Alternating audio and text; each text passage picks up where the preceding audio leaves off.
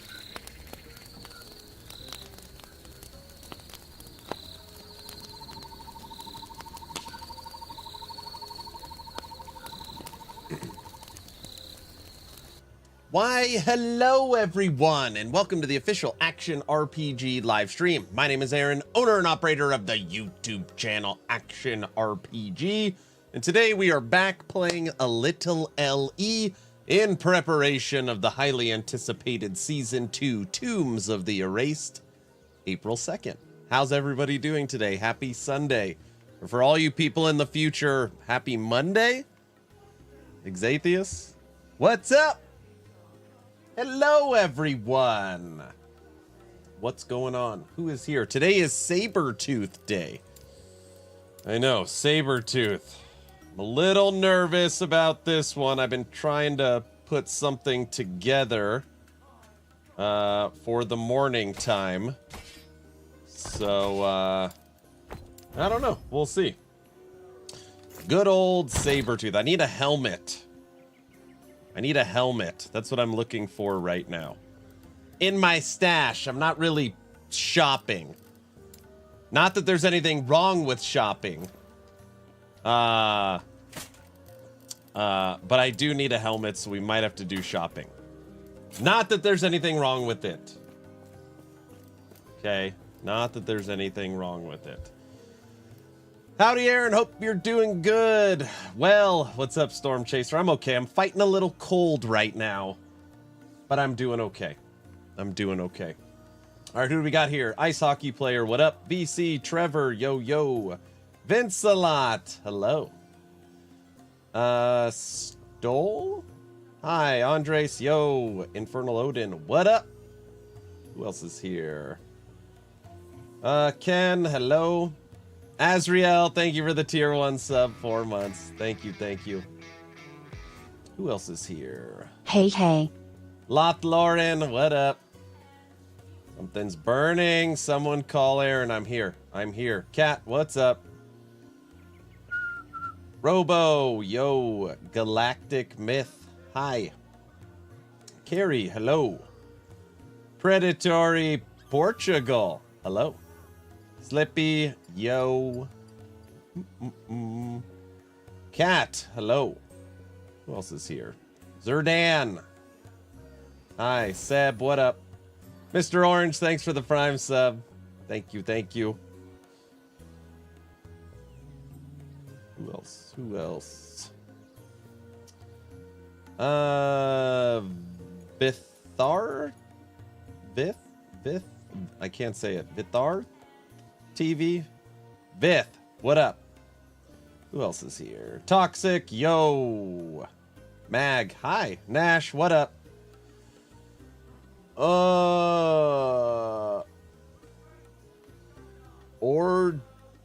Sig plays? Sig? What up? Hello, everyone. When was the last time you played Sabertooth? Most of you probably don't even know Sabertooth is in this damn game. That is my guess. You guys don't even know Sabertooth is in the damn game. I did not. Sabertooth, huh? I have a cold-based Sabertooth I was messing with once upon a time. I basically just took my existing skills and switched it from Wolf to Sabertooth. And then I went from Gathering Storm to Swipe. Swipe gives you Aspect of the Panther, and go figure, Aspect of the Panther could also be given to your Sabertooth.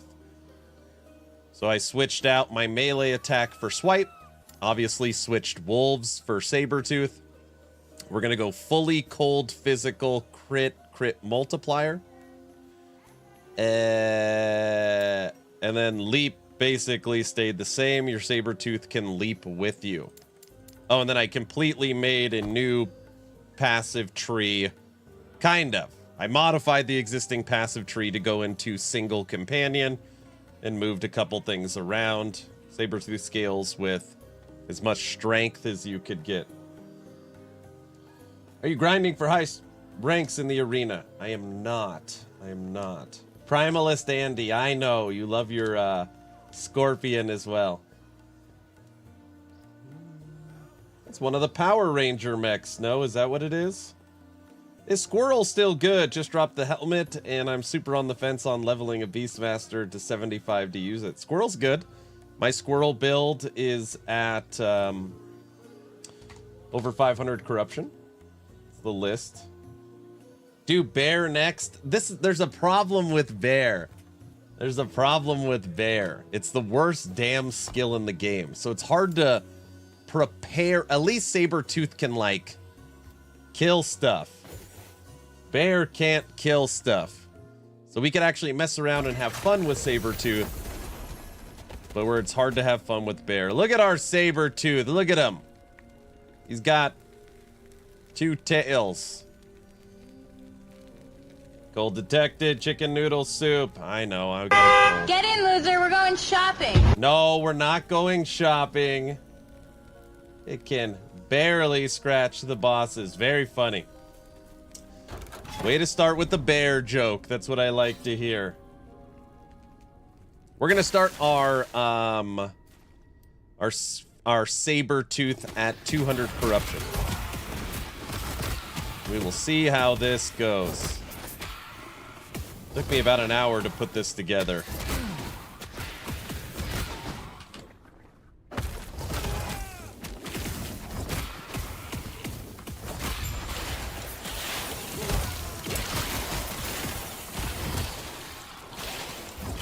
Punch him, Sabertooth!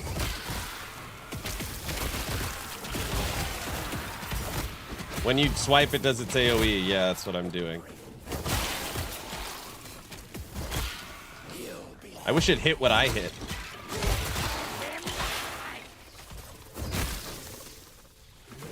Question. Do you ever have performance issues or memory leaks? Sometimes if I'm logged into the game for like 12, 14 hours. The memory leaks used to be way worse. They are much better now. But yeah, EHG is always working on performance stuff.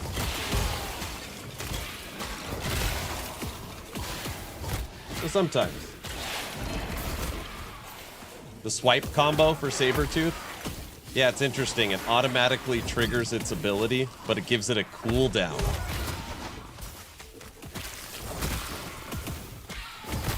All right, maybe, well, let me get all the skills leveled, and then I think we'll go over to the training dummy and see what kind of damage it's doing. I think maybe 200 corruption might be too little.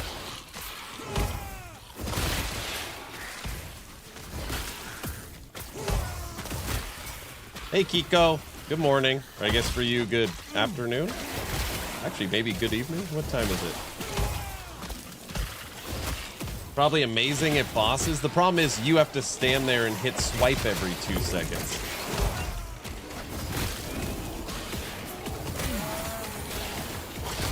Punch him! It's like noon here. Okay. Hey, a bigger Sabertooth.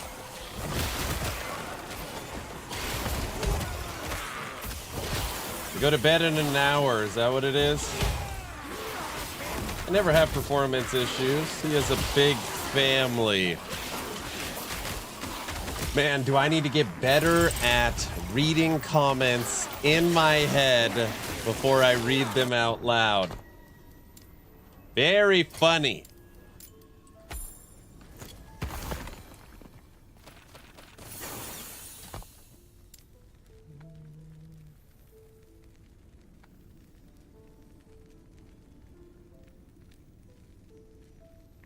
I took heavy paws. They cannot leap. I don't even... Does it leap all the time? I don't even know what the hell it does. I just saw 40% multiplicative. Summons a primal saber-toothed cat that leaps into combat. All right, here. I want to watch it leap, so we'll take that out.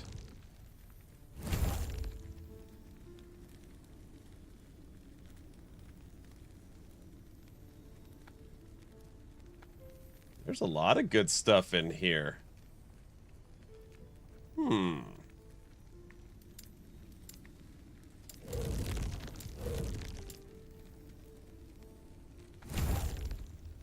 think I want it to move fast.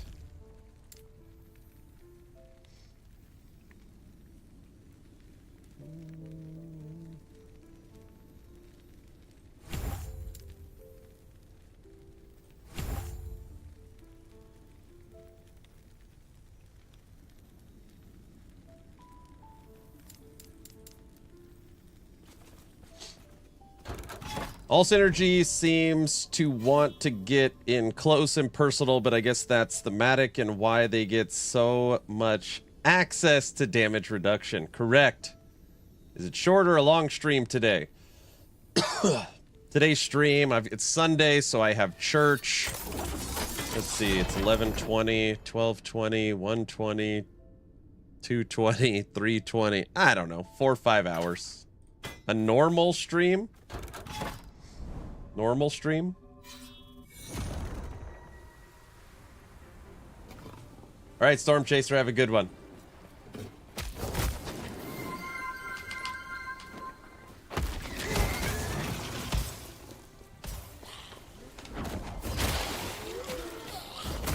Sabertooth definitely does some damage, for sure. I see it. It's leaping now.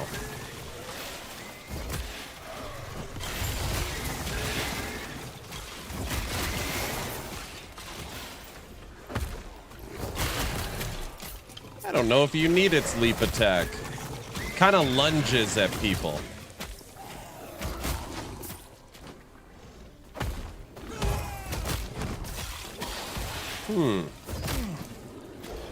That is kind of nice.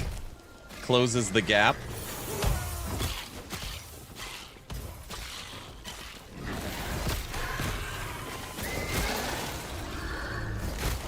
Trevor is redeemed. Standing time. Ugh. Yeah, it does seem to keep up a bit more. Yeah, it jumps around.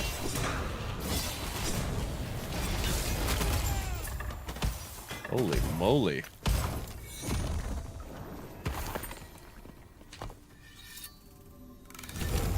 I'm gonna keep buffing its movement speed and attack speed.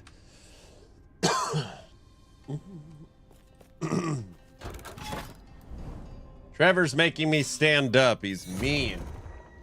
Ugh. I'm sick, you know. I don't know if that counts for anything.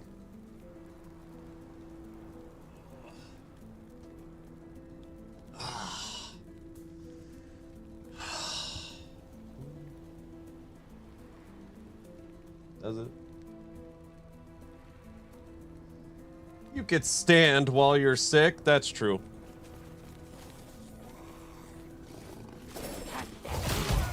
One thing I love about forged weapons, they're never lagging behind. Man, true dat. They are never lagging behind.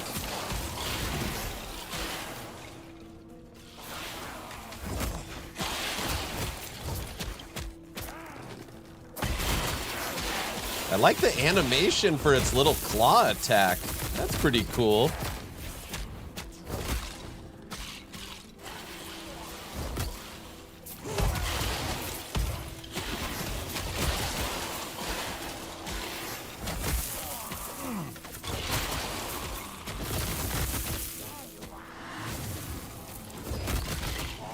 You'll never let you at the airport when you're sick. Yeah, they will. I'll be fine. I'm practically better already. Yeah, he's very flashy.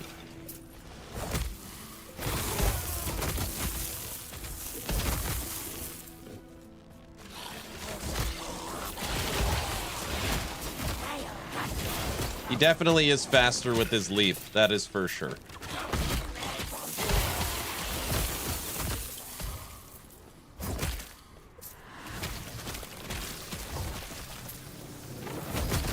Are you able to comment on the upgrades changes that are being made to stash tabs and loot filters? I mean, I honestly am not sure. I haven't done a lot of testing in that part. I just know you're going to be able to separate LP and Weaver's Will on the loot filter, and you're going to be able to filter out champion affixes. Those are the only things I'm, like, fully aware of. What was the first build you ever played in LE? Do you remember? Yeah, I made an all-shield build. Thinking that, oh, I bet shields all synergize. So we'll go shield throw and shield rush paladin. It was terrible. It was not a good build. Crit chance. And that is fully leveled. Kitty cat. All right. Let's go to the training grounds. Have they ever stated their thoughts on guild/clans? So they've talked about how they don't just want guild/clans to be a basically modified chat/stash. They want it to be something with teeth. And then lately they said, the more and more it's requested, we actually think people just want a separate chat and a stash. And I'm like, yeah, you should just start with that, then give us a little hideout space. All right, ready? What do we think? What's the Sabertooth gonna do at the training dummy? I'm gonna say with Warcry, with Summon Frenzy Totem, with Aspect of the Panther, and with its ability, it could hit for 150,000 plus. 850,000? 3 billion. All right.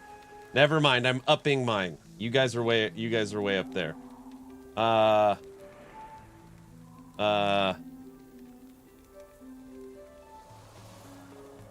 seeing black bars around the video after an ad. That's weird. 100 trillion. All right, 100 trillion. Here we go. This is going to start with non-buffed. So just the Sabertooth.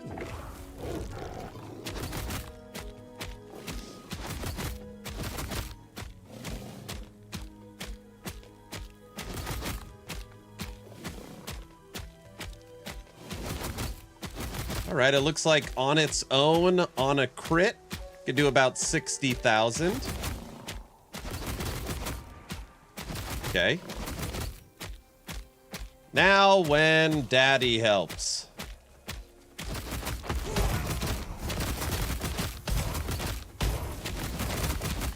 I think I saw a 300 in there. Okay, maybe that, I don't know if that was 66 or 600.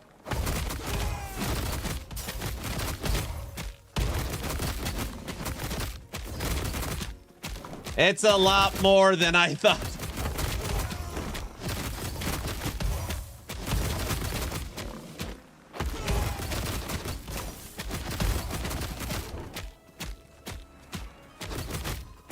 It's a nice rhythm. 218. Okay, ready? One more time.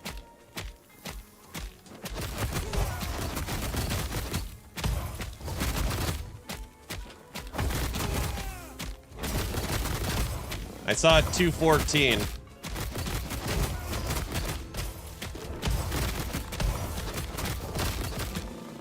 Attack's pretty damn fast. Hello, traveler.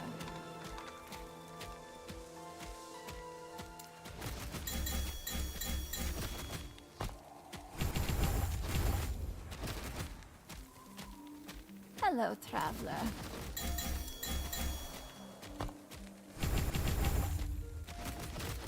We've turned Warcry into a spell. With this node, mana or rage cost on health on spell cast. So it'll regain the mana cost on Warcry. Should help with mana.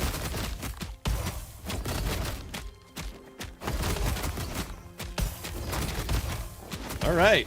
200,000 damage Sabertooth. Hey, that's pretty good. We actually took a ton of attack speed too. We could boost those numbers. Actually, probably a lot higher. But the Sabertooth would attack slower. The Sabertooth would attack slower. Wouldn't it be nice if there was a DPS meter in LE? Yeah, that's been asked quite a bit. Single target change, top end crits. Not really, no. Wait, I'm back here.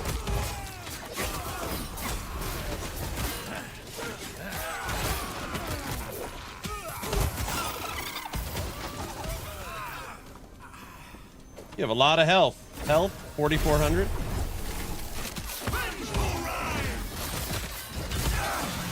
Dude, this Sabertooth smacks. It's actually pretty good.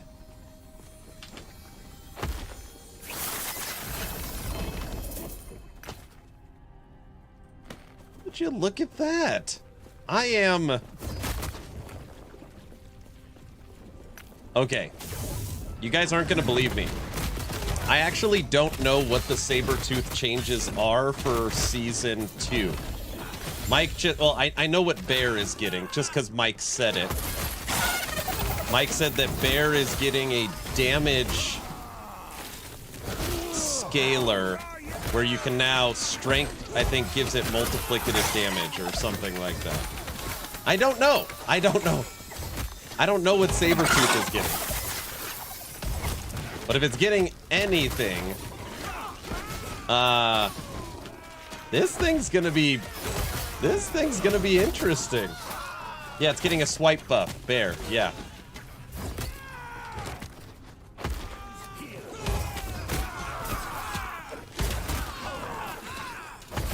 We could for sure scale its damage way higher. If we took the it doesn't leap and took more base damage instead of attack speed,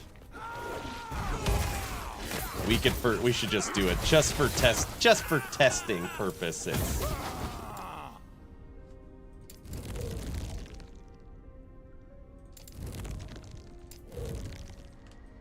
Just for testing purposes. Did I win the last giveaway? No. The real person one. Revlin won. He's real. And he claimed his prize. Ha! Base minion crit on armor. I think I have it already. Yeah, 8% added melee crit.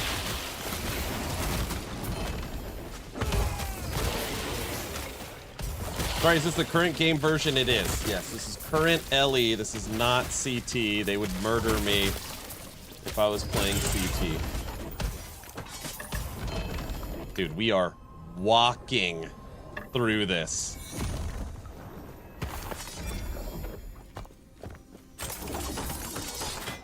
They're fixing the swipe for Sabertooth too. What do you know about it? I'm not... Play CT, it'll be our secret. Just log in to look at Sabertooth.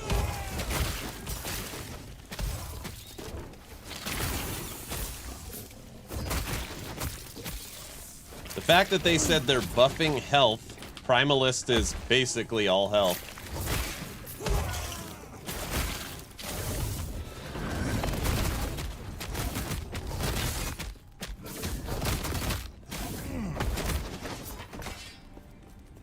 And Bear is getting love. Hey! We found a Herald of the Scurry! Would you look at that? It's one of the rarest helmets. Good roll. Good roll. Terrible roll. Terrible roll. Good roll. Damn. Herald of the Scurry.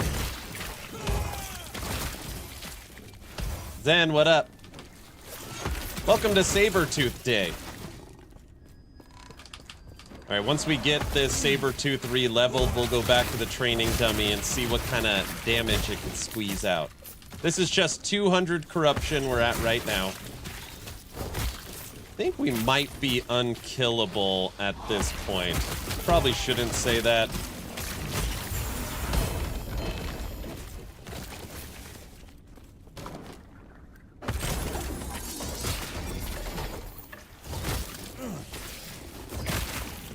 I've never seen one. You've never seen this helmet? This is what turns your wolves into squirrels, and it gives you up to 10 companions. 10 squirrel army.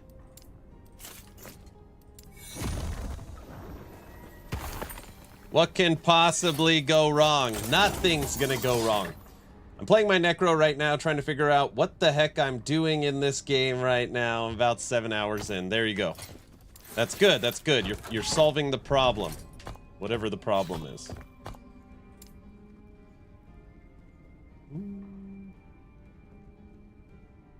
Alright, we could take more flat cold. And we could take 40% multiplicative on melee.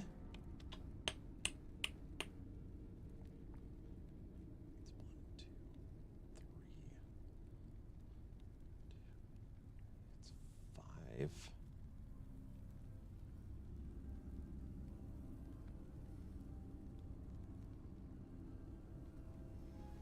When your Sabertooth leaps, it uses flurry swipes when it lands. All right, well, we're going to make it where it can't leap. So that's interesting. We don't want to go damage over time. All right. Hey, Aaron Dragon, what up?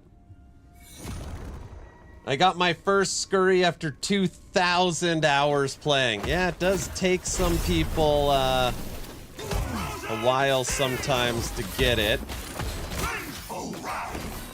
I got mine because, and I'm not using streamer mode, by the way. I just got mine. Look, I can prove it. Wait. Streamer mode. Unchecked. See? Guys? You guys believe me, right? Guys? They...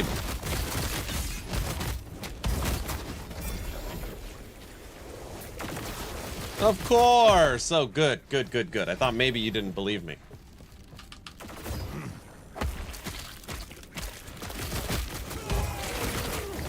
You got homework, Aaron. Play Leaf on CT with controller and play live on controller and tell me the difference. What I should do is be playing CT audio only, and you guys can't see it, but I explain everything that's happening. You think I can get in trouble for that? Technically, I'm not showing it. Guys? I'd get in trouble.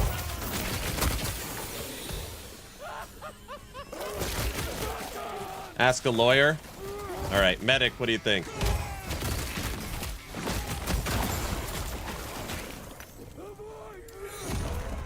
I think that's a legal loophole, see?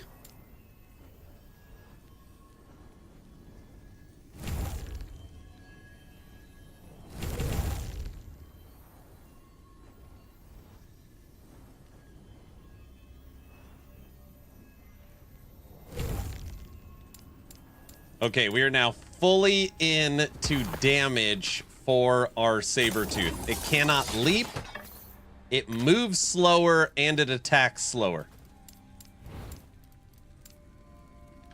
Let's go back to that training dummy. I think discussing is under NDA as well. No, so just even talking about it, I'm in trouble. Aaron, I bookmarked the Action RPG website. Thank you very much. You just edited the INI for streamer mode. No, I did not. Okay. The highest I saw was 220,000. Maybe it was high. I don't know. Let's see if we could do any better.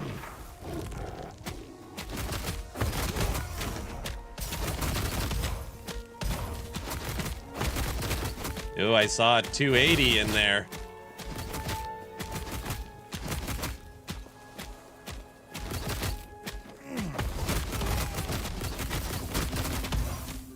Anybody see anything? I can't tell. Oh, 3? I can't tell. There might have been a 400. I might have saw a 400. Ugh.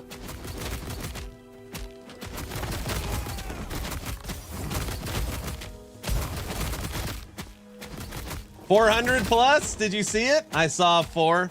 Okay. 400,000 damage. Single companion. 483. Come on. Was it really 483? Damn, it's almost at 500,000. It's stronger than Golem. Holy moly. Hey, buddy, what's up, Logout? There's no build. I just put this together before stream. Beat Abby with Sabertooth. Don't say, come on. Don't. Is it because Logout gets here, so now you guys tell me to go fight Aberroth? Is that why? Build guide time. Oh my gosh. Yeah, let's go kill Aberroth. I found a Herald of the Scurry log out. Hey, Frosty's new star. Why you gotta bring up Frosty like that? That's it. We need to switch our shark head now. This shark head is out of date. We need to go new shark head. All right, there we go. What's the best leveling skill for Sentinel? I don't know if there is a best. A lot of people like Warpath if you want to turn off your brain. I mean, legitimately, you could just do nothing. I think, like, the actual meta leveling is Holy Trail. So you literally run, throw a javelin, and then, you know, follow your javelin's holy trail and everything dies behind you. Don't be a chicken. You want me to try and fight Aberroth with the Sabertooth? All right, at least let me mess around at 500 corruption. Let's see if we could even... Let me play at 500 corruption first.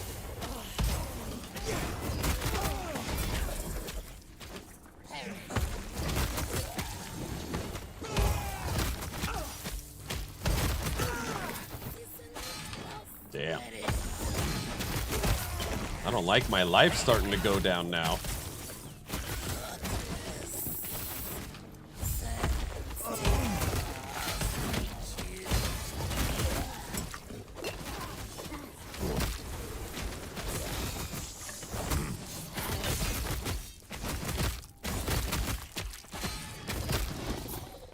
Fight Aberroth. I would get murdered.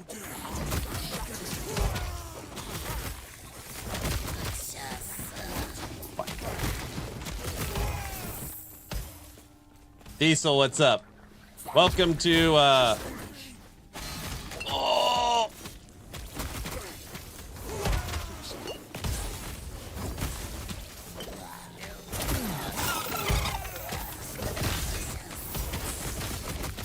The problem is we have no sustain. We have nothing we do that spams attacks.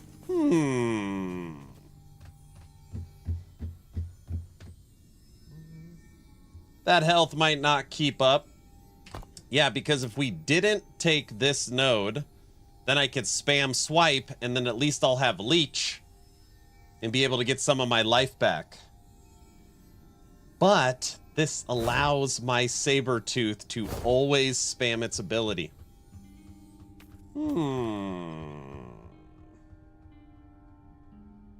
That's the point. I want to watch you die. I see.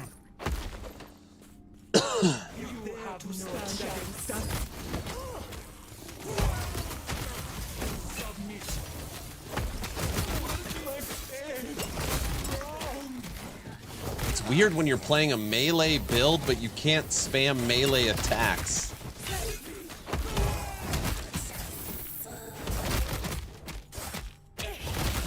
Dude, the Sabertooth does some nice damage. What's the best summoner build? I don't know. Probably single golem or single abomination. It's the builds where you need to put toothpicks in your eyes and stay awake. Leap is so bad on controller.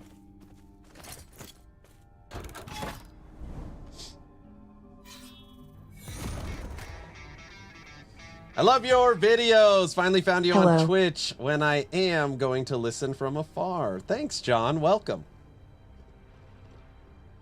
Rogue, thanks for the Prime sub. Thank you, thank you. Every time you play this game, it looks better and better. Well, they continue to work on the visuals. Today I am trying something I have never attempted before, and we are having very, very good luck with it. This is a Sabertooth build. I just need to figure out how to keep my life up. I think maybe spamming swipe is the right answer. Killing the cooldown on swipe. It's probably the right answer.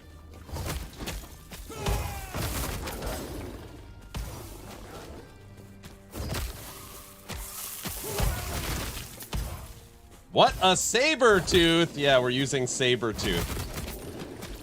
Sabertooth Beastmaster.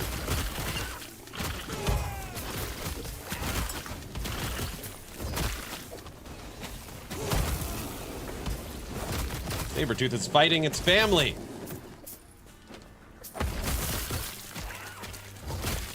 Sabertooth is not viable without low life.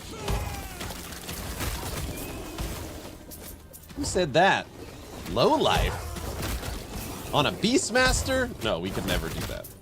Theming is off. Theming's very important.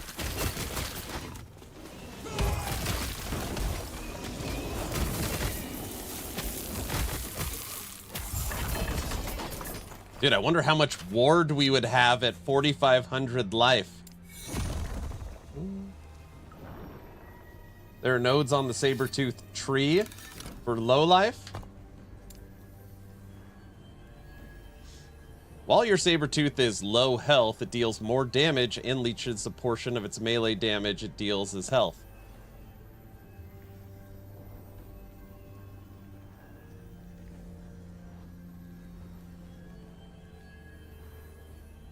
How do you low life a Sabertooth? Health regen on Beastmaster.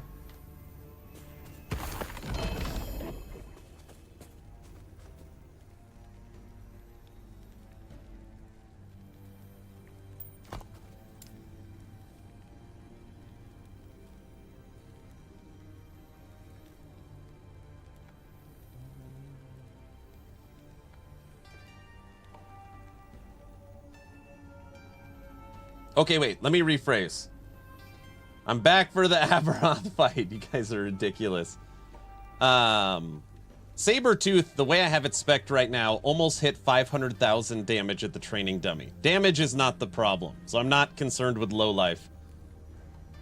The problem is me staying alive. I'm actually gonna kill these nodes here. Let's see how that feels. Is Wraith Lord's helmet still in game? Oh, Wraith Lord, where are you? Well, bam! Yeah, it's still in game. It's still here. Will you make a Forge Guard Javelin Zeus build guide? We're already working on one. Terra's Breath over Leap Strike might be the way.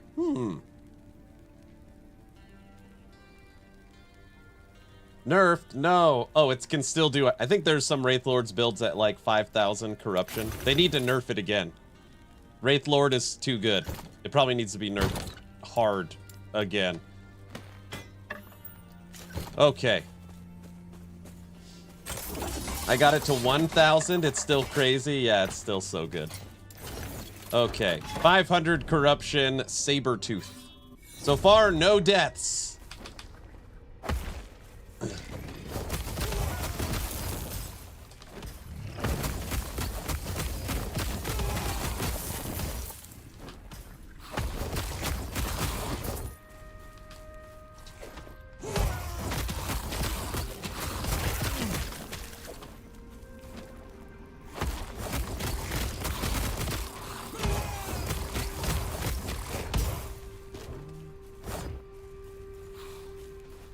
EHG does not nerf builds out of relevance. Correct.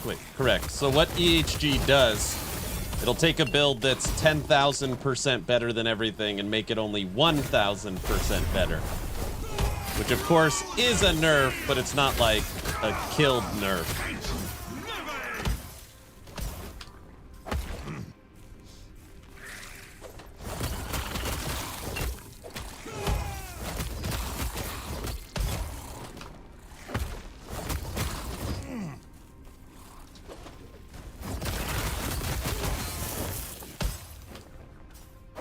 All right, mana is certainly a problem.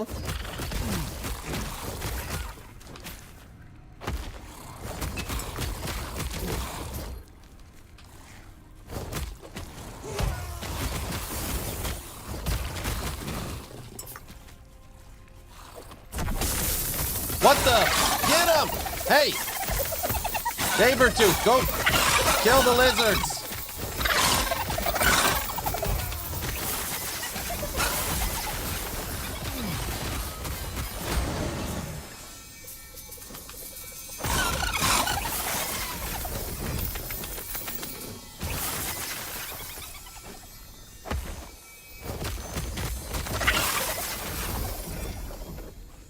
Can we get the last one before it disappears?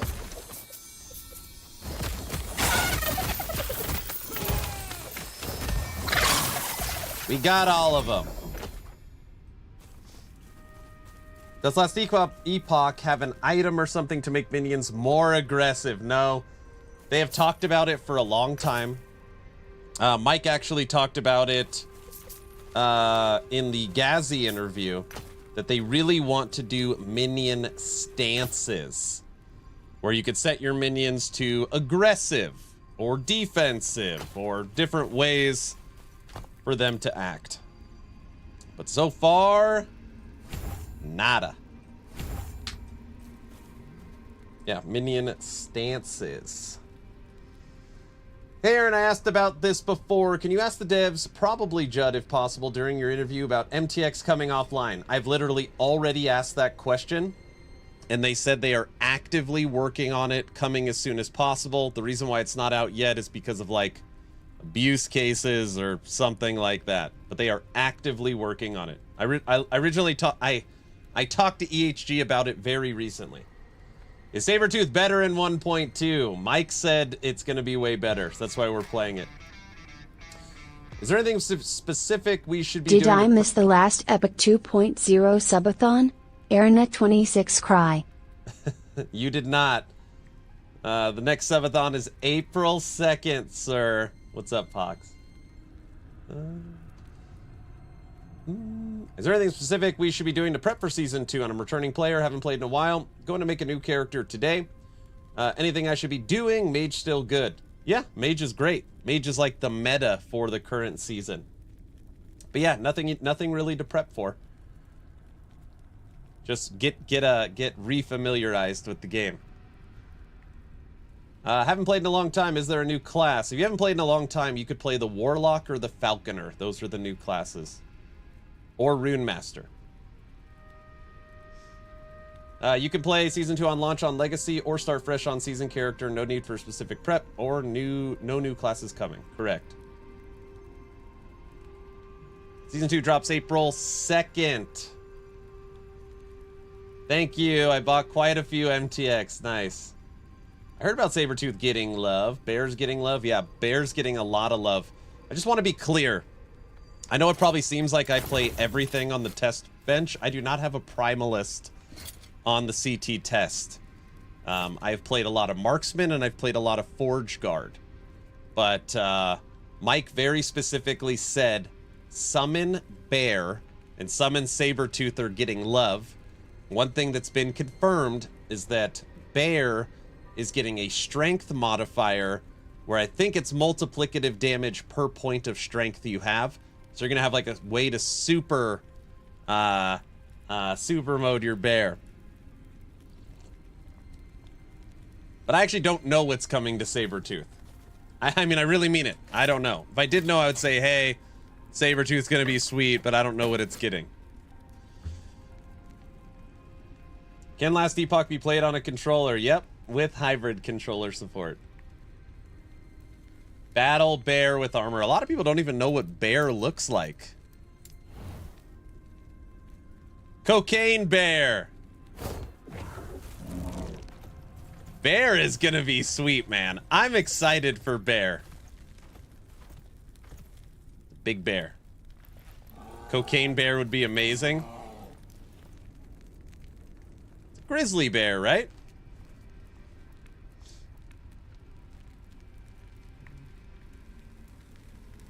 Of course, that has to be the build guide name, Cocaine Bear. I could say that right. Moxie, has there been any big balance changes since the first season? So most of the balance incoming in Season 2? Yeah, it'll be a whole new meta. Tons and tons of balance changes. Probably 50 plus pages of patch notes, Moxie. 90 days, subathon 3, let's go. No, 10 days. 10 days. Excited to see what builds you cook up. There's going to be so much. So many. So many.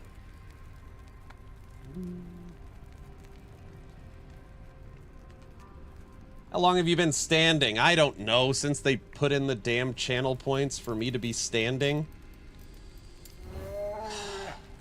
50 pages of patch notes. Yeah, buckle up. Subathon 1 was 31 days. Subathon 2 was 65. This subathon we're shooting for 10 days. Easy. Just quick. Done. You know? Guys.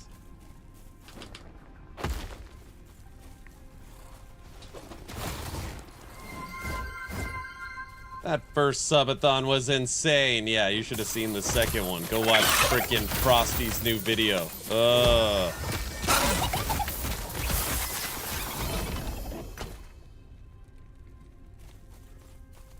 That's not funny. What's up, Aaron? Are you a full-time content creator? I am. I went full-time February 21st of last year. That's crazy. I'm over 1 year full-time. Huh.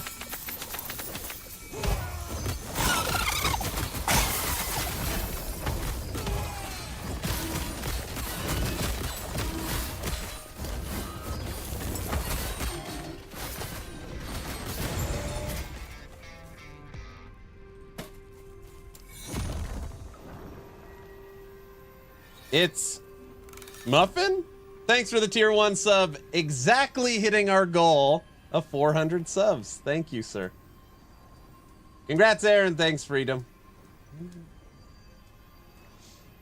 Aaron, where is the hype timer? I keep using the timer for different things, so I don't have it up right now.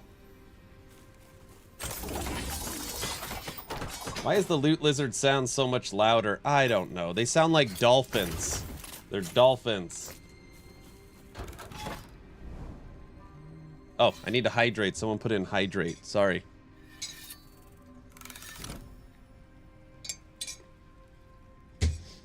Yeah, I don't know. We're going to be probably playing Last Epoch, truth be told, for Season 1. Probably for months. I'm going to say months. Because not only do we have all the new builds, I have to update 37 older guides. Oh my gosh. 37 is a daunting number. 37. What weapons are you using? Apogee. +3 to cold and necrotic minion skills. Minion deal 19% multiplicative cold damage to chilled enemies. When you hit an enemy with a melee attack, you expend a stack of Frozen Vengeance to grant all your minions Frenzy and 24% multiplicative damage to chilled enemies. And we're ensuring that all enemies are chilled through right here. Bringer of Winter, 100% chill chance. And Aaron needs to stop dying. Then it wouldn't be Aaron. I haven't died today yet. I know that sounds weird. I haven't died. Okay, we want our homie to leap again. And I want them to do fury swipes after leaping. 1, 2, 3, 4, 5 here. 1, 4, 5. All right, so we're gonna put those 5 in this tree here. And that should help trigger more swipes since we're not currently in use companion ability. Is there any Saber uniques? I don't think so. A Sabertooth unique?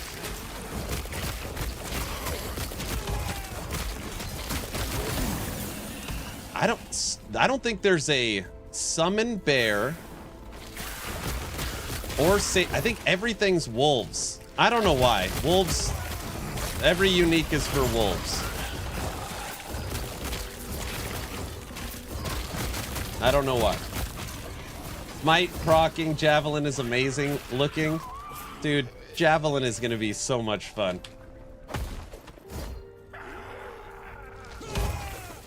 Hey Aaron, if you would have to pick a game to put 90% of your time in and it wouldn't have much time available, like 1 to 2 hours a day, which game would it be and why? Yeah. You have to give me like more parameters than that.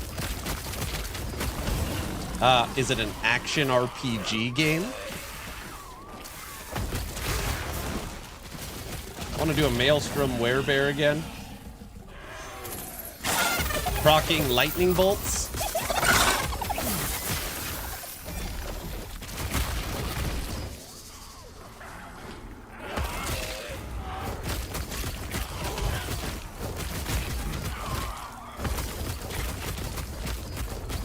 This won't kill us, right? Nope. So in season 2, that dragon would not have boss ward. You just chew right through him.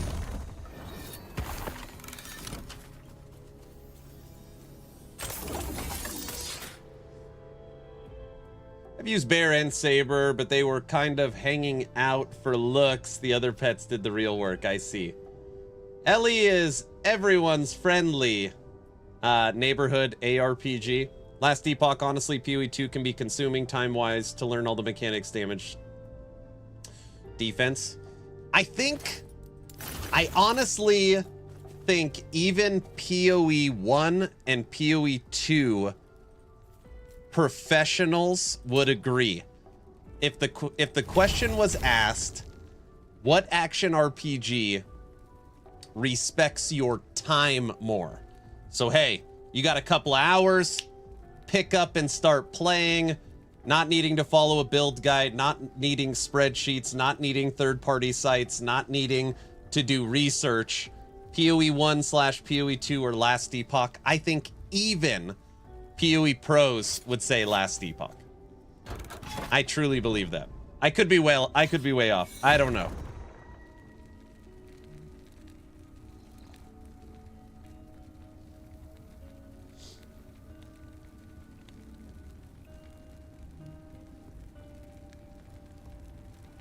Boss Ward was really jarring coming back to Last Epoch last week. It'll be fixed, don't worry. 100%? Yeah, but who needs games to respect your time? I took my D4 friends into Last Epoch, and they got to Corruption 100 without a build guide, and had a blast. That's awesome.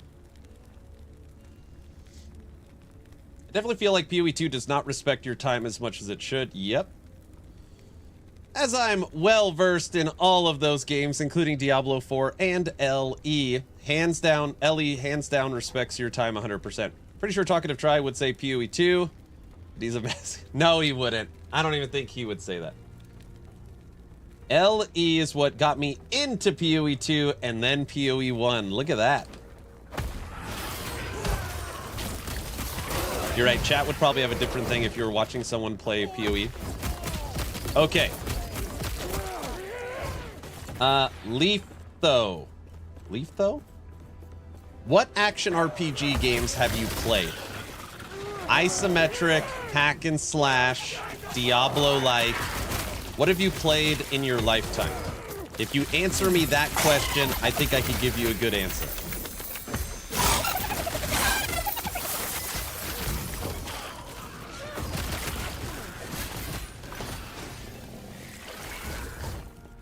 Aaron, do you know if Ellie will be on discount? They haven't told me. I have no idea. Every once in a while, they're very nice, and the game won't go on sale on Steam, but it'll go on sale on the creators' Nexus stores. They did that last season. So if you bought it through me, it's cheaper than Steam. But they haven't said anything.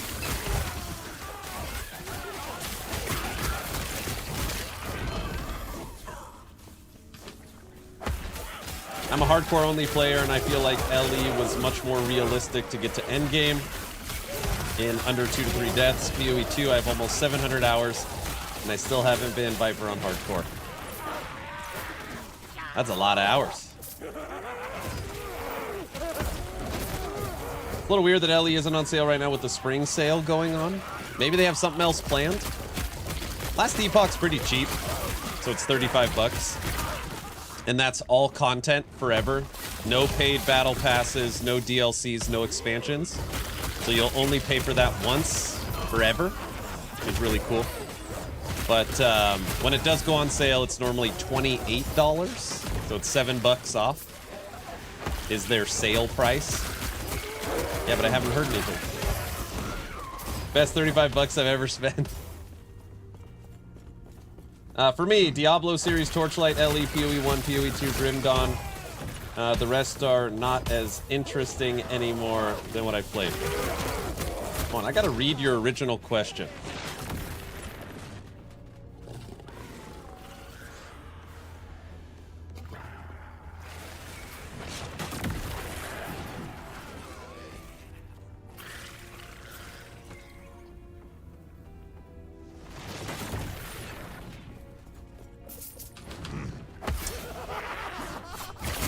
Based upon everything you said and all your answers, I would log in to Last Epoch Season 2, April 2nd.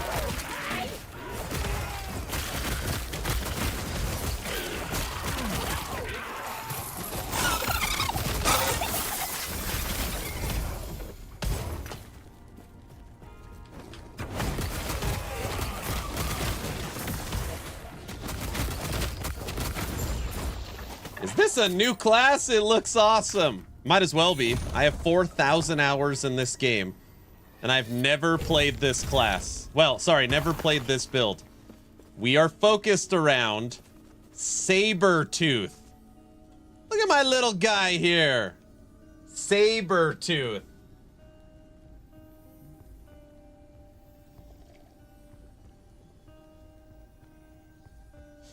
The majority of ARPG... the majority, if not all, ARPG players will log into LE42. That's why the lightning looks so different. The lighting? This is the new engine upgrade. So right now we're playing on the new version of LE. Shark helm. Shark bait. Hoo-ha-ha. Dude, it looks clean, right? I always tell people, like... people sleep on Last Epoch's visuals, and I'm like, man, it's getting better and better. And it's going to be even better April 2nd. Did they really say 35 bucks forever? Yeah, you will never have to spend another cent ever. 35 bucks, no paid DLCs, no paid expansions, no battle passes. For the entire time that Last Epoch will exist, you will never be required to spend another cent for any future content. Only in-game cosmetics. LE costs less than 6 dozen eggs. Needs more bees, for sure.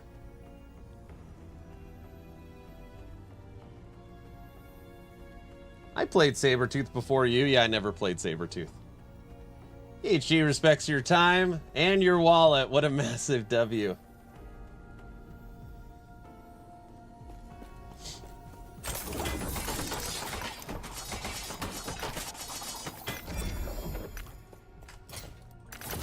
We found a Herald of the Scurry today. What's April 2nd? All right, everybody. I know we have watched it ad nauseum, but I knew this question was going to come up.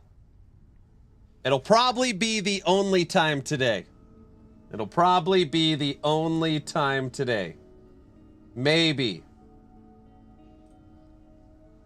He's gone.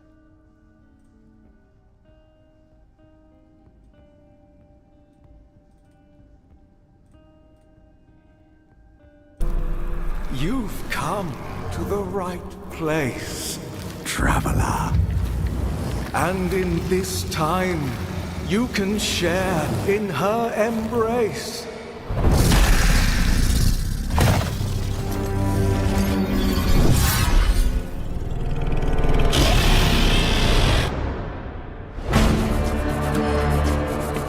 No, there's an ad. Blah, blah, blah, blah, blah, blah. Blah. Blah, blah, blah, blah, blah. Stupid ad. Short, boring trailer, honestly. I mean, listen, if you're comparing this trailer to the likes of, you know, $200, $300, $400 million Diablo project or a couple $100 million PoE 2, you're looking at it from the wrong lens. Okay? You're looking at it from the wrong lens.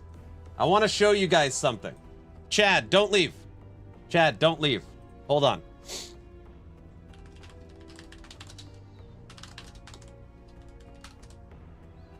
Do not leave.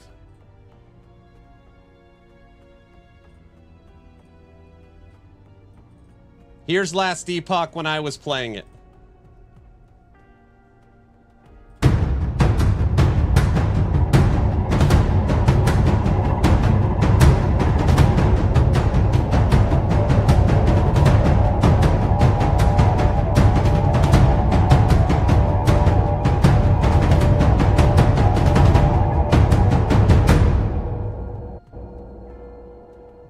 Hello, my name is Judd Kobler, CEO of 11th Hour Games and Game Director. Judd, this is the man that started last Epoch. He's the one coming on the Town Portal podcast March 28th. For Last Epoch, the next great action RPG. Last Epoch is a top-down action RPG that combines time travel, engrossing character customization, and endless replayability. Think back to your favorite childhood games, the ones you shared with your closest friends. The games where you could spend countless hours killing monsters, building an awesome character, and hunting for perfect items. Games like this were an essential part of what made me who I am, and this is not only true for me, but the entire team here at 11th Hour Games. I was there, Aaron. Our team has been working on Last years Epoch ago. as a passion project for close to a year now. We've built a talented team of dedicated ARPG players who are dead set on perfecting the formula that make these games so entertaining, while adding our own touch to the genre. Whoa, look at those visuals! Look at that! Time travel is a key factor tying Last Epoch together. There's Mike 8 years Throughout ago. the story, you will travel to 4 distinct eras in time and see how each zone changes throughout the ages. See the untouched beauty of nature and its fall. Face the wrath of prideful gods and witness their defeat. Battle dark empires built upon the ashes of the He's past. reading a teleprompter. And most Yes, importantly, he is. discover the secrets of the void and its ruin. Every location can be explored in each era, with alternate timelines feature prominent. Hey, there's the bear. See? Summon Bear's been bad for 8 years. This is Spiky Bear. in our endgame systems. Another vital pillar of our design is character identity.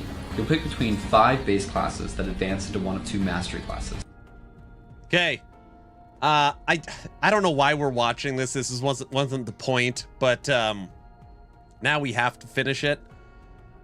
If you guys didn't know, the Sentinel used to be the Knight. Okay? Which was a female knight. They switched out the female knight for the male Sentinel. That is why in the end of time, there's the NPC called the Forgotten Knight. They turned it into an NPC.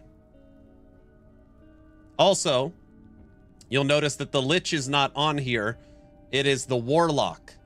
The Warlock used to be was going to be a launch class, and it was going to be the class that can manipulate corpses, just like you see in Diablo.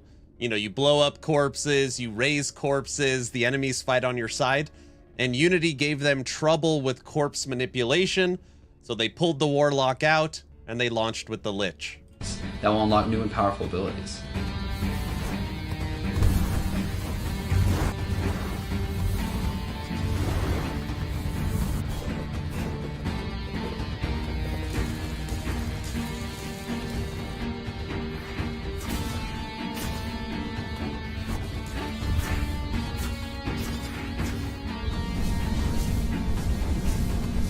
This is Alpha Characters in Last Epoch all have a 049. deep backstory, are visually distinct, and have access to exclusive skills that can be each customized with their own augment. We should show Frosty this fireball tree compared to Diablo 4's.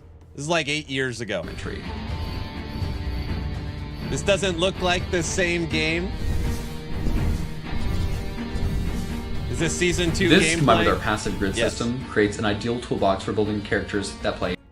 So this was their old idea of ascendancies, where your passive tree breaks down what kind of character you're going to be. Do you want to be a warder, battle mage, elementalist, or scholar? And you would build your ascendancy out of your passives for what you want to do. How you want them to, without sacrificing their identity.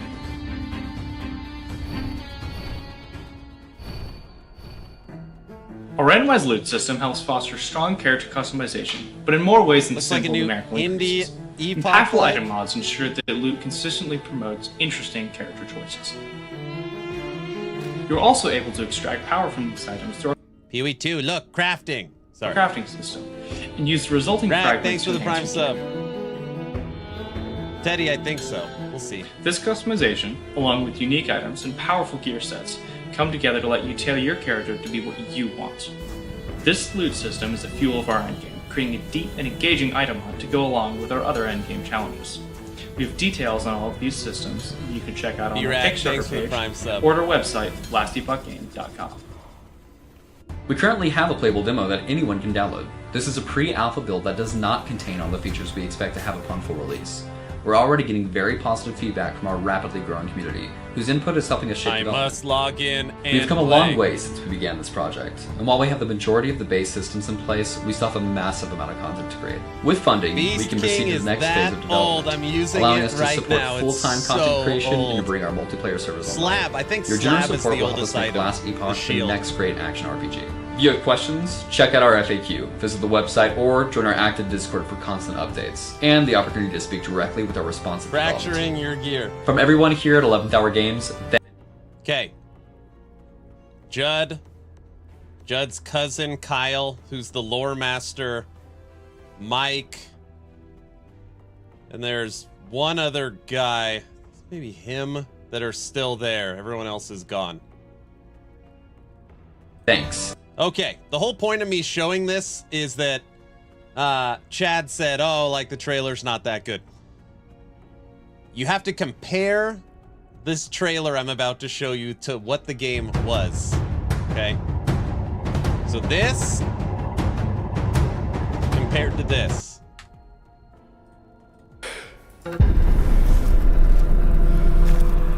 You've come to the right place, traveler. And in this time, you can share in her embrace.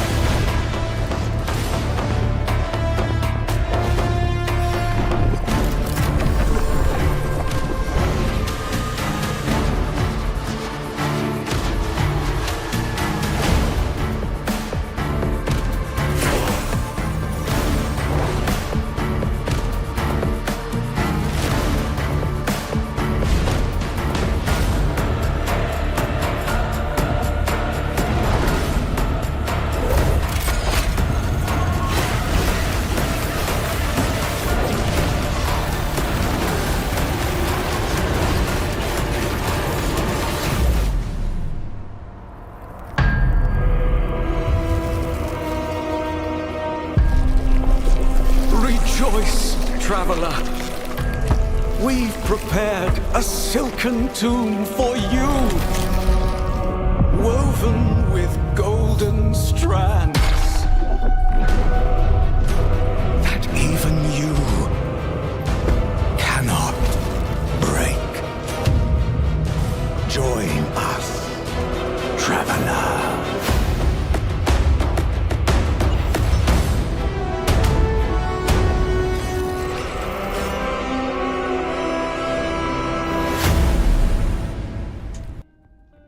Okay, Chad, after watching the Kickstarter video and now watching that, which on YouTube is now at 2.5 million views, thoughts? That makes me hype for the Ellie movie. Can't wait. What a great game. Looks so good. I'm loving it. Looks like a completely different game. Come to the right place. Great voice acting. So hyped for WASD. Dude, mastery respec. What? I thought it was just the teaser you were going to show. Oh, that was like 16 seconds.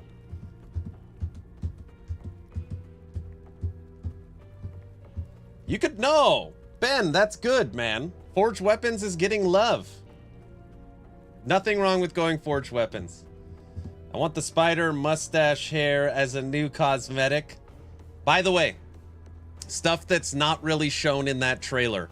In this game, you are going to be able to create your own sets. So just so everybody is aware, you're going to be able to break down set items and create your own sets. All right? It's getting a full Monolith of Fate refresh, where you're going to be able to build out your own endgame and what you want to do. New Uber boss, all new enemies, all new bosses, new procedural side zones in the endgame, new visuals, new Weaver faction tree. Like, there is so much coming.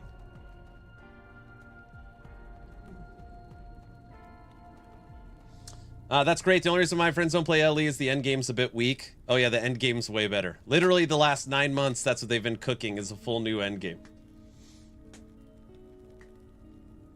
Yep. What the fudge? How's new sets, rare sets with a pool of multiple gear? Okay, so last Epoch is trying to attempt something that in my opinion has never really been accomplished before. And obviously this is, you know, everything's going to be different. Just follow me for a second, right? This is just my opinion. For some builds, you will have set items, exalted items, champion affixes, legendaries, and uniques. You'll be using, for an endgame character, as many as 5 different rarities on your gear. You're also going to be able to enchant and craft your idols. So the way the system works is you'll go, you break down your sets, and the sets drop reforged set shards, and then you take those shards and you put it on the set item. For example, Isildur's Revenge. If I put a set reforged helmet shard on an exalted helmet, that item is no longer purple, it's green. And it takes the set bonuses from the set.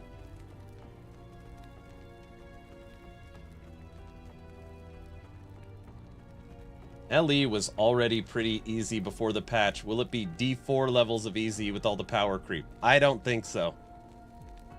That's gonna be broken. But remember, you cannot turn a unique or legendary into a set. And these true, like, 1,000 corruption builds normally are all red. The whole build is legendaries. So you have to, it still maintains a non-unique slot. Redix, what up?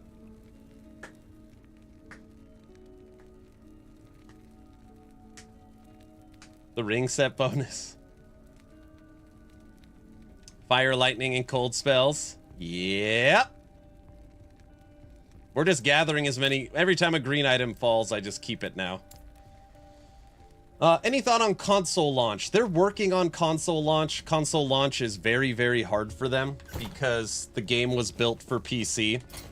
So right now they're working on system requirements that allow Last Epoch to run great on a console while simultaneously building a relationship with Sony and Microsoft and working on their controller support.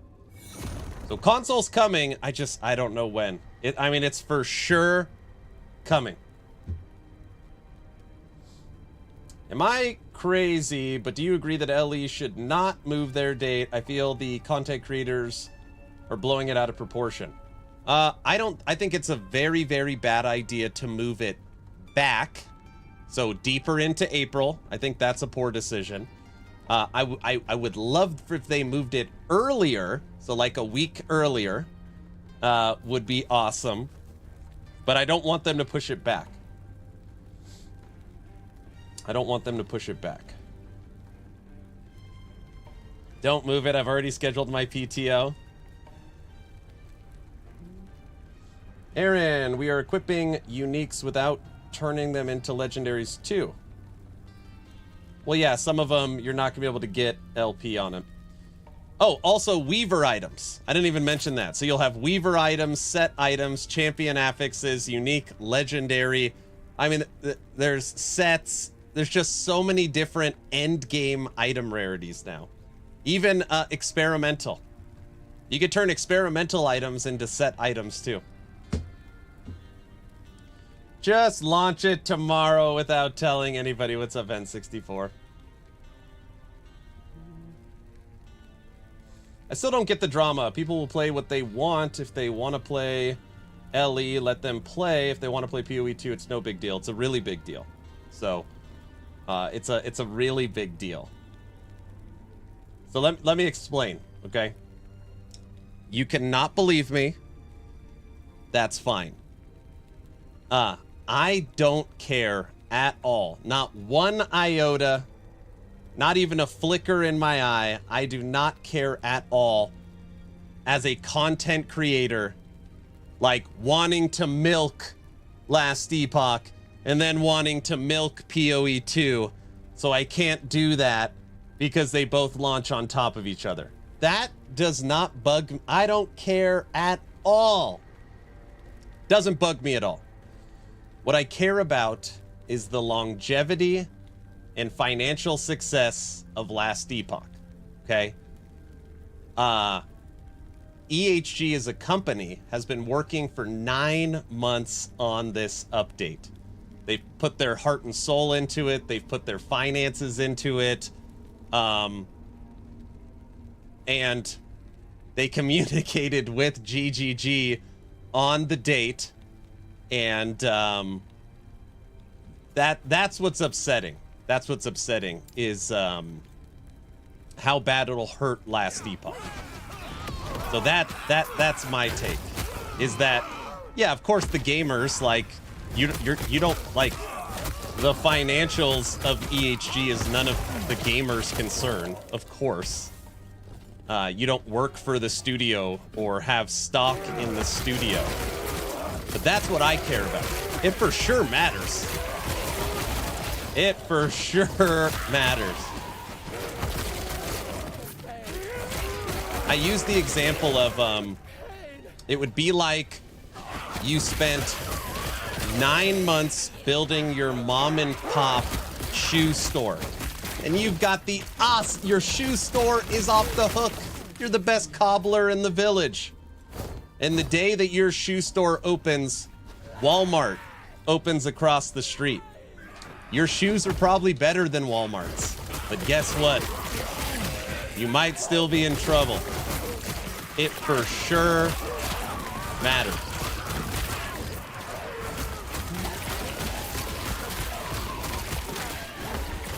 PoE 2 is Walmart. PoE 2 is a juggernaut. PoE 2 is a massive juggernaut. Walmart's maybe a bad example. I like PoE 2 as a game, by the way. Just like, this isn't a PoE 2 bad.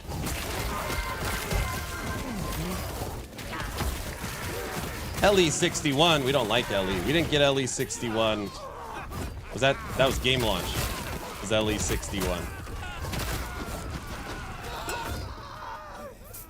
Yeah, I could care less about the content creators that are like, I can't milk LE and PoE2. Like, yeah, I don't have any sympathy for that. And I am a content. I don't care less.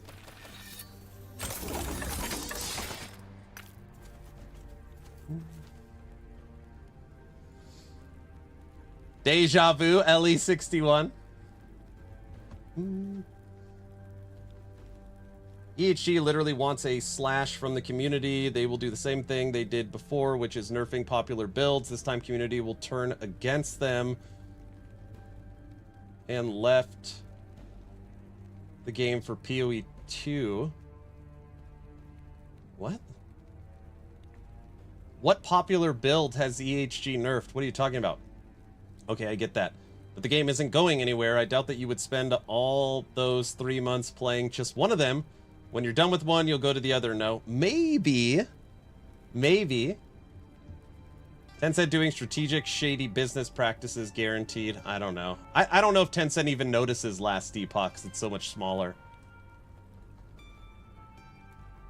There isn't much that Walmart isn't. GGG took some great ideas from Last Epoch, and now with the release, certainly seems like they're punching down now that they are top dog. Yeah, it feels bad.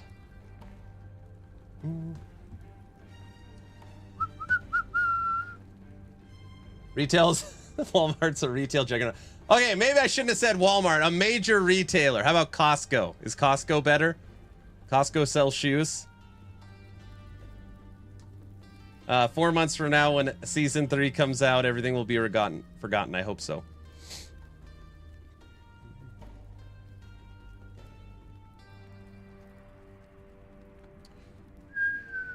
So rip LE in 2025. I'm just saying it. I'm not saying rip LE. I am just simply saying it does matter. It does matter. Now Aaron is speaking facts. Who, me?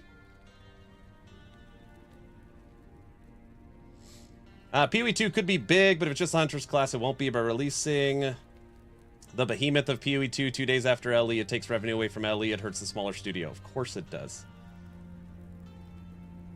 The drama is, instead of letting the player base play both games, GG decided to act like Blizzard and try to step on the little guy. What's up, Naked? Brow says LE Season 2 is too good to fail. Jermies, thanks for the Prime sub.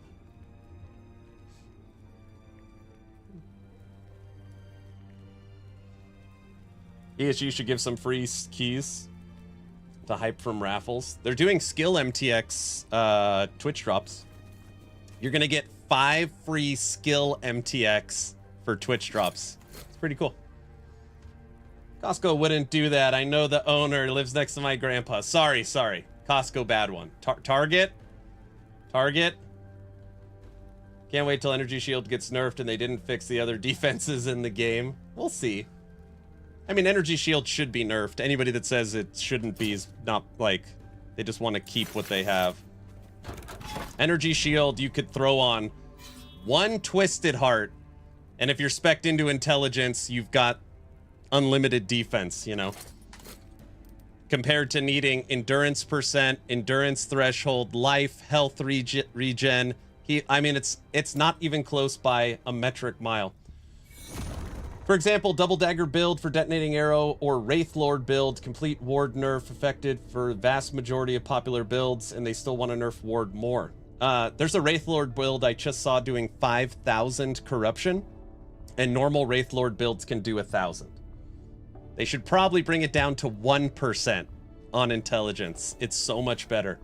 I think the problem is that people forget that the game, EHG wants it balanced between 3 and 500 corruption, and not 1 in 3,000 corruption.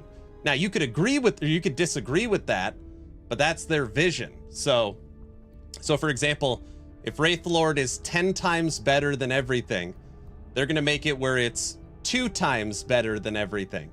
So it's like, damn, Wraith Lord is dead. No, Wraith Lord is still the best. It's just not the best 10x, you know?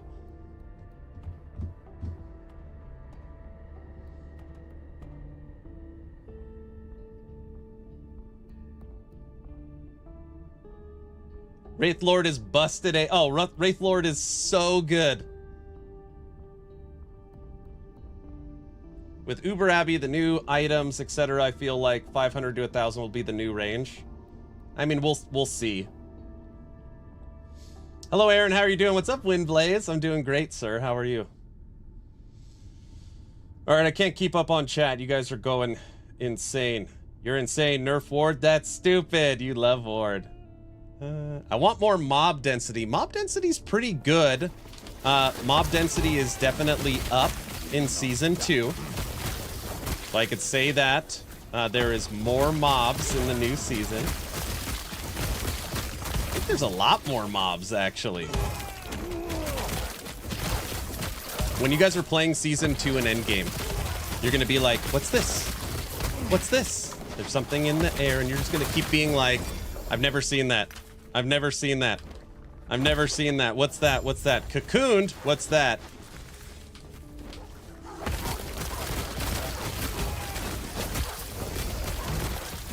Trying to dig more LE info. What do you want? What do you want? All right, everybody, I apologize. If you said something and you want me to read it, you can put it at the bottom of chat. It's just, you guys are very chatty, which is great, but I can't keep up with all of it. I'm just hoping my Werebear swipe regen tank didn't get nerfed. Let's hope. What is this, Junkie? Are we pinging off of each other now? What's up, brother? Thanks for the raid. This is my first time ever playing Sabertooth.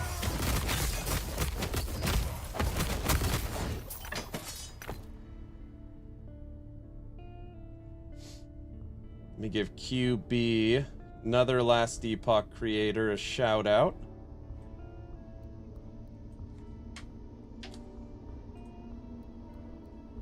Something like that. How are you enjoying it? It's actually way better than I thought. I thought it would be literally horrible.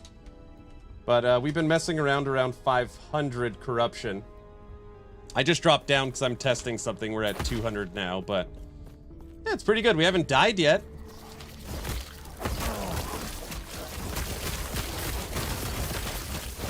So there's that. New uniques glance over. There's 30 new uniques, or actually maybe more than 30 new uniques coming. A lot of uniques.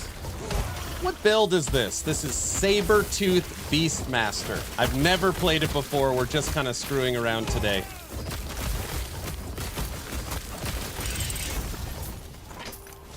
Sabertooth Beastmaster. I'm hoping LE could keep 20,000 players when PoE 2 update drops. Oh, that would be bad. That would be bad.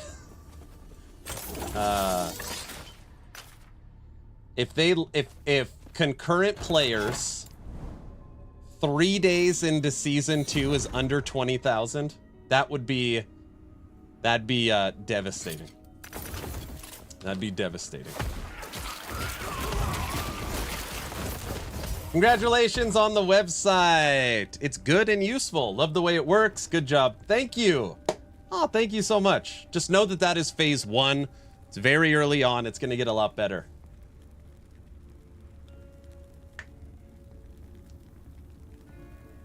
You see anything crazy looking? Well, we have a new, our 8th treasure hunt community event. We do a treasure hunt community event every update for Last Epoch. For this treasure hunt, we will be looking for the new relic, Shattered Worlds. The new relic, Shattered Worlds. Very, very good item. I could actually show it to you because it was already, I gotta be very careful. I have all the new uniques in a folder. I can only show you the ones that have been shown. Hold on. Don't screw this up, Aaron, and get in trouble. Oh, I'm terrified to open this.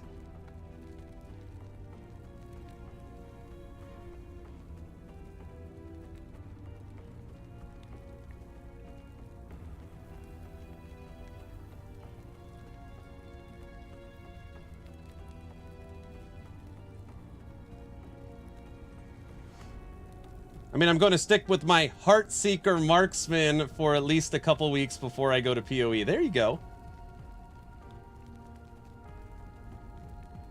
It shows a lot of items in the trailer, it does. Do you have a character for each build? Or, like, do you have a character for each mastery? I have 15 masteries leveled. And I've got a new one. Dude, this is basically going to be the rarest item in the game. It drops from Uber Aberroth, and the first person to find one factionless wins the treasure hunt. 1 to all skills. Frenzy could go up to 100. All attributes. Base crit. You are immune to slow. You always have haste. And it could go up to 10% less damage taken. This is haste forever. When you put this on, you just have haste. Busted is, it's so good. So good. Howdy, I'm new here, but I watch a lot of your videos since I'm a huge fan of LE. Hey, thanks for coming by. Everyone, we will draw a giveaway today. As long as you're following the channel on Twitch or subbed on YouTube, type in !giveaway. Do you know if there has been any word on stash tabs persistence from season to season, so I don't need to reset them up? Man, Dylan T, that has been requested so many times, especially by me.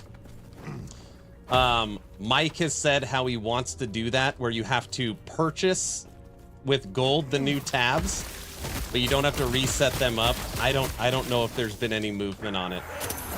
Man, that would be nice. But yeah, that's an example of a new Uber unique.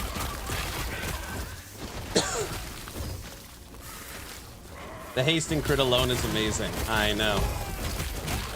First one to find it wins the 8th treasure hunt.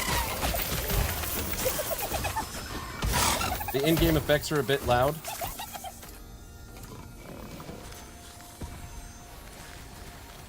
It's the lizards, right? Lizards are very loud. Sound like dolphins. I don't know why they're so much louder.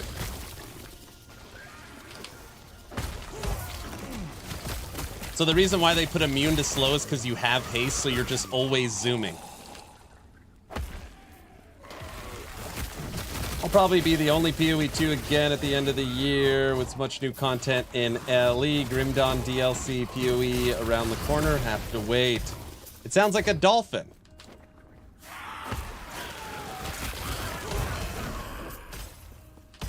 It sounds like a dolphin.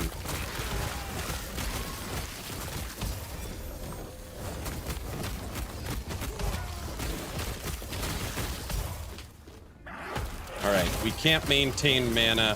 Sucks. Alright, we're gonna have to make a change.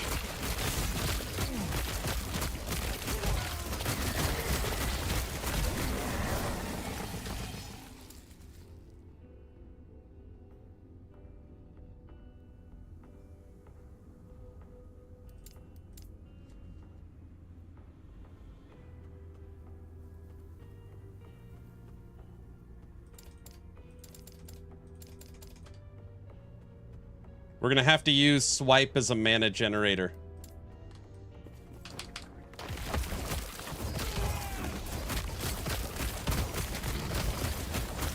They changed the crit chance. I think it's a minimum of 5 now. On what? Hey, Aaron in chat. Wowie, what's up? Just wanted to say thank you for all the content you've been doing on LE over the years. The guides, especially the last ones. You're always super helpful. It takes a lot to play the same things for years and make content for it. Thank you. I appreciate that.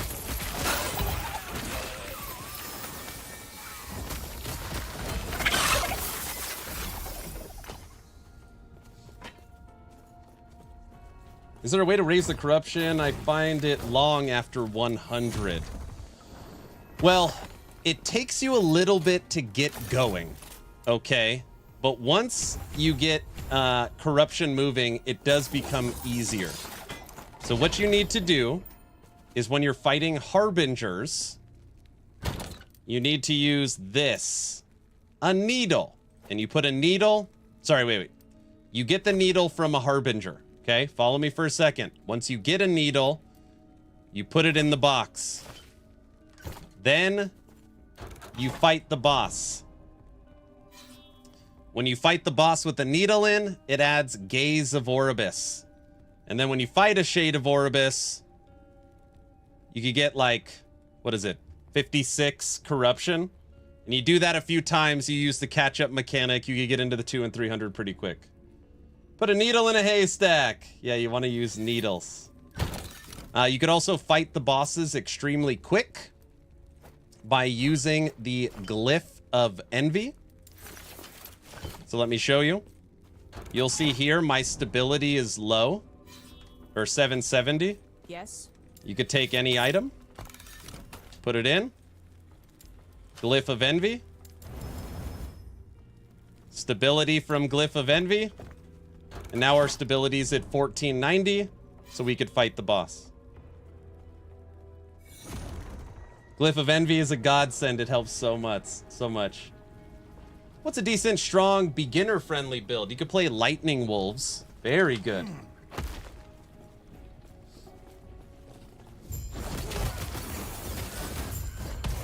Aaron, what is your podcast going to talk about? Can you talk about what it is now? No, I'm still sworn to secrecy for some odd reason. Here, maybe I'll ask. I'll ask right now. Let me kill him. Or maybe kill him. My shadow will cover this world once more.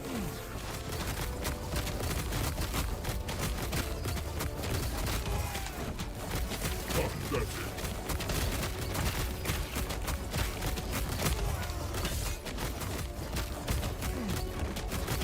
My vengeance will be paid.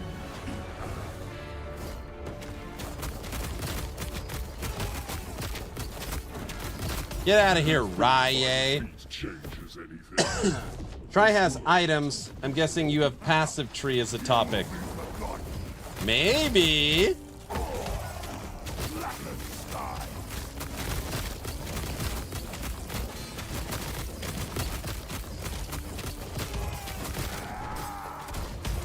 Get out of the corner. Here, fight me over here. Better.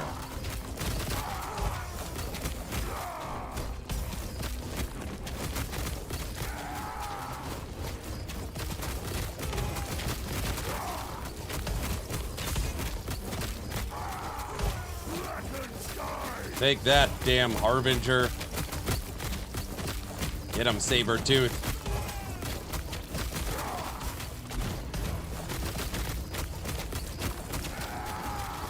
Would have been way easier if I finished leveling Swipe for mana before this fight.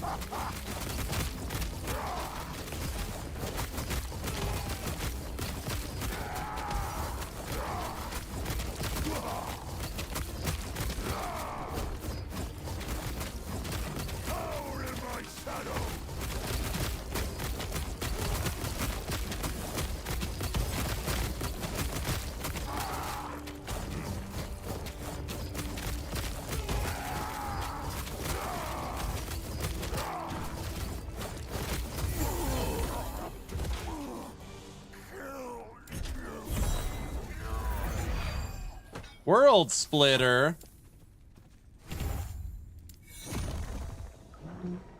About Rye, where's his safe spot when he does the 2 blast wave things? You just run in a circle? Is that what we're talking about? What did I say? Oh, I was gonna ask. Okay, I'm asking right now if I could share my stream thing.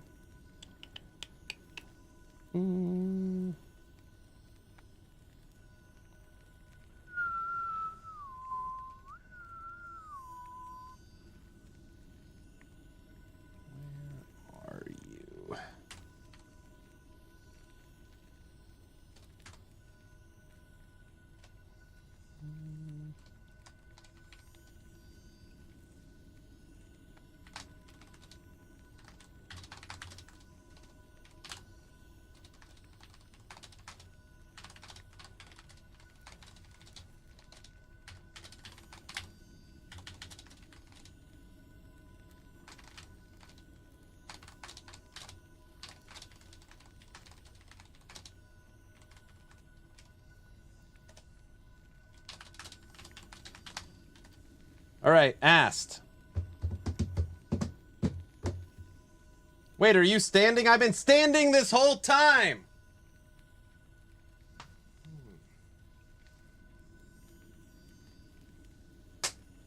Duh.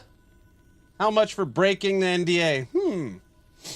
The payment for me breaking NDA?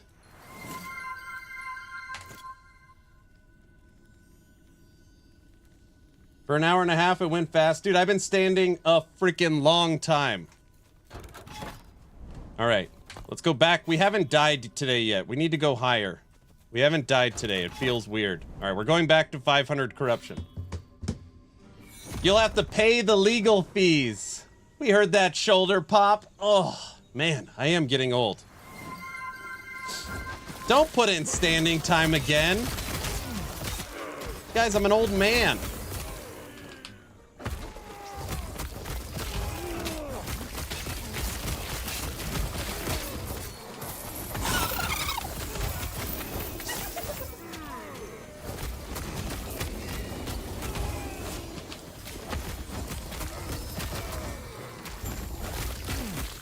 You are 39. I am 39. That's true. I'm still in my 30s, you know. Just kicking it in my 30s. Hey, Beast King. We believe you have strong knees. I see. Thanks for being awesome and a fantastic streamer. You're very welcome. I'm glad you like it. Damn, you're the same age as me. All right, everybody. Kiko said, Aaron, stop talking. Guilty Pleasures has been redeemed. The volume might be a little low. I haven't adjusted all the volumes on the Steam Deck yet. Let's see.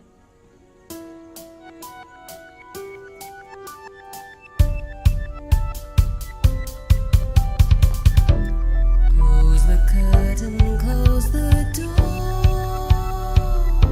It's getting too bright in here for me to say.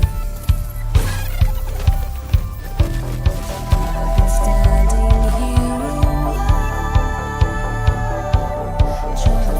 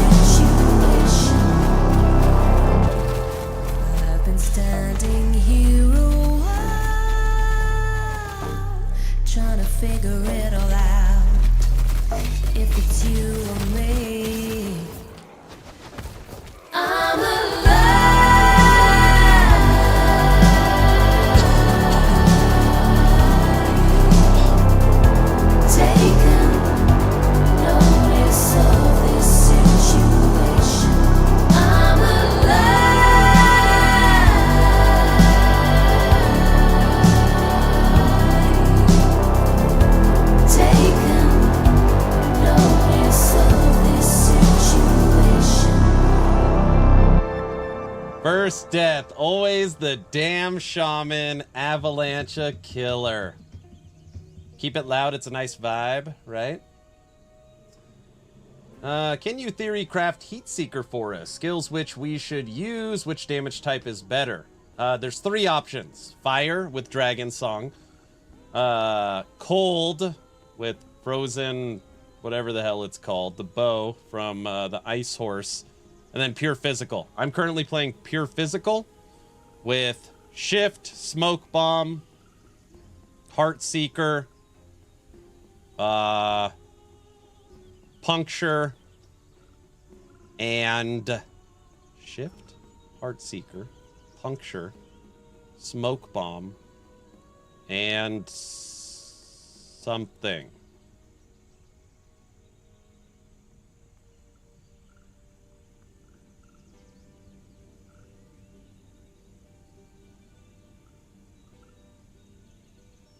It's a very obvious. Oh,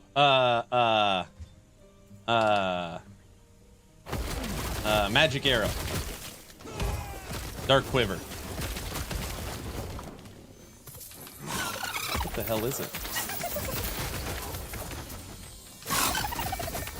The problem is you could also play it with Smoke Bomb as your movement ability and then take Decoy if you like using Decoy.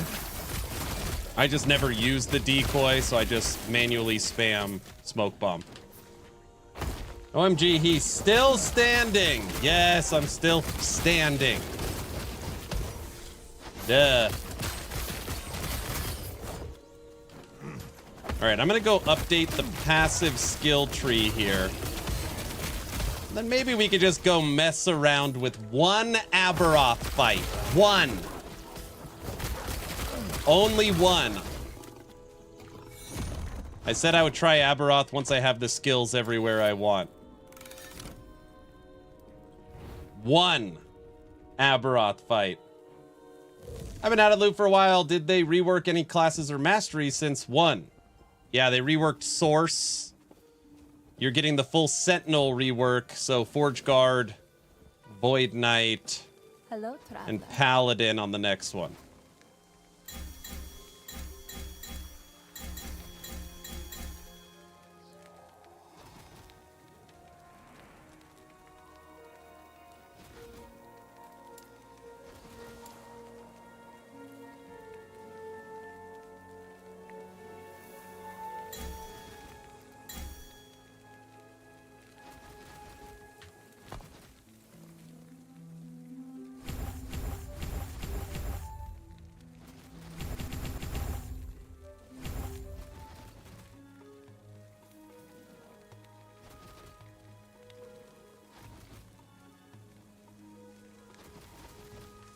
Hello, traveler.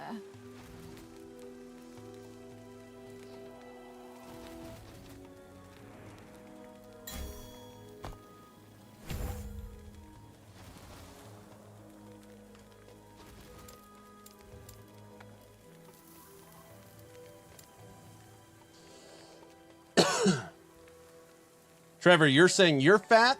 I bet Aaron doesn't make it past the 2 Harbingers. What? You don't think Sabertooth could get past the bodyguards?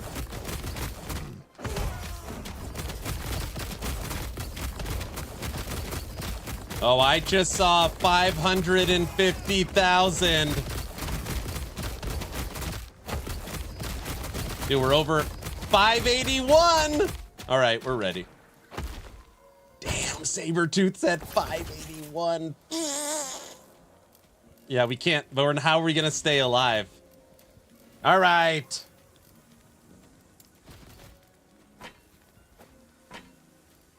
Aberroth time.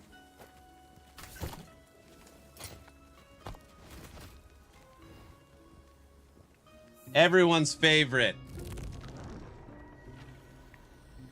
Build question mark? This isn't, I mean, I guess it is a build. Yesterday I said I want to play Sabertooth because I've never played it before. So we're playing a Beastmaster single companion Sabertooth. Wait, actual Abby? Yeah, Aberroth, Pinnacle boss.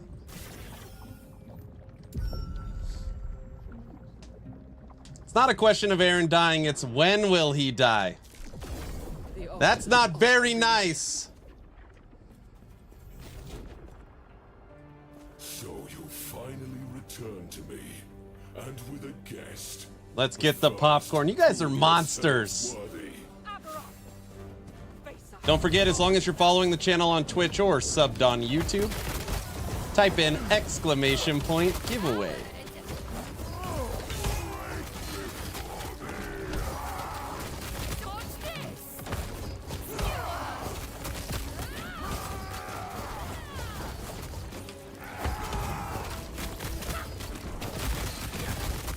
Ow.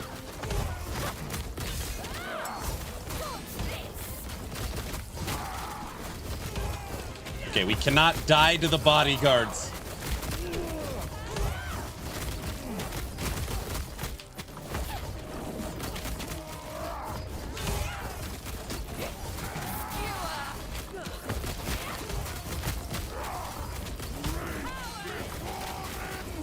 Get out of here, bodyguards. All right. Entertain my dear sister for a moment. Traveler, don't worry about me.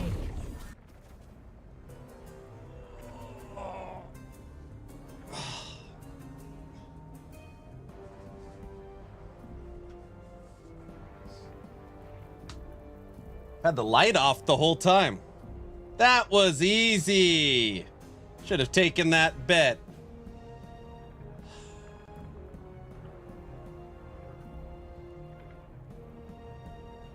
Don't forget to turn on the streamer client. Oh, geez. All right. Hey, Sabertooth, are you ready? What do you mean you're not ready?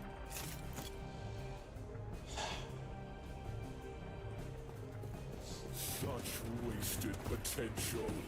All of this would have welcomed you.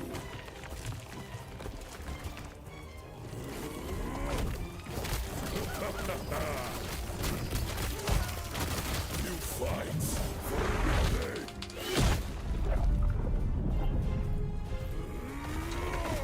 The void comes.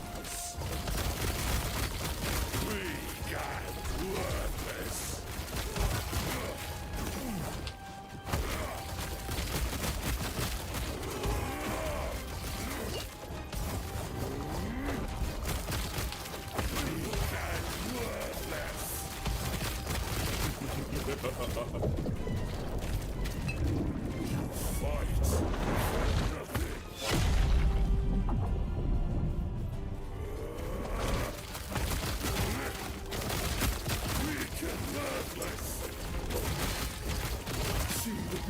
Phase 1 done. Phase 2.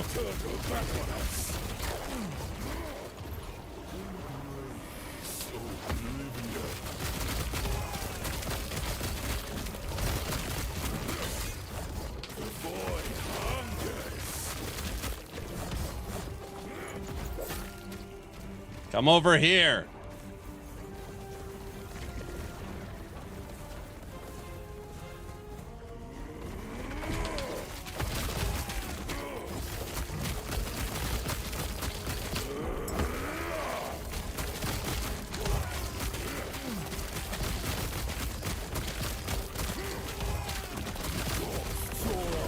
Phase 3.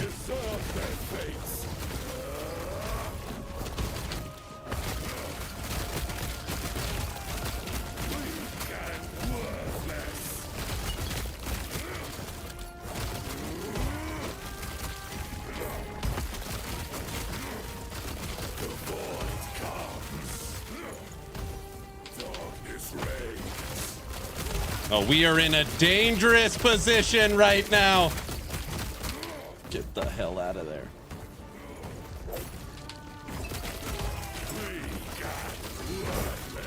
Oh.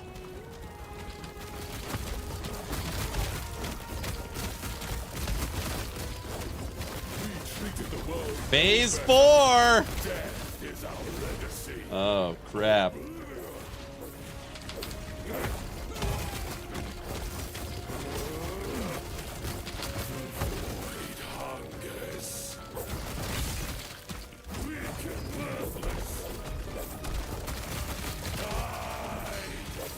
Ooh. 36% life.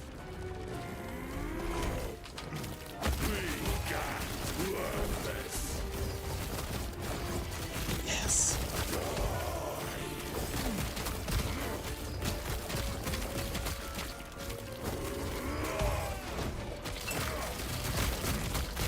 Fight him, Sabertooth! Phase 5, final phase.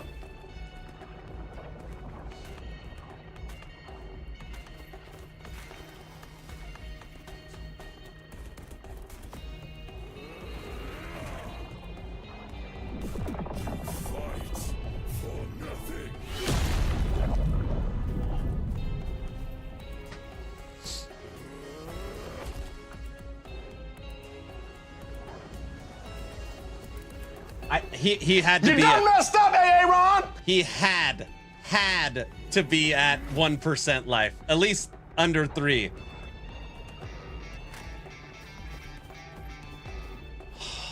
Almost D.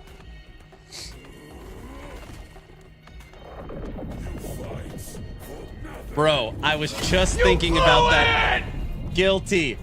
If I had kill threshold 14% on swipe. Oh.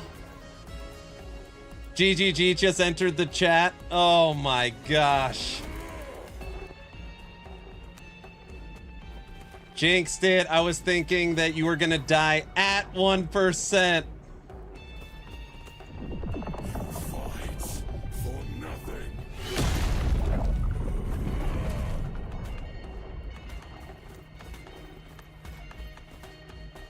Damn. Damn. Woo! Single Sabertooth? We could for sure kill Aberroth with Sabertooth by itself. For sure. Make some adjustments, do it again.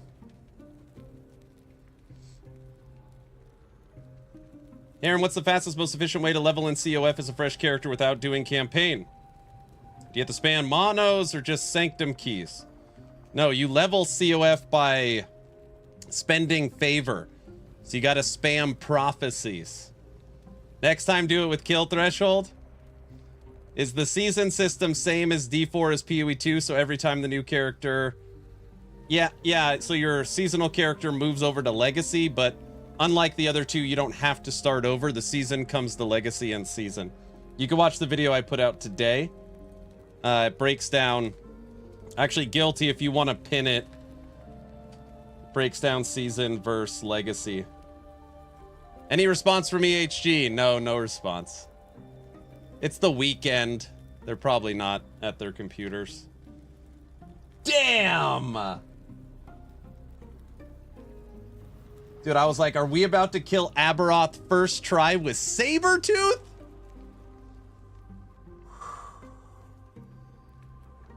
Belgor, thanks for the tier 1 sub, 13 months.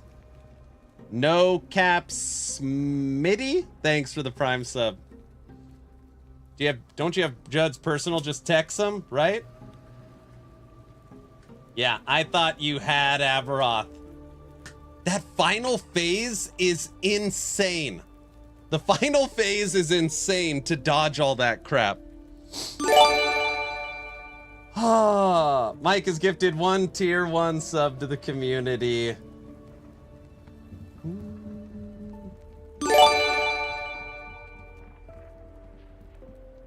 They didn't mention buffs to Sabertooth. Try it on Bear. Oh, brother.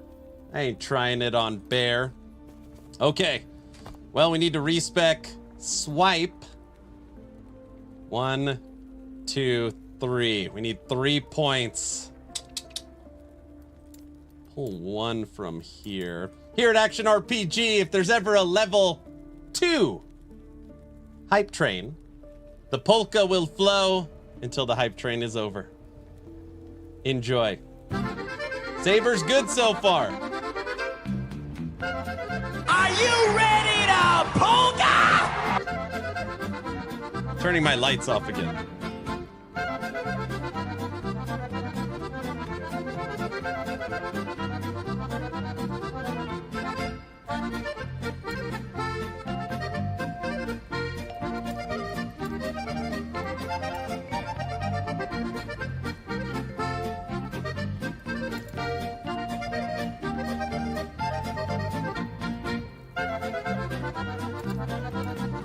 Damn, we had that fight. Gosh, I'm mad at myself. Oh, I'm mad at myself. We have to try it again. Now, there's just we're gonna screw up and suck.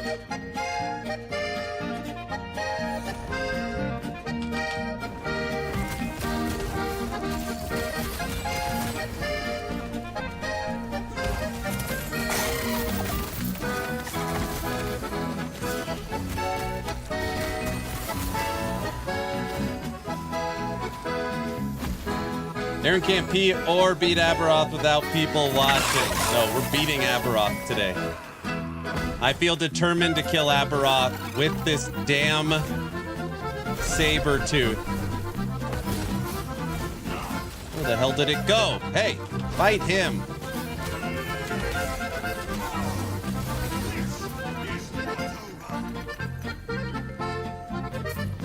Dude, I can't wait for season 2. Would be playing it already if I wasn't waiting for WASD. Remember, WASD is in its beta phase.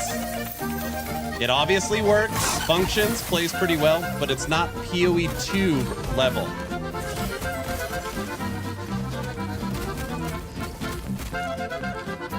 All right, I need this polka to improve my mood. You guys didn't clip me dying at the last second, right? You guys wouldn't do that, right?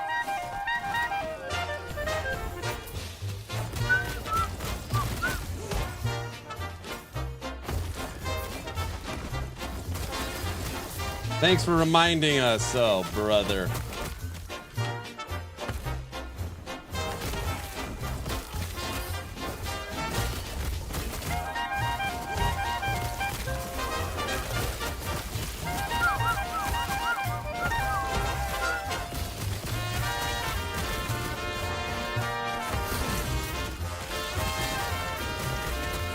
Right now, we're just re-leveling Swipe with kill threshold.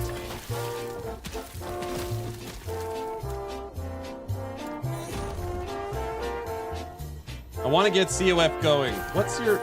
Yeah, I know that. I was just replaying and skipped after Act 6 straight to Monos.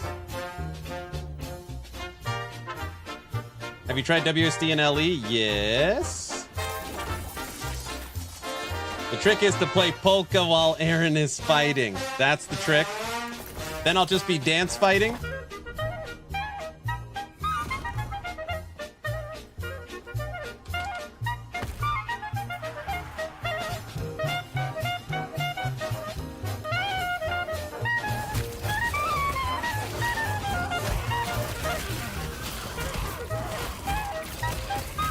You know, one thing I did notice during that fight, the Sabertooth did not die one time. It's really interesting.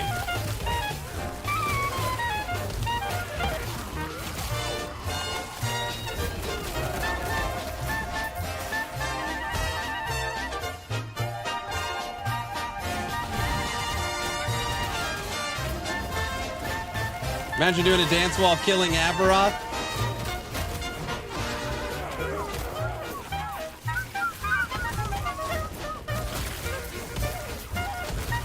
Bear Swipe, Claw Totem might be viable. Season 2, maybe. I have not played Primalist on the test servers.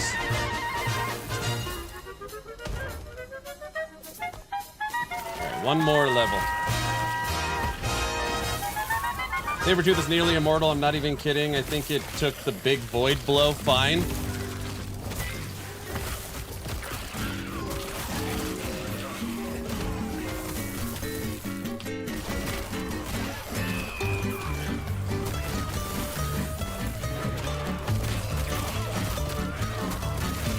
Bro, we got Sabertooth to frickin', what was it, 600,000 damage?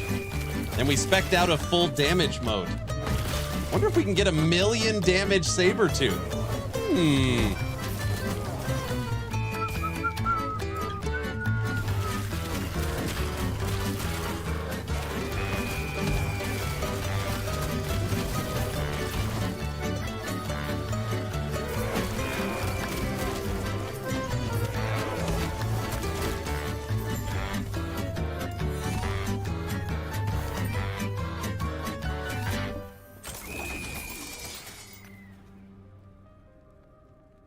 Sabertooth is beefier than the Druid. Well, that is for sure.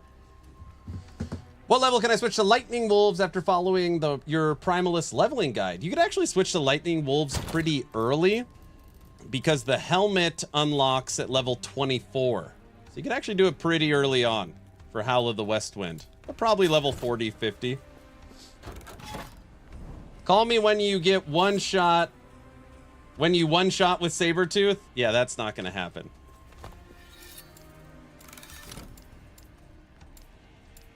Gosh, it's such a ordeal to fight Aberroth. Maybe we should just give up. What do you guys think? We really have to fight him again?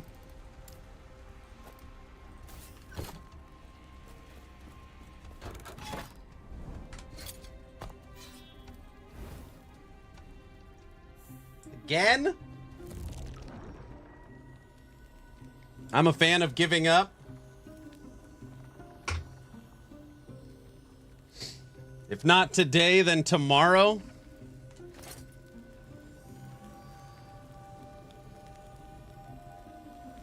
Oh yeah, our helmet sucks.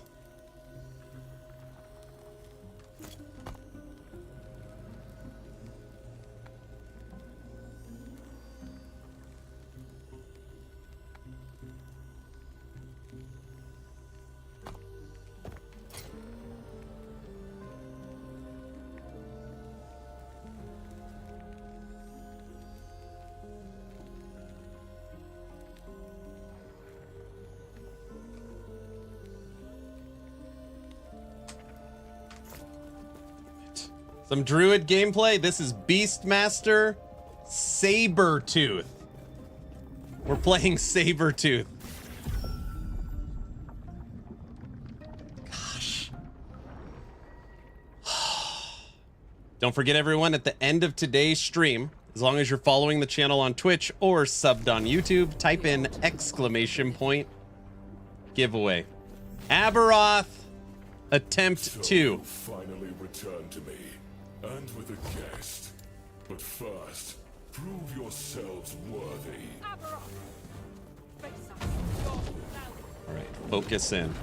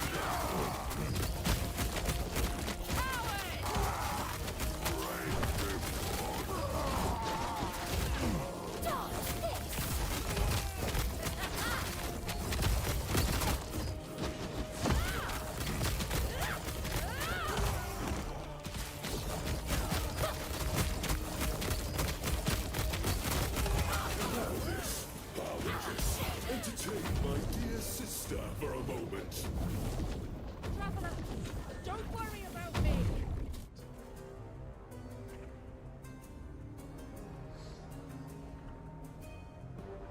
All right.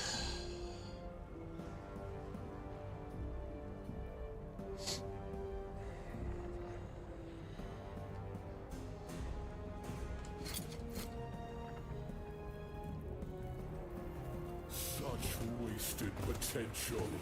Olympus would have welcomed you.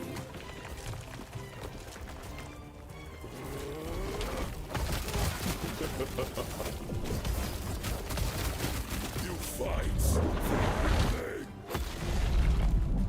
Oops. The void hungers. Weak and worthless. Uh-oh. I'm off my game already. All right, reel it in.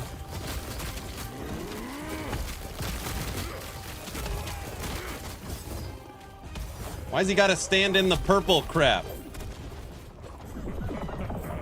Oh, crap. Fight for nothing.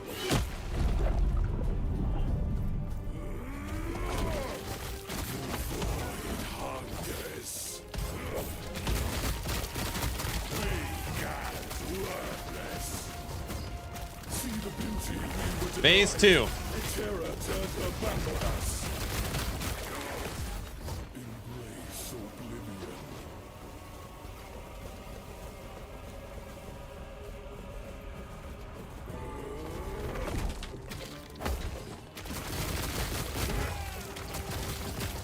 Weak and worthless.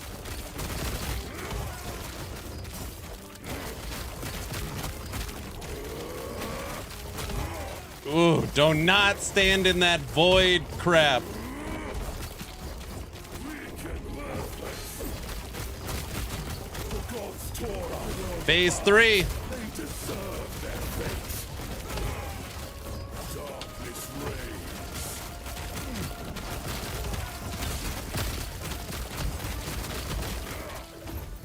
The void comes.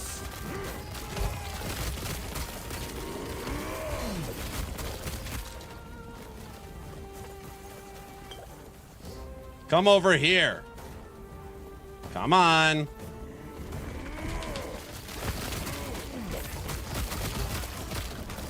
Weak and worthless. Oh, The void hungers. We treated the world phase 4. is our legacy.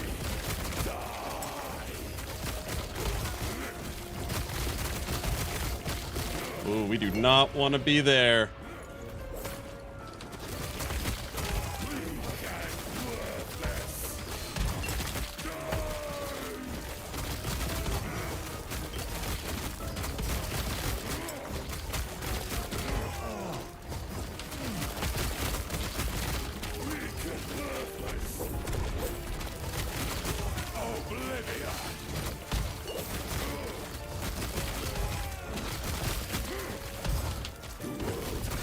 Phase 5. There we go.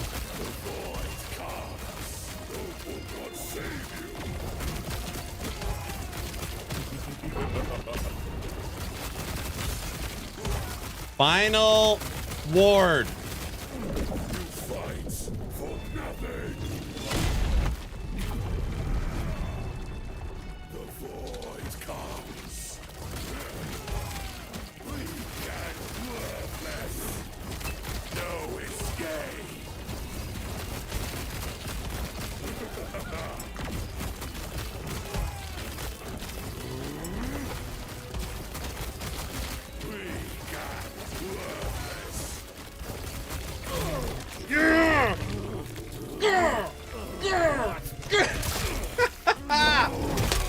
Sabertooth kills Aberroth.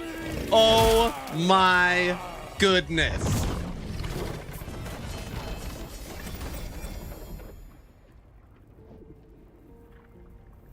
On stream. No.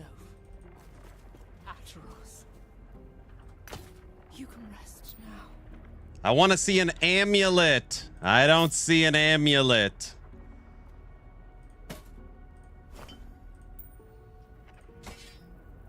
We got a null. Rigged? What do you mean rigged? This is an Aberroth only drop. EHE, we are no longer buffing Sabertooth. Wait, a streamer client? What? Well done, sir. Thank you, Logout. And if you did not see, Sabertooth took 2 big blows and a void beam and to the face just fine. Damn. Streamer Sabertooth. Oh my gosh. With no LP? No, we're gonna add LP with the egg. That cat is immortal.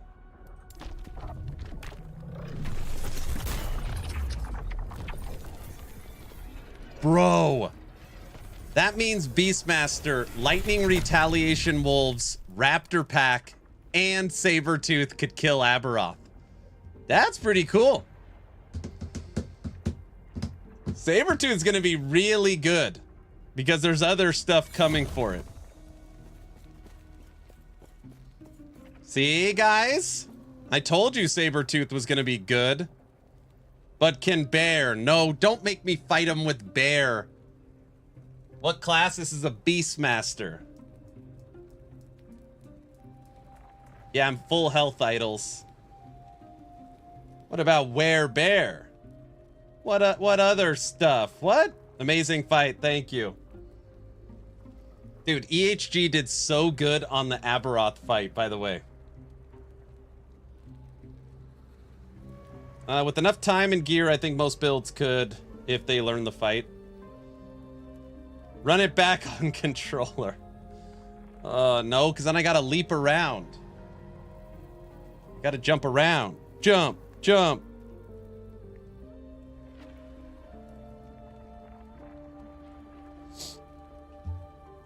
Yeah, Aberroth fight has greatly improved since season 1. Starting a Sentinel from scratch right now? Oh, I see. Dude, log out. I have never played Sabertooth in my life. I just been tinkering with the skills today. I cannot believe he killed Aberroth.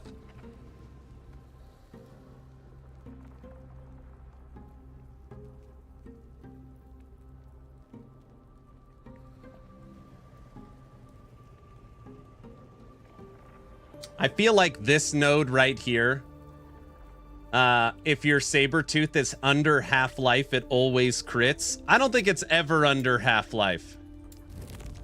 We could save that point.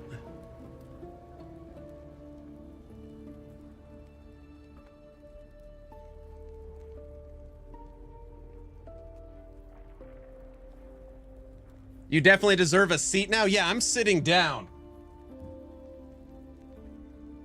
Yeah, good idea. Standing for 3 hours, 2 hours.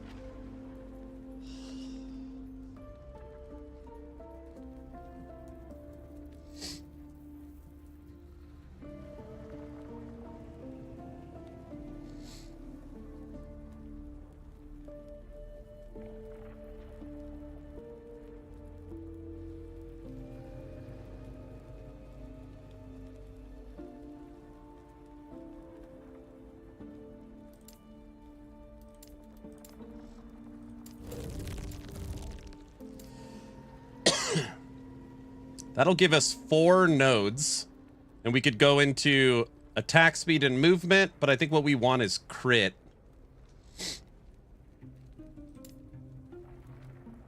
What was the easiest build to kill Aberroth?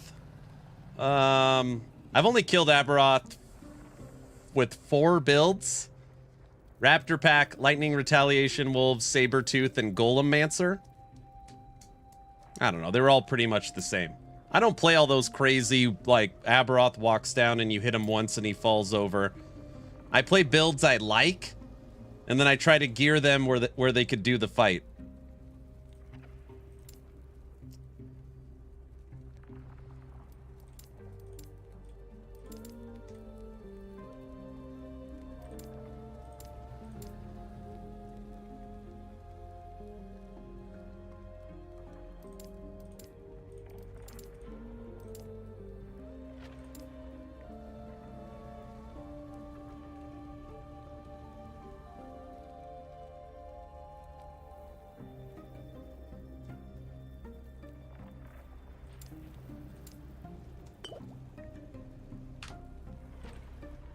Holy Smiter can KO him easy. There you go.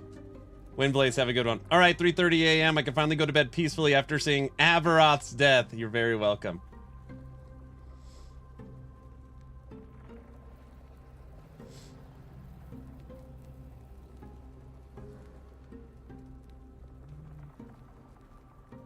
No, I'm not playing 1.2 right now. This is current. I can't show off 1.2 yet. Not yet. Any range class to fairly easy compared to melee, honestly. Any range class? Oh, for sure. Yet. Love the website. I'm glad you like it. Thank you. Wait till you see what we do with it. Like, how do I follow up with the after the Aberroth kill, you know?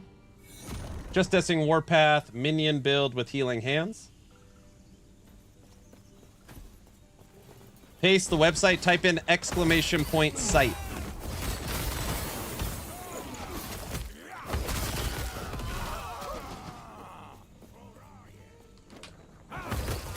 Man, I hate to say it, I like Sabertooth. Oh my gosh, I can't believe it. Oh, I feel like I have to log into CT to see what the update for Sabertooth is.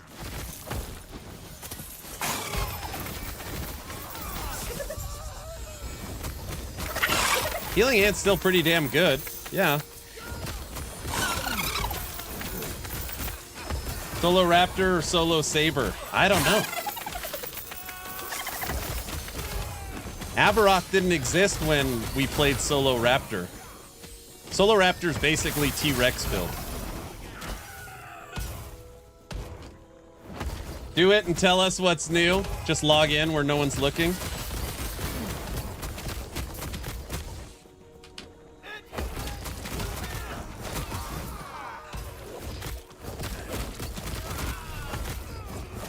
Yeah, I definitely hate the swipe on cooldown version. That sucked. That's what we did first, thinking it would be good. It's horrible. I didn't like that. Just do it real fast on the other screen and tell us if it's gonna be good. I can't, I'll get killed. Now you gotta kill Aberroth with Bear. Maybe season 2.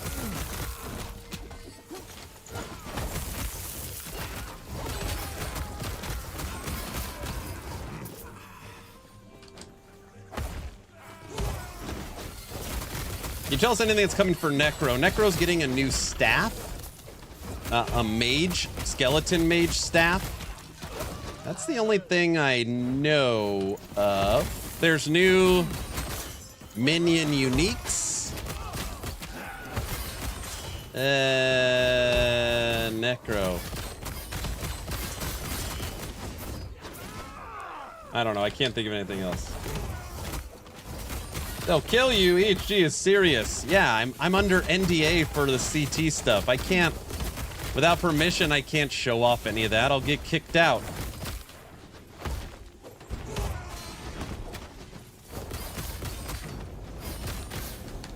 Bro, Sabertooth, I don't know if its life goes down ever. He's like immortal.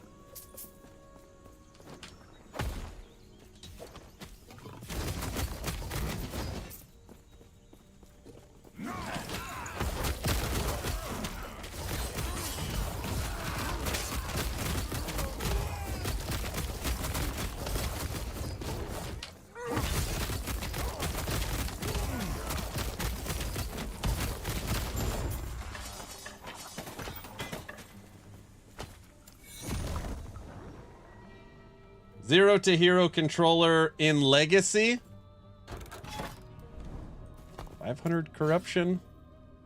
Okay. You go there. You go there.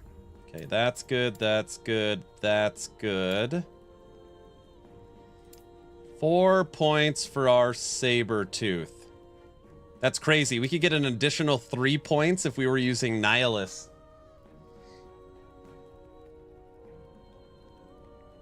Hey, guilty, I should move my Lich Nihilus right here. Ooh.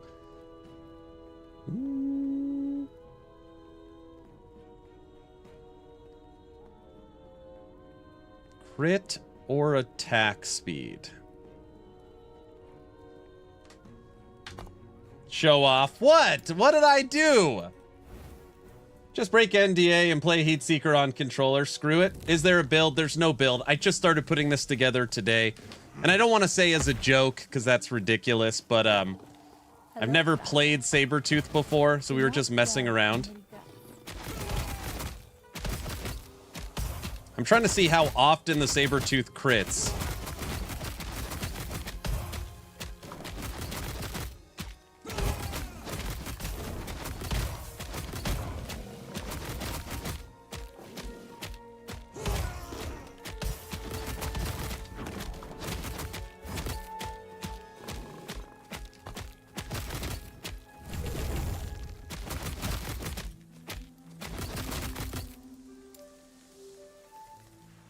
Messed around and killed Aberroth. We did kill Aberroth with it.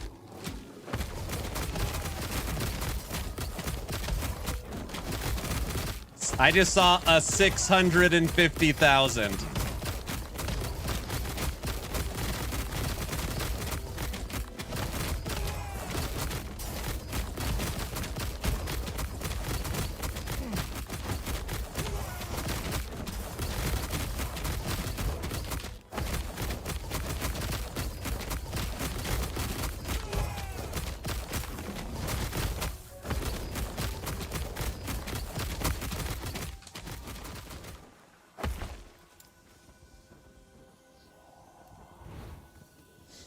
I wish Swipe looked as cool as the Sabertooth's attack. That would be cool.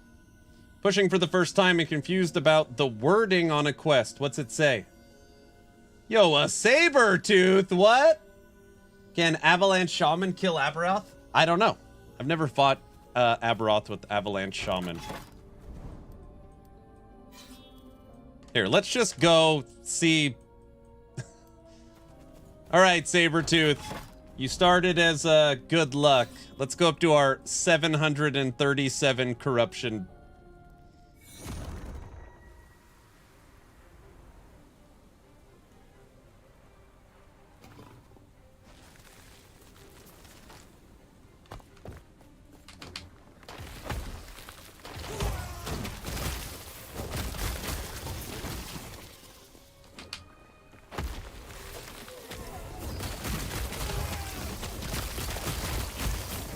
Bro, all I know is if they're gonna do anything to Sabertooth at all, like whatever they're gonna do to it, it's already pretty damn good.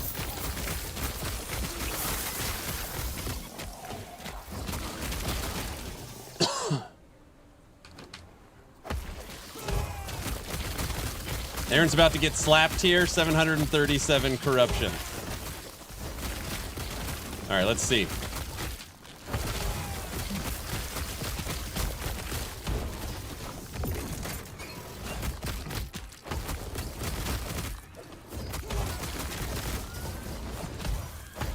You know, Medic, this is an Aberroth killer, you know.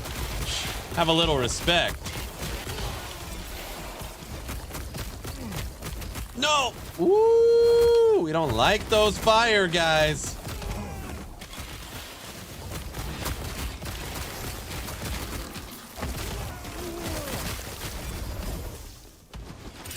Whoop! Monolith 1 done.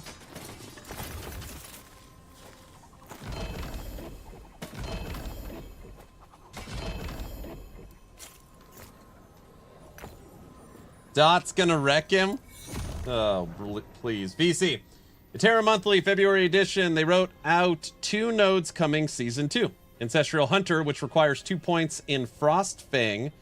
Your Sabertooth hits. Hold on a second.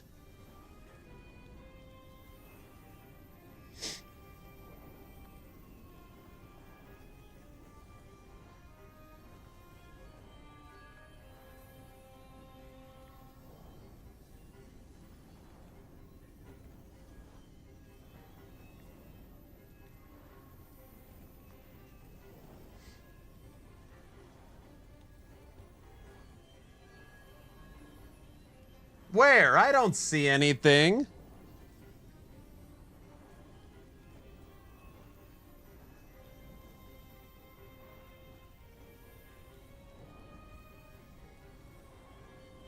Summon Sabertooth. Oh, crap. Never mind, I see something. Fixed a bug where Icebringer was summoning Ancestral Sabertooth instead of casting Ice Vortex, and those Ancestral Sabertooths did not receive the appropriate stats when summoned, making them considerably weaker than intended. Okay. Added a new node, Ancestral Hunter, which requires 2 points into Frostfang. Your Sabertooth hits have a 4% chance per point to summon an Ancestral Sabertooth that attacks nearby enemies for a short duration, maximum of 1 point. Added a new node, Ancient Bond, which requires 1 point into Ancestral Hunter. Your Sabertooth hits have an additional 4% chance per point to summon Ancestral Sabertooths, and they deal 20% more damage per point. You could have a pack of Sabertooths? No. This isn't patch notes. This is their Terra monthly.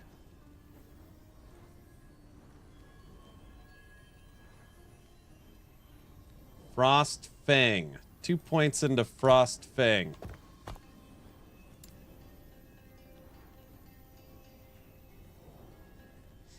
Two points into Frost Fang, which we already have 2 points. So I'm guessing it's going to, like, shoot 2 nodes over here. So the skill tree is going to get bigger.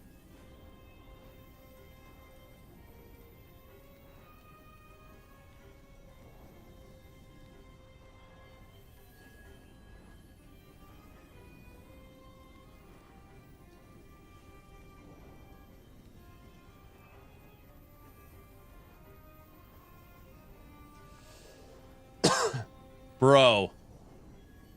Sabertooth is gonna be ridiculous. Okay, if everybody doesn't know what this means. So you have Spirit Wolf, right? Spirit Wolf, like, it's like almost like a spell. It summons a wolf. Sabertooth is getting 2 nodes in here that's gonna be able to summon Ancestral Sabertooths, which I'm guessing will be a temporary minion. Whoa. Seems like you lose HP pretty fast. Also, recovery is there. Well, I'm playing... We're messing around at 737 corruption. And I don't use any ward. So, like, yeah, we're gonna... It'll ping a lot, but it's really hard for people to kill me. I have so much damage reduction at low life that it's hard for them to take me out. It's weird. It takes a long time to play like this, where you don't feel nervous.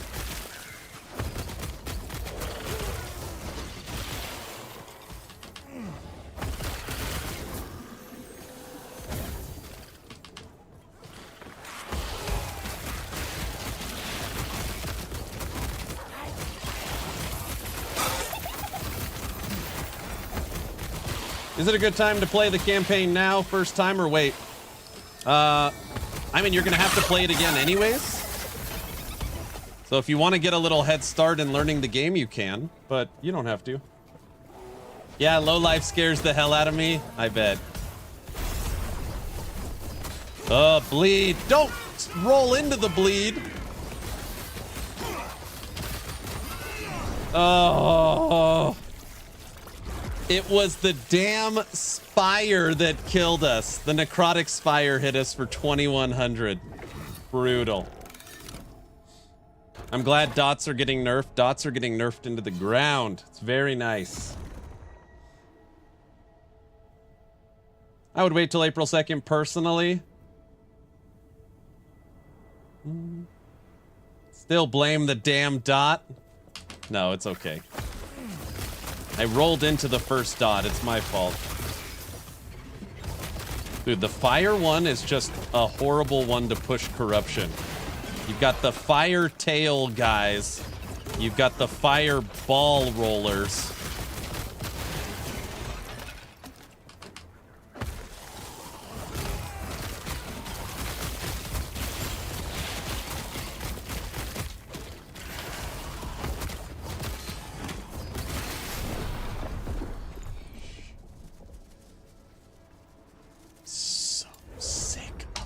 Timeline. Go to the ice timeline. No, my cold resistance sucks.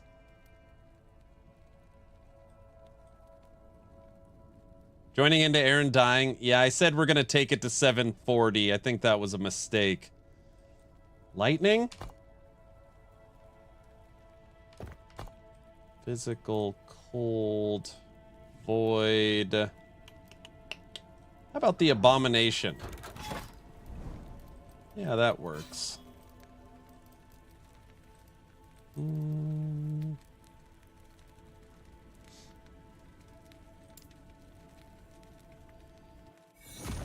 I'm new to PoE 1. Where can I find good build guides? Right here.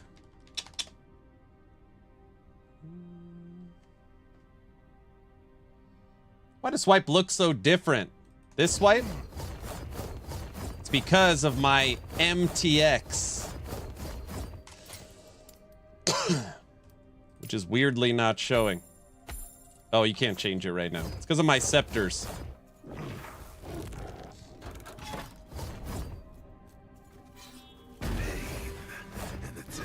You're gonna play Heartseeker with Frost Conversion?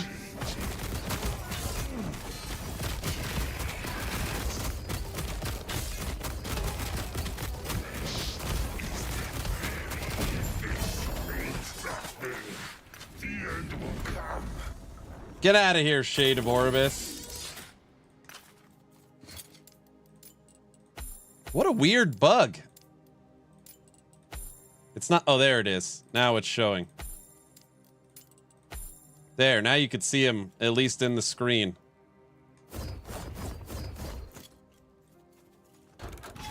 All right. 729 corruption. Look at that. We shot up 500.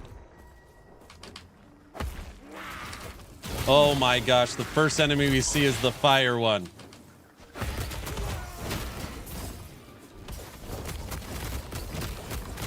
I only find PoE 2 on your website. PoE 2's not even made yet.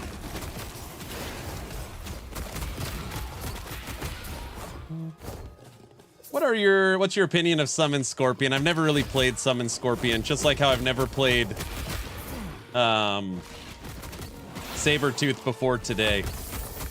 Somebody told me the way to play Summon Scorpion is use the numlock trick on its ability. I would never play that way, so I've never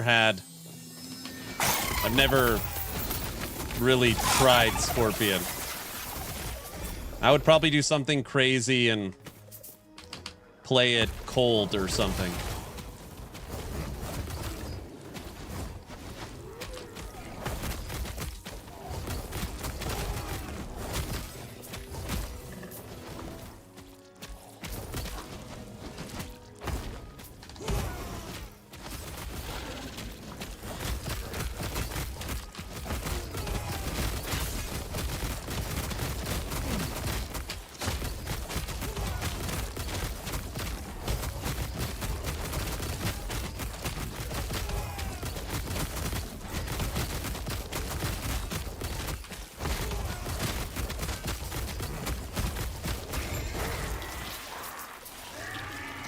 All right, 729 corruption, Sabertooth. Gotta go, have a good one. Later, Exatheus, have a good one, sir.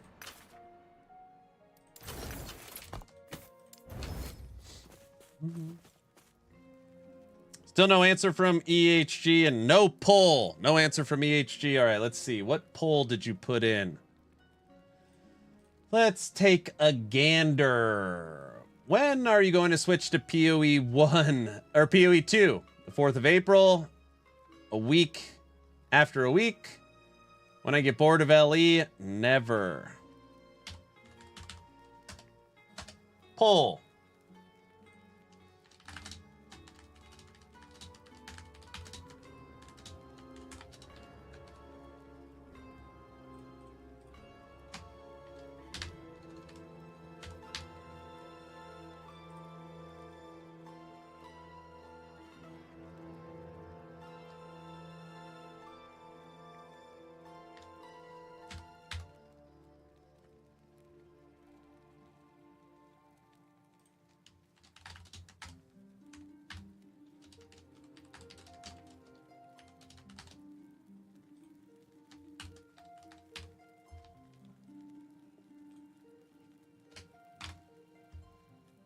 When will you switch to PoE 2? This is a community member that wanted this poll put up. 4-4, 4-10. When I'm bored of LE, never. Poll started.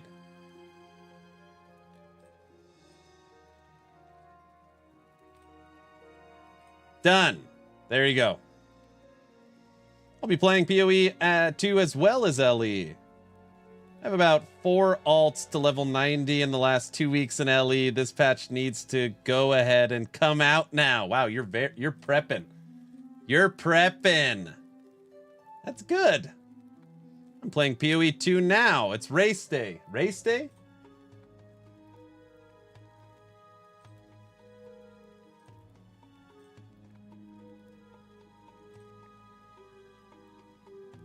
Hello, Aaron. Sorry if this answered already. Haven't played since 1.0. What are the main changes and improvements according to you? Oh my gosh. Wow. That is quite the question. Well, if you haven't played, so you did not play Harbingers of Ruin, correct? So you didn't play the Harbinger update. Right? Yes, economy resets.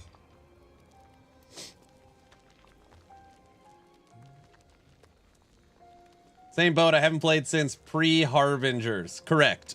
Okay. Well, let me catch you up to speed.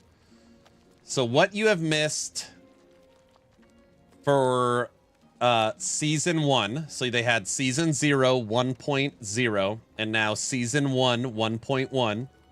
You missed the introduction of 35 new uniques, the update of the Mage class, specifically Source, the new faction, the Harbingers, which add 10 new Harbinger bosses, including Aberroth, the new Pinnacle boss.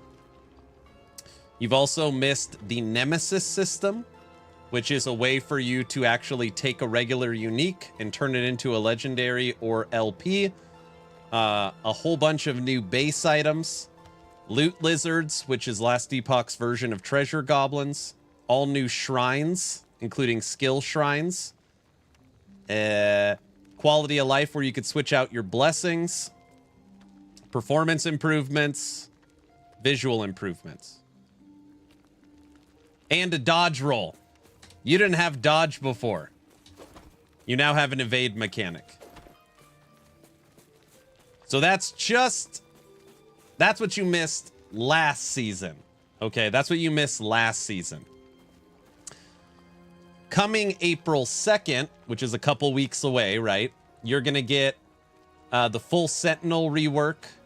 You're going to get the new procedural side zones, which are tombs and cemeteries. You're going to get complete rework of the Monolith of Fate. The new Weaver faction, which also gives you a Weaver Atlas that allows you to manipulate the entire Endgame to how you want to play. You're going to get champions. You're going to get all new bosses. You're going to get Uber Aberroth. You're going to get the ability to make your own sets. You're going to get your new inventory, where everything's auto-sorted for you, including key tab and shards. You're going to get 2 new skills, Volatile Reversals, Rework, and Heartseeker. You're getting the ability to craft idols. It's like a completely new endgame. You're going to be able to skip dungeons. Corruption catch-up. I mean, there's just... if you have not played last season, when you come to season 2, you're going to be like, damn. Will the new content season or only... Wait. Will the new content a season or just an expansion? So, Last Epoch, 11th Hour Games, the purchase of the game gives you all future content. So if they ever did release a DLC or an expansion, it's free. This new season is completely free. You do not need to spend any money. It comes with your purchase, including all future content forever. Seems like a lot of support for Last Epoch. When I'm bored of LE, seems like it.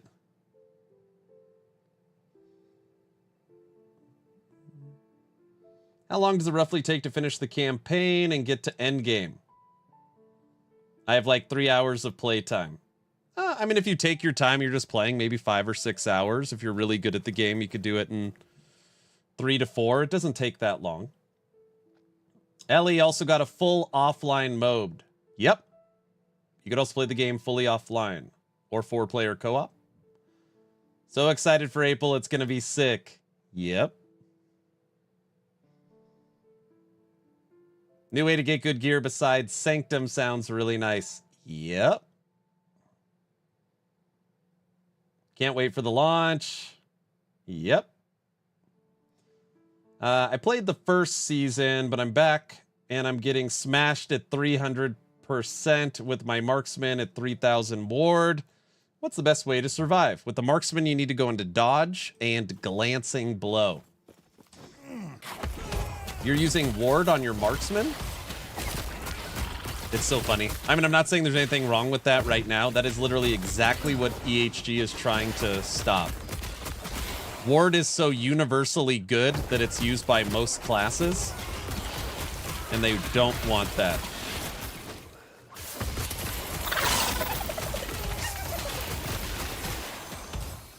Look, I'm at 730 corruption, and I have no ward. Yeah, but you're gonna die. That's true. Cries in Void Knight? Oh. Get him, Sabertooth. Bite their head off.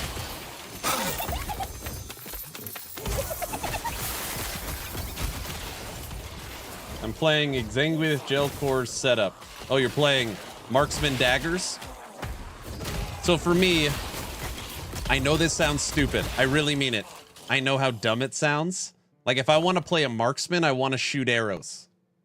Or else I'd play a blade dancer. Like, if I want to be a dagger class, I'd play blade dancer. Theming is very important to me.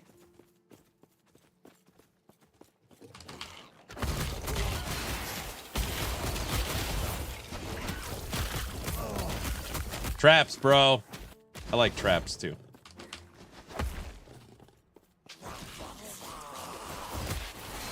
Oh! Damn, I need frickin' energy shield. Yeah, but those trap fireworks are addicting. I know. I don't want to play 700 corruption anymore. It's not as fun. I can't pay attention to chat. By the way, this build did kill Aberroth today. The marksman and detonating arrow trap build is the reason why I got hooked on this game 1,000 hours. I'm addicted to Mage player. But Frosty LaRue is trying to sway me to marksman, I see. I'm playing low life squirrel build. Low life squirrel?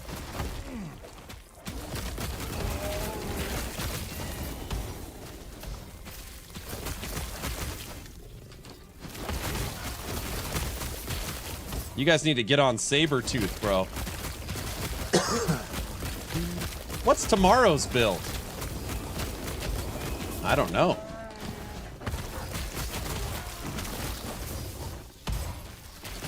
I don't want to play marksman at all. We leveled our multi-shot marksman. I've literally played Heartseeker to level 90 in CT. And every person is prepping marksman. I don't want to play marksman. I like that we played something we've never played before and had success. So I'll try and think of something like that for tomorrow.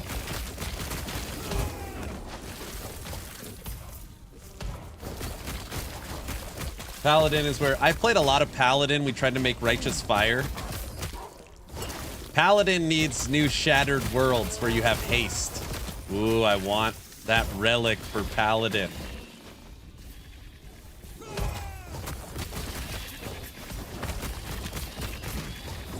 gonna try and make a lightning meteor. We just played lightning meteor. That's prepping for our new Archon build. We're gonna make a Protoss Archon with mana guide. Yeah, we just played lightning meteor. I'm hyped for the new update. I can't wait for it to come out. It's gonna be awesome. It's gonna be awesome. What's a good Spellblade build? My last Spellblade was Shatter Strike.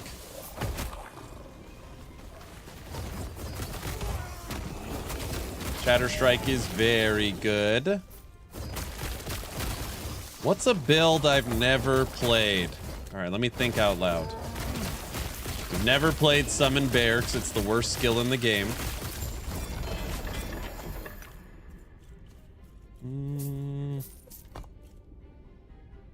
Technically, I've never spec'd into Scorpion. But again, I hate that people say the best way to play it is Numlock Trick. We've never built Stormcrows. We've never built Stormcrows.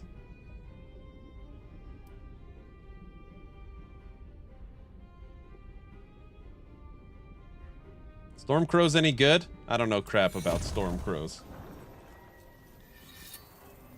Play Rive Paladin, it's a lot of fun. If I play Rive, it'll be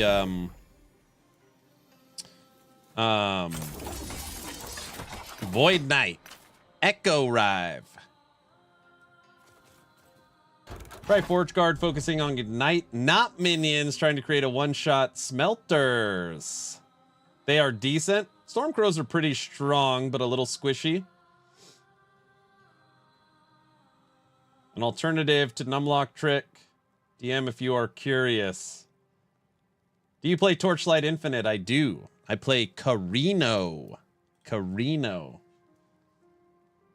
Yeah, I play every season of Torchlight Infinite. Stormcrow Lightning Druid. Stormcrow is a Druid? People play it on Druid? That seems weird.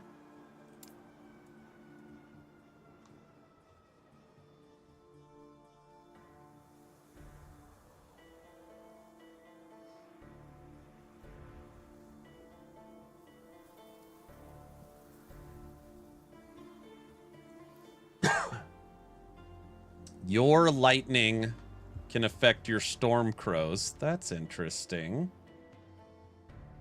I just played TLI this season, and I am sad that I missed out on its heyday since they're increasingly going the pay-to-win route. Who told you that? Whoever told you that is a liar. I've played every single season of Torchlight Infinite and worked with the studio. Their monetization method has gotten less, not more. They used to charge you for every class.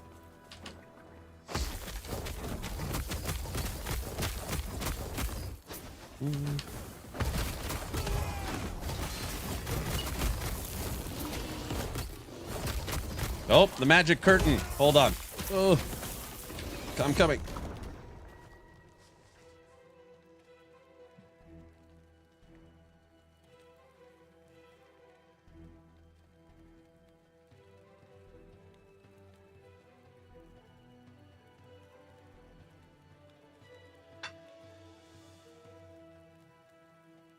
Ew, who would want this?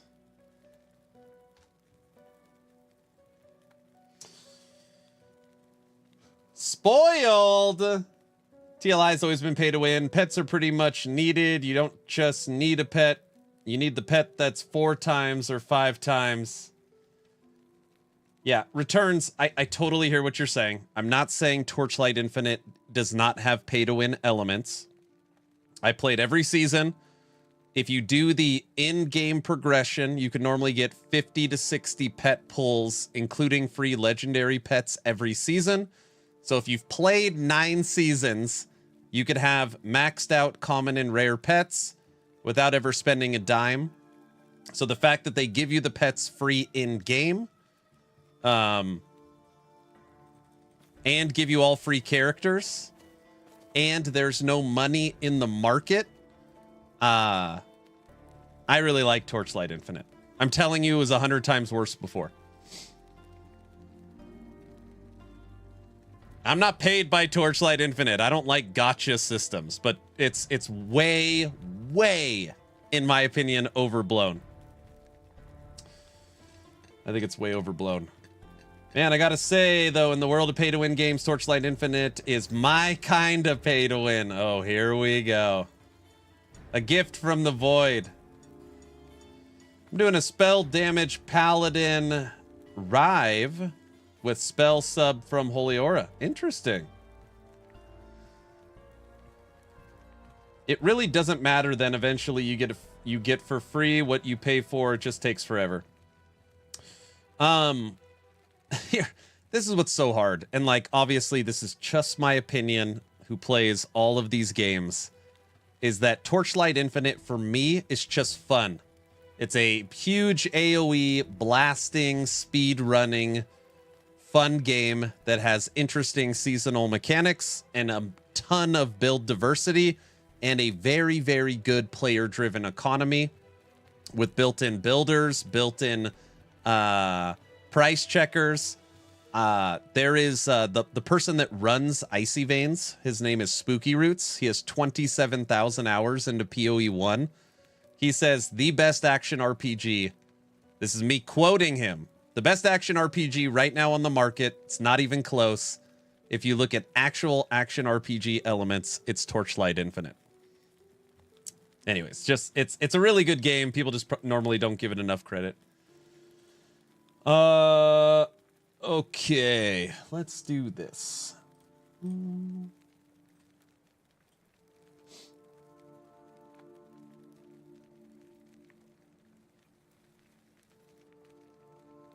I give you that. Torchlight Infinite is really fun, which makes me more sad about the monetization. Yep.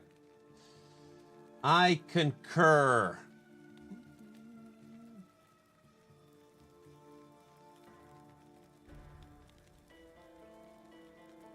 Oh, I know what we're gonna watch. Oh, I wanted to react to it live. All right, we're not gonna get a full reaction out of it. I don't do the, just so everyone's aware, if I watch a video, I won't like react to it and pretend like I didn't see it. I already watched Frosty's video. So I was gonna react to this video for YouTube, but I don't know, I guess we won't. Film the reaction while you eat.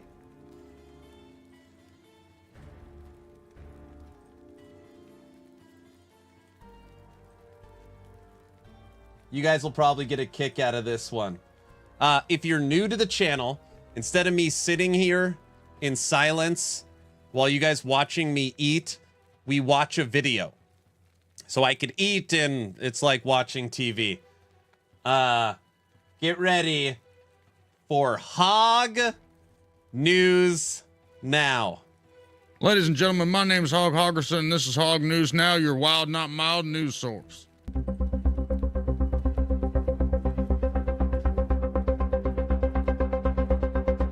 Lots of news going on.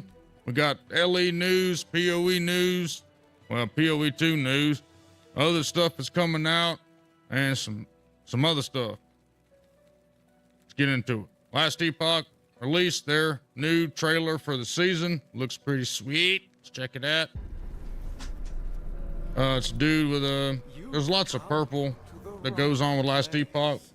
They like purple people eaters. But yeah, here it is. I'm gonna hush.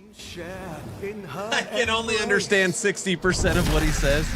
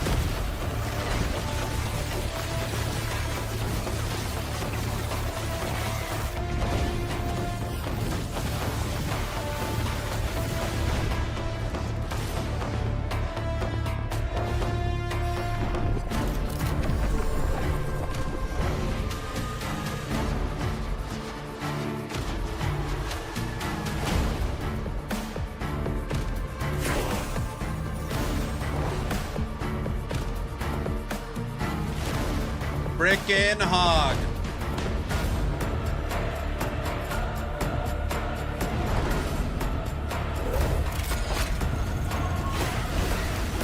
For us non-American people, where's his accent from?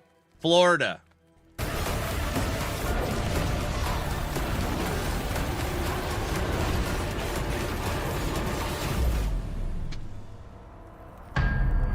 Actually, I don't know. Where he lives. Rejoice, traveler. We've prepared a silken tomb for you, woven with golden strands, that even you cannot break. Join us, traveler.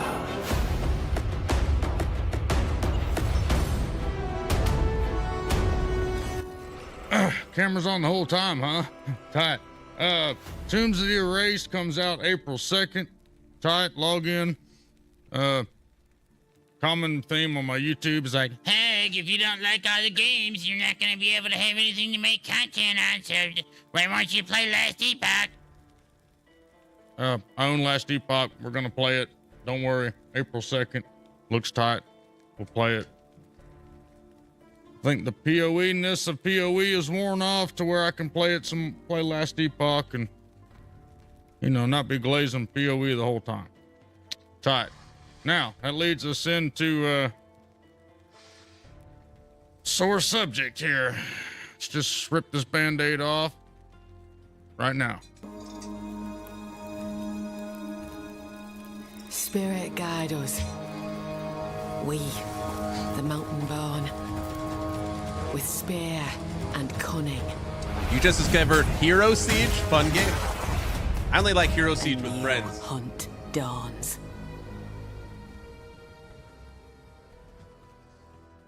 Yeah, April 4th. Okay. Live reveal happens March 27th at noon Pacific. And yeah, that's not a typo. April 4th. So they're literally dropping this 2 days after Last Epoch, which, as you can imagine, has caused a little bit of a rift in the community. And I don't know, rightfully so, a lot of people are pissed off. So now it's turned into, which one do you do? Last Epoch, PoE. And where do I stand on the whole thing? Well, I'll tell you my thoughts on it. Yeah, it's shitty. We all know. Unfortunately, that's the way that business goes, the way the cookie crumbles, and I don't know. But if you look at you know, PoE2 Reddit, there's lots of copium and glazing and hoping. There's all kind of shit coming out of there. It's like it looks like a smokehouse over there. And anytime you talk about LE, you get just destroyed. Nobody gives a shit about LE. Fuck LE. It's their fault. They made a game. They shouldn't have released it. They should have been done with their engine forever ago. Here's the unfortunate thing. Last Epoch, very small company. Last Epoch was just like PoE was back in the day. And the same kind of shit happened with the original PoE. Blizzard announcing shit before and dropping stuff before the PoE 1 seasons and stuff, and people getting pissed off about it. But Blizzard didn't care. And then now the tides have turned, and it's funny to see, which I'm just starting to wonder if the PoE2 community is even has real play, you know, a lot of PoE 1 players, but they just don't care. Oh, so what? That game sucks. So it's odd how the tides have turned, and now that the shoe's on the other foot, you know, everything's changed. It's also something I want to bring up too, which, you know, you're probably going to flame me for this, but same kind of thing happens. You know, we talk about, you know, the small guy versus the Walmart. Same thing happens with content creators. You know, the same, maybe 5, 6 big content creators cover all of the ARPG, but you never see a small guy, even by these guys right here. They don't have they hired any small guys to cover their stuff? No. So that same argument can be made too. Like, yeah, it sucks that, you know, that this guy's stomping out this guy, but you know, it's all just, to be honest with y'all, it's all just bullshit. It's a video game. Yeah, it's fun to make content about, and it's fun to, you know, get all worked up about and shit, but it's just literally a competing video game. And then also the reality of the fact, this is the way I look at it too, is, you know, yes, they've invested a lot in the last Epoch. Yes, they've redone the engine. Yes, they've done all this stuff, but player numbers speak for player number. So is the content going to be good enough to keep players playing, and are they ready for the next season? Because you know that we're very content hungry all the time.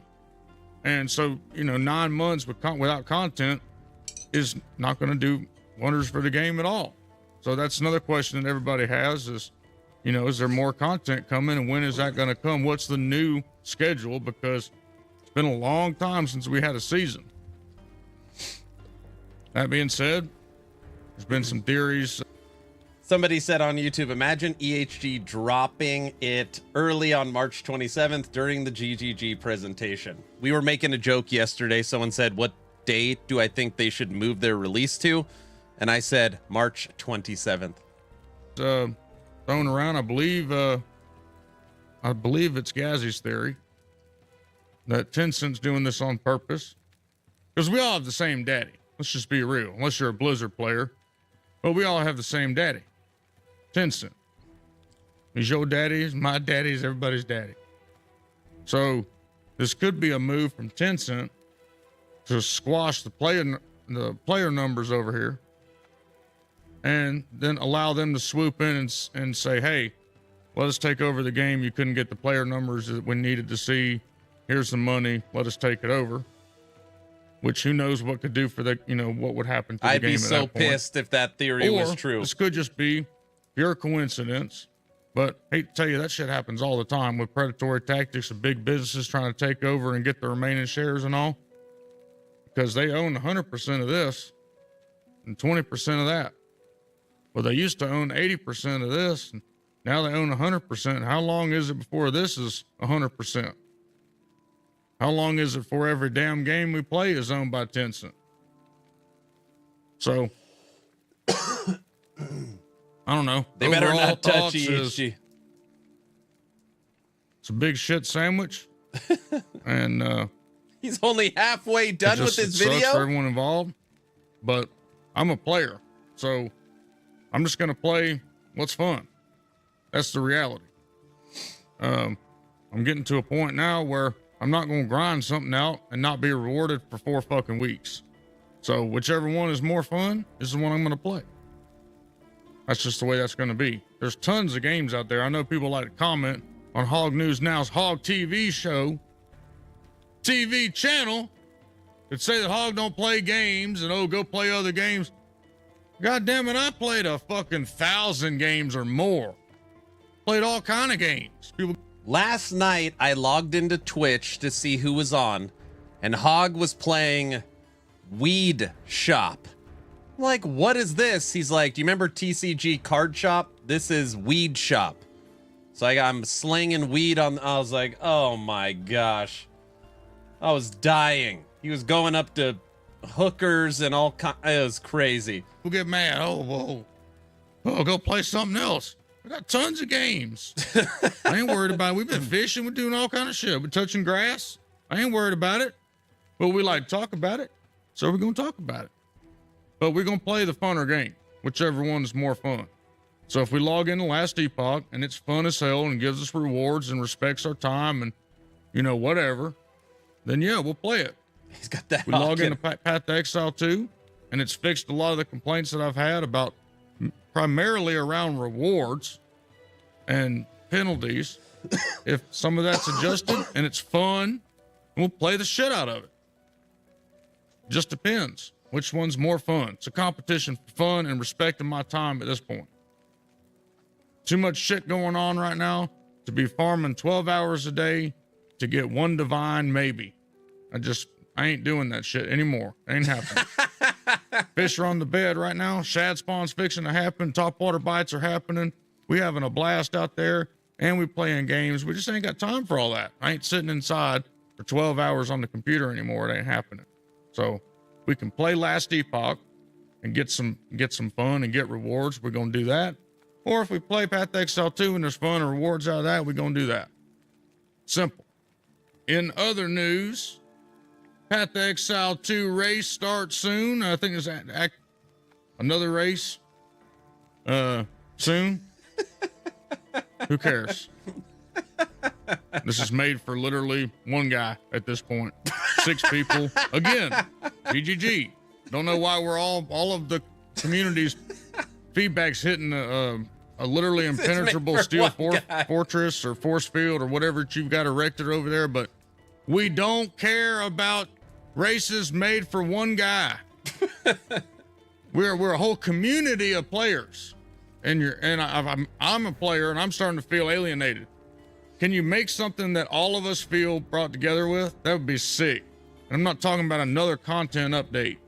I'm just talking about if you're going to do an event, if you're going to do a race, you take races in PoE 1 and you bring them back in PoE 2, make it so everyone can participate and feel like they're doing something instead of us sitting here going,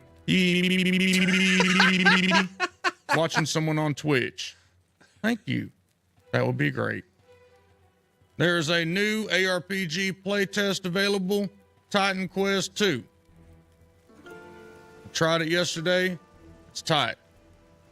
Definitely, highly recommend checking it out.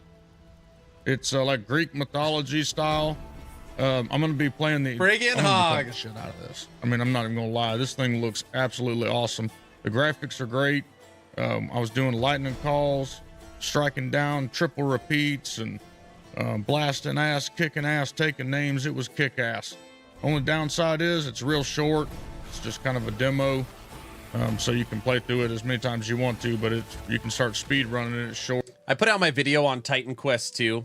I was very high on this game. Then this game is pure trash. So the very high and the pure trash has now made it to like, all right, this could be something. But I'm not this is insane yet. I'm all right. We'll wait and see. But the demo was pretty damn good.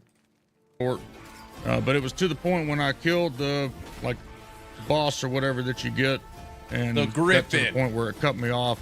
I was like fiending for some more. So this is going to be sick. I guess it comes out maybe the end of this year.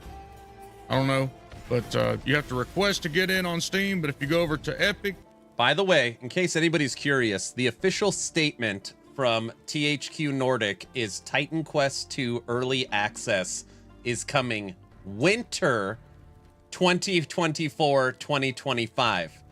Now, if you don't know what winter 2025 is, because that is such a weird way to put it, spring officially starts March 20th. So they have 4 days to release it before they are liars. You can instantly get in over at Epic. So if you want to give Titan Quest 2 a try, highly recommend doing that because it's freaking kick-ass. So leading into the next showcase of Dragonkin, The Banished. It's a new ARPG from some French devs. They have made an ARPG before. This is not a sponsored segment or anything, but y'all really like this game, and I wanted to showcase it for a second. But highly recommend to go check it out. It's $19.99, and there's some people that have not been giving it a fair shot because it does something different. Well, if we don't give something a chance and you don't play the game and see what it's about, it's in early access, and give some feedback, then we're never going to have different, unique takes on ARPGs. It's always going to be the same cookie cutter thing every time. Hallelujah! So this has a really cool Endgame. It has a really cool hex bracket, kind of like Undecember. Never played Undecember. That's just what people say. but highly recommend you check it out. It's got town customization like Settlers League, but you don't have to go farm mats. It's got every quality of life you could think about. It's got training dummy, DPS meters, battle logs, WASD, seamless controller support. People seem to only want PoE 1 or 2, correct? Just everything you could think of, minus a loot filter. That's the only thing it doesn't really have. Skip in-game, jump into storyline whenever you want to. But again, go check it out yourself. If you're a seasoned ARPG veteran, if you've been playing since like D2 days like I have, you will know what I'm talking about. This has all the quality of life that you need. So Dragonkin's one of my new favorite can't stress offline enough titles. that if somebody or a developer comes out and gives us something different, there's a lot of us, including me, been crying for something different, a different take. This is it. It's still fun, still got all your ARPG stuff, but the way that you build your character and the itemization and stuff is just a little different take. So, make sure to give it a try.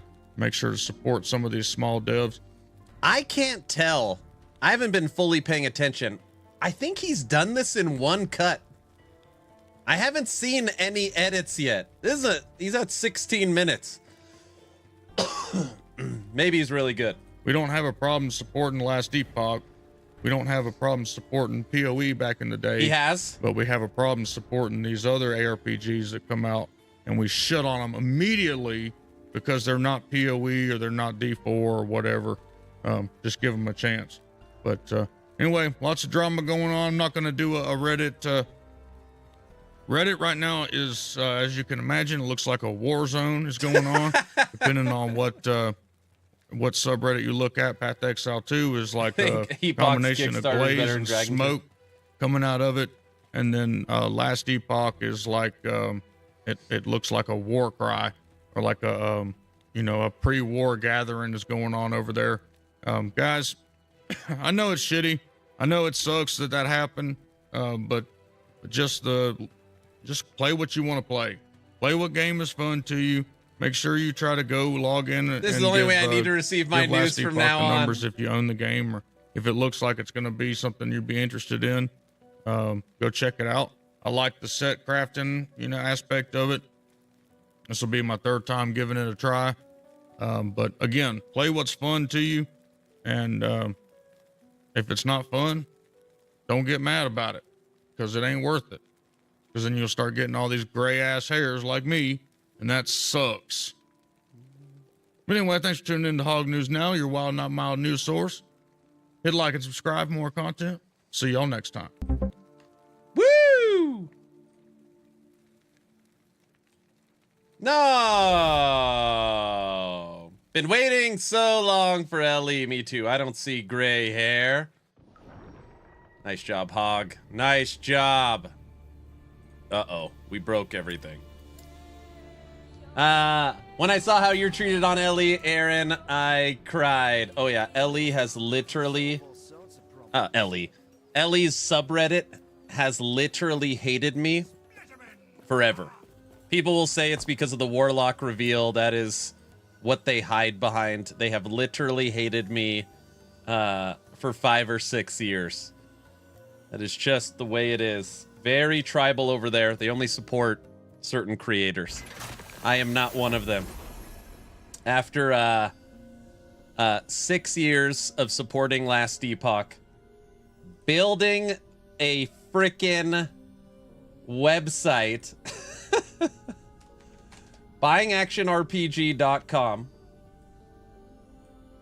building Last Epoch, 700 videos, 5 years of support, literally traveling with the studio to Germany, being the only creator in the trenches during the dog days, still playing, like not just showing up when something's excited. They literally cannot stand me. They literally cannot. They hate me so much. They think I'm fake, so they just think that like I'm a paid Last Epoch shill. I'm not genuine. I don't make my own content. I steal everyone's content. All my subs are purchased and bought. It's a bugged channel. They literally hate me. I mean, literally with a passion. Like, I mean, with With a passion. Yeah. We are all bots. Yeah.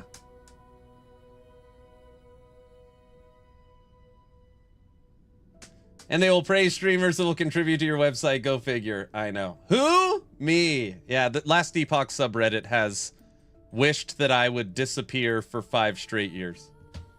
It's because of your name.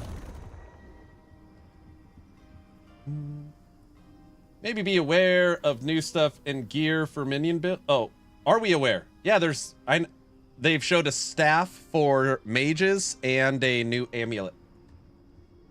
We love you, Mr. Aaron. Thanks, Luz. Glad you are disappointing them then. Well, I mean, not to, like, I don't talk about any other creators. Like, I want as many creators playing Last Epoch as possible, even the ones that don't like me. Like, it doesn't... Like, I want as much support as possible for the game. You know, I go on Talkative Tries podcast, I raid all these people, I talk to Gazzy, I try to get as much support as possible for the game, and just try and be a support. And, yeah, I don't know. They really don't like me. They really don't like me. Reddit is a toxic dumpster fire. They think I'm fake. So I mean, if you really want to like get down to the nitty gritty, he's terrible at Last Epoch. He steals people's content. He's a paid shill, and all of his numbers are fake. Like, he doesn't actually have a real community. Like, that's basically the take on Reddit. Even though I stream and make content every day for 6 years almost, that's just kind of what people say.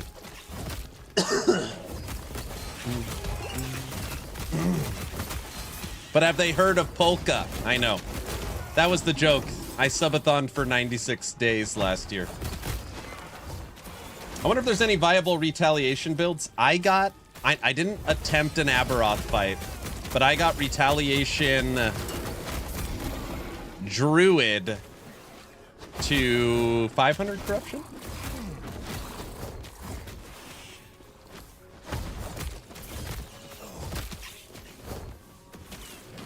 Could you imagine being rich enough to buy enough subs for 6 years? It's all very silly. Normally when you see the people commenting, they're just going off what others have heard. They don't actually know me or who I am. I have a wife. I have 4 kids. I'm rooted in my faith. I show up to work every day with as much as a positive attitude as I can.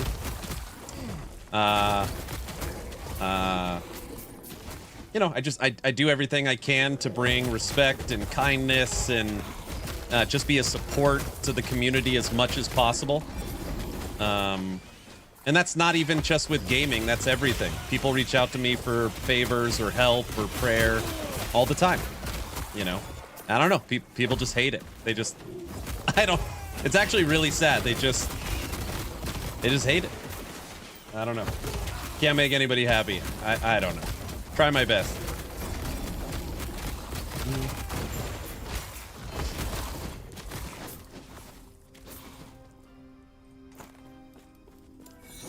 Sabertooth's a beast, man. Prayer, that's for fools. Hey, log out.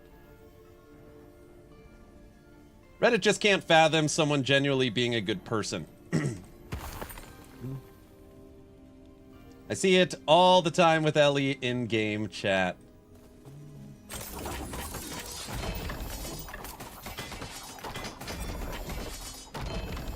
Hey, Stonk, thank you. You are true blue, Aaron.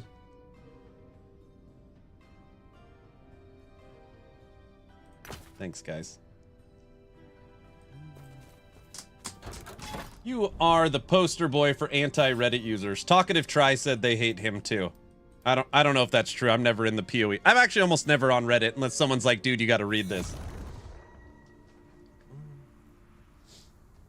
I can't wait to make a Sabertooth unique next patch. That's what I like to hear. Miserable people hate God. Fearing people because we know peace in life. They do not. Interesting. And then you'll just hear about the Warlock reveal. Oh, gosh. The Warlock reveal. I don't know why we're talking about Reddit. Are you excited for the Sabertooth changes? I am. Aaron's really a wholesome dude. He doesn't swear at all in real life. Doesn't drink much. He is actually this big of a dork. And I can see how people can't believe it's really how he is. That's my wife in chat, by the way. I really don't swear. Ever.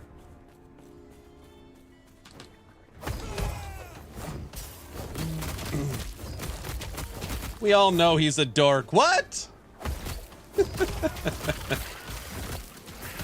How goes the rampaging cat? Okay. On the topic of Sabertooth. I've really never played Sabertooth in 4,000 hours. Today I was like, sure, let's try Sabertooth. We killed Aberroth with Sabertooth. Second try.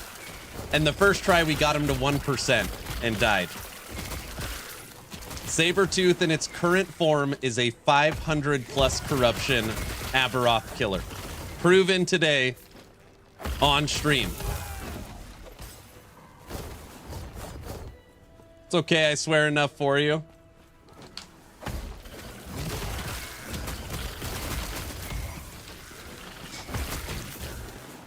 By the way, just in case anybody is curious, let me just say this, and we can move on from the Reddit conversation. I was working with Icy Veins. I was assigned writer with Icy Veins. I owned Barbarian for Diablo 4, Werewolf for Diablo 4 Druid, and had about 30 plus guides for Last Epoch. Okay? EHG gave Icy Veins the Warlock reveal. Okay? So Icy Veins was going to be able to reveal Warlock to the world. Icy Veins gave me the reveal for my YouTube channel. So I worked for Icy Veins. EHG gave Icy Veins the Warlock reveal. Icy Veins gave it to me. All right? Following me so far? We then had, believe it or not, multiple meetings with EHG and Icy Veins about the way that the Warlock reveal would be handled. At the time, EHG did something called Hype Week. And what Hype Week was, is that one day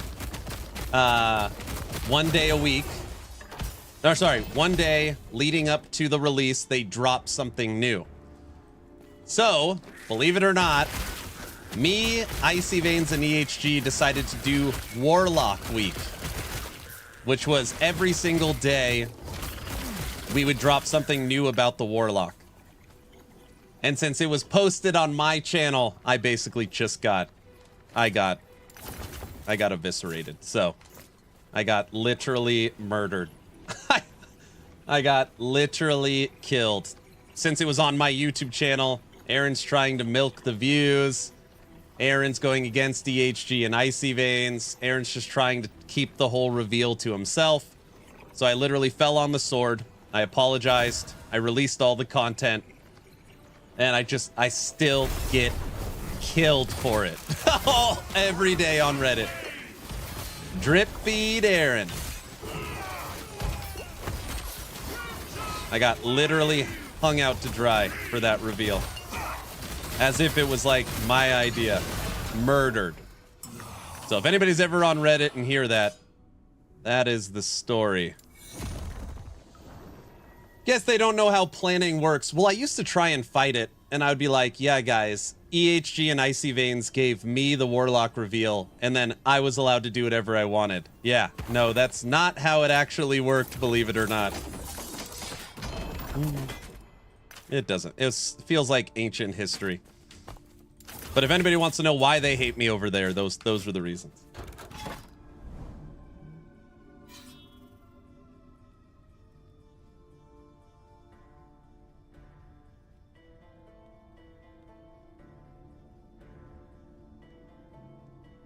It had nothing to do with Maxroll getting delayed to their drop for all the Warlock content immediately and steal the views. I mean, there's a lot of conspiracy theories in the background around what fueled it.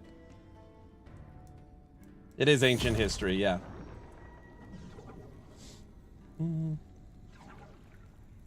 I just like you. Stop playing polka. It's torture. I can't. I know. I can't. I've even got the lederhosen. Hear that, guys? Somebody wants the polka to stop. All right, maybe we should take that feedback.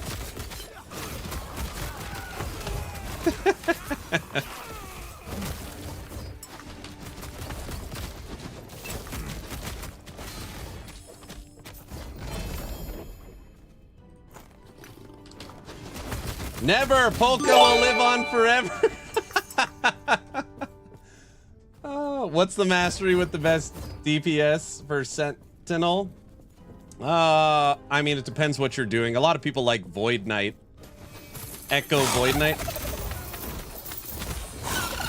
Farva, thanks for the gifted sub. No, no, Polka forever. See what I'm up against here? How can I stop the Polka?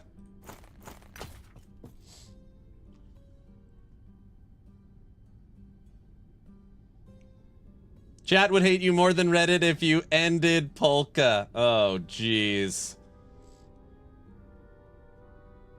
There was a recent post calling out EHG for giving interviews for people that don't care about Ellie and are not loyal to the game.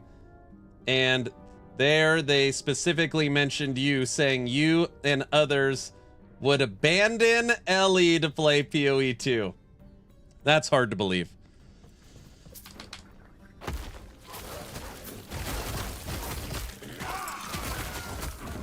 I'm pretty loyal to LE. That's a hard, I mean.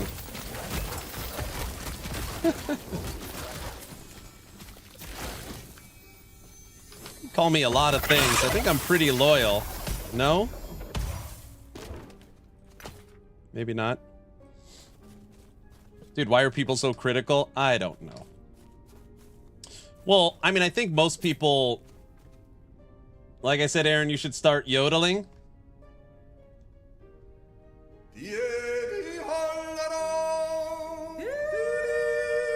Sorry. I think most people understand. Oh my gosh.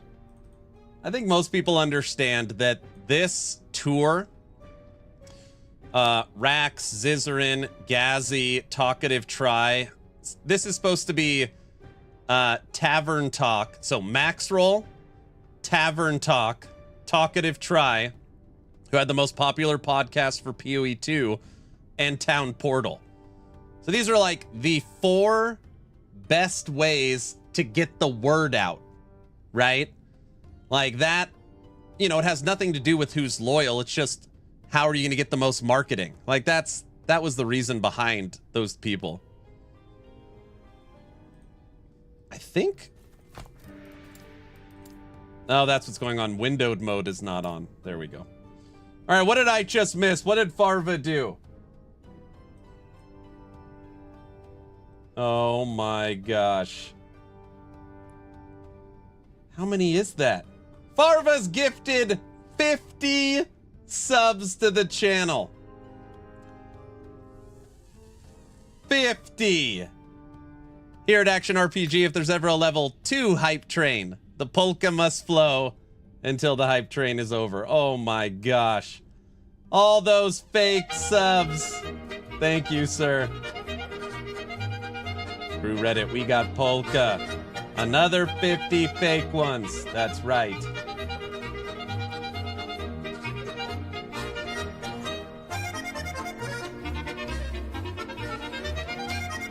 Hold on, we can talk about Talkative in a little bit.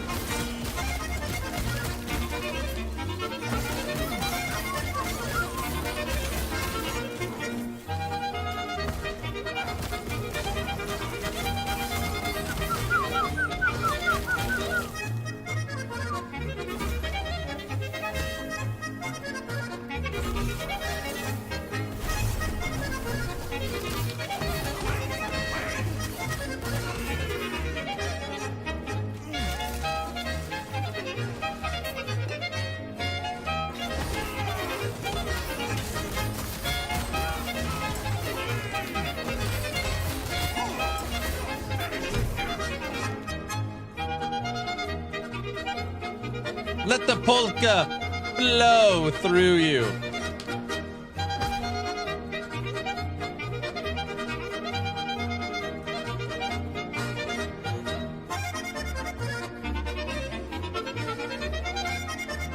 As long as you are following the channel on Twitch or subbed on YouTube, type in !! giveaway.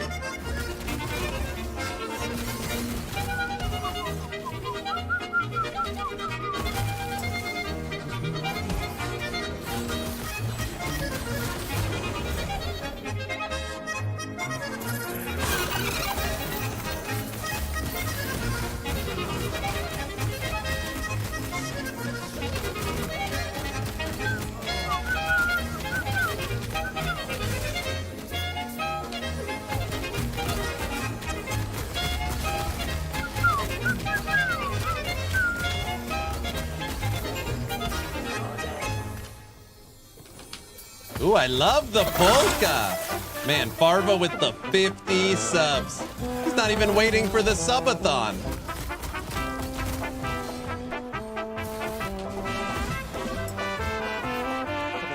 Yeah, I could show you the gear.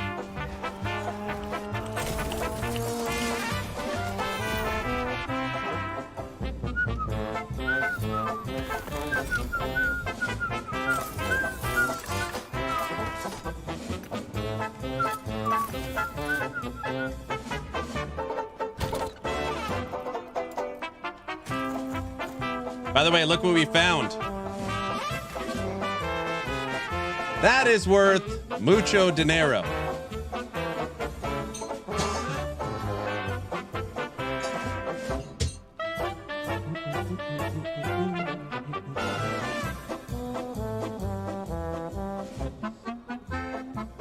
We sub hard and early. Oh, jeez.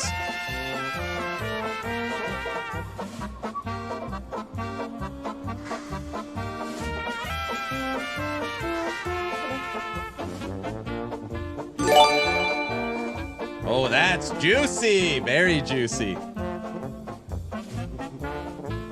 Ugly Butter, thanks for the sub. Farva, thanks for the 1,000 bits.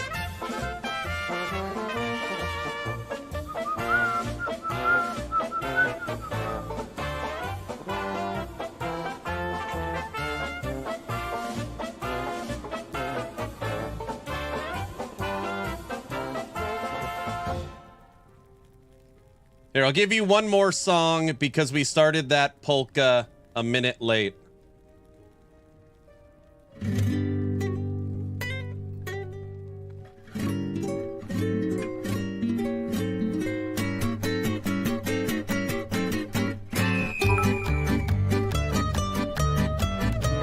What's up, Grimmy?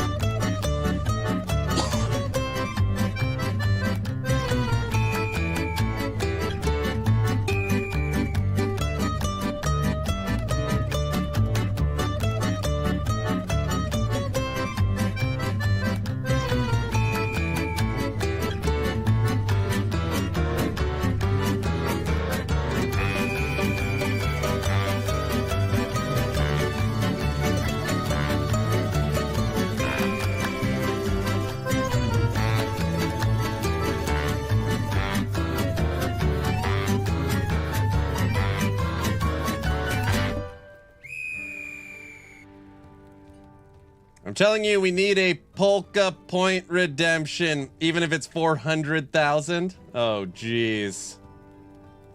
I'm playing your Storm Totem build. Oh, very cool. My favorite one. Thank you all for the donations. This is my worst item. This helmet, we don't even need endurance. This is the worst item we have.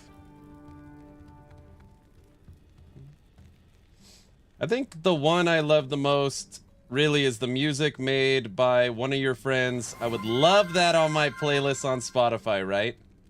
We need the polka story. No. Come on, Brow. Brow, is it every day now we have to do this? We still haven't sorted our new stuff. Oh, gosh.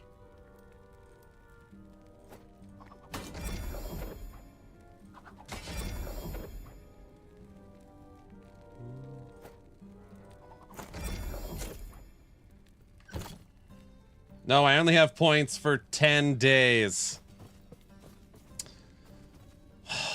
Void.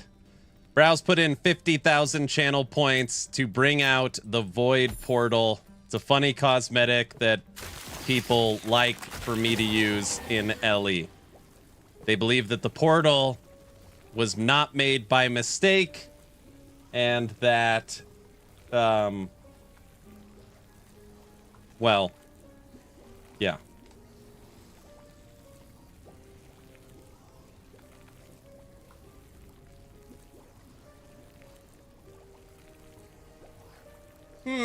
Wolfwing, don't start. Don't. Just. It's not funny, guys. It's not funny. Guys are monsters. Okay. Before the polka started, I wanted to make a point, okay? Last Epoch, Tour of the Erased had a very specific goal. Reach as many people as humanly possible. That they weren't, hey, who are the top 5 creators that have been most loyal over the last 6 years, and they're the ones we're going to do the interviews with. No. This is marketing. Whether you agree or not, they wanted to reach as many eyes as humanly possible. They selected Max Roll as 1. They selected Tavern Talk as 2. They selected Town Portal Podcast with me and Frosty.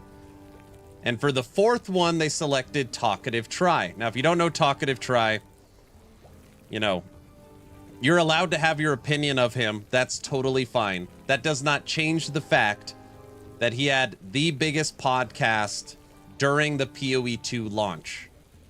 The podcast was so big that Asmongold reached out to him. Okay? And he had Asmongold on. Now, again, I'm not talking everybody's opinion of these people. I'm just simply saying EHG set up their marketing to reach as many eyes as possible, and this is who they went with.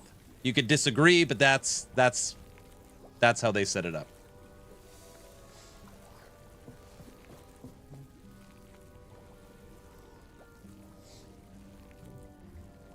And you still got one. Yeah, they gave me one. They gave me one. Well, you know, I've got the streamer mode. So. Well, if he could get the links, more power to him, right?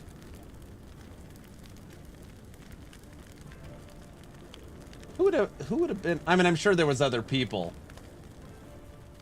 I mean, I guess I did get one. I don't know.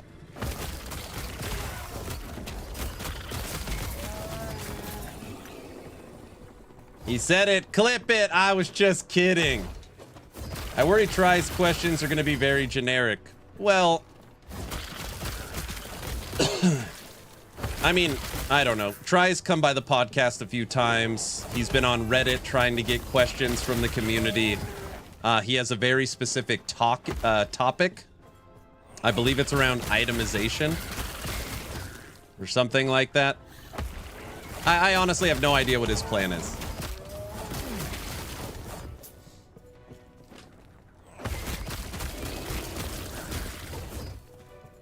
I mean, I was surprised that there's a couple times on the current tour where you could tell that some people don't have a lot of knowledge in some areas. But that's okay. The Max Roll podcast and Gazzy's podcast both pulled in thousands of viewers. So, I mean, I want the success of Last Epoch, so that's what's important to me. Not surprising, LE is going to have a bigger turnout than I think GGG is expecting. Most channel comments show that LE is winning the popular vote. I think right now they are definitely, people love rooting for the little guy. I think where you'll see the tide turn is after March 27th. EHG is master marketers, and their 27th showcase with the cinematics for the Huntress and what they're bringing, it's gonna turn the tide. Like, I hate to say it, I don't like saying it, but I try to be as honest as possible. Once they put out their marketing, people are gonna switch teams.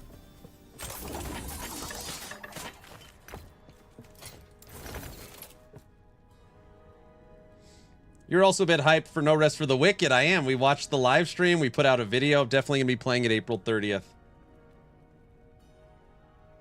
And Gazzy went around asking loads of LE content creators. Yeah, I talked to him for 90 minutes. Endgame flaws in PoE 2 remain. What EHG is really good at, okay? And again, PoE and PoE 2 professionals, I think, would agree, is let's just say there's 8 things that Grinding Gear Games is going to be bringing to 020. Like 8 big things. They'll take those 8 things, turn them into 36 smaller things, present them over a 2-hour live stream with amazing 4K video and cinematics, and they just build this huge hype. Even if it is a nothing burger, which I'm not saying it is, but they are going to frickin' I would venture to guess that their March 27th live stream is going to be insane. Like, very good. Yeah, GGG. So Sabertooth does suck. Wait, who told you that? Sabertooth today, in its current form, we killed Aberroth with only Sabertooth. Currently playing at 500 corruption. Sabertooth in its current form is an Aberroth killer. I can't believe it. We did it live on stream.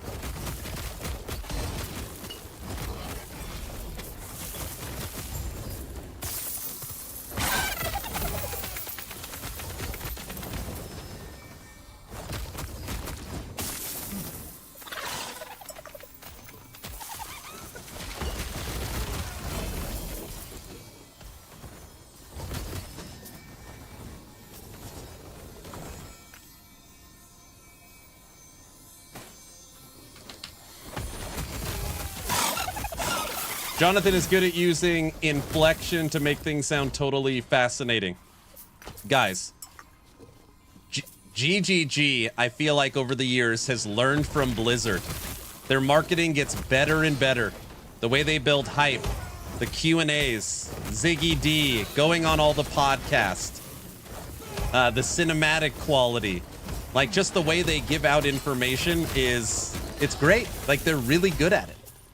And they are going to build a ton of hype in Reddit, on YouTube, from all the content creators. They'll have 1.5 million watching on Twitch, March 27th. Like, yes, there is definitely momentum for Last Epoch right now. And I hope it stays.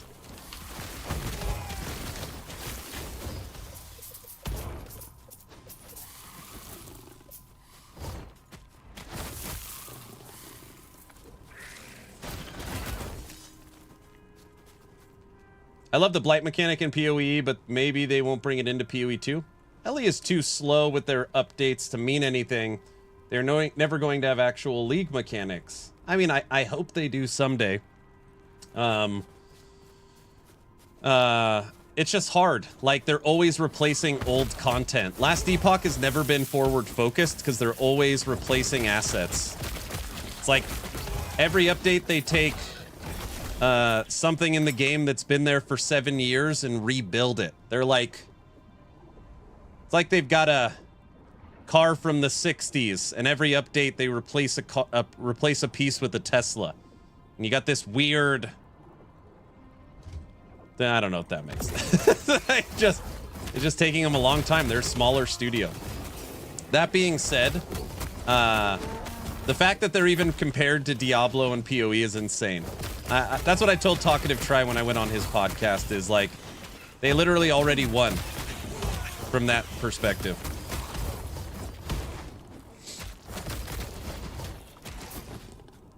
Creating a game, selling 2 million copies at $40, hitting 265,000 concurrent players, and being compared to the two biggest games in the genre that have ever existed is insanity. It's insanity. I don't care what your stance is. It's crazy. That is a lot of minion health. 439.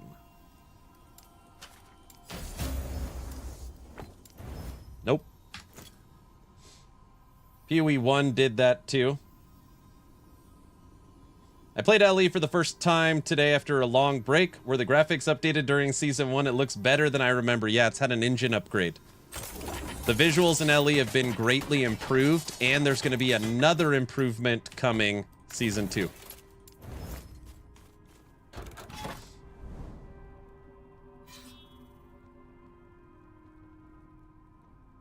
I hear a lot of people finding out about the release of LE due to them being close. Season 2 trailer's already up 2.6 million views. That's an interesting thought. The way Tencent knew they could pull people from Diablo and Path of Exile to help grow Last Epoch is to create controversy. There's no such thing as bad publicity. So you're still always going to have the 1 million, 1.5 million, 2 million people show up for PoE. But this drama will help build up Last Epoch. That is an interesting perspective. I don't know if I've heard that one yet.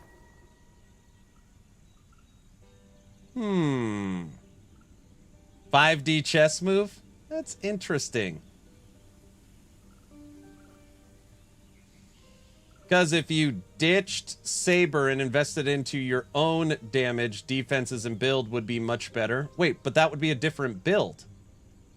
That's a weird take.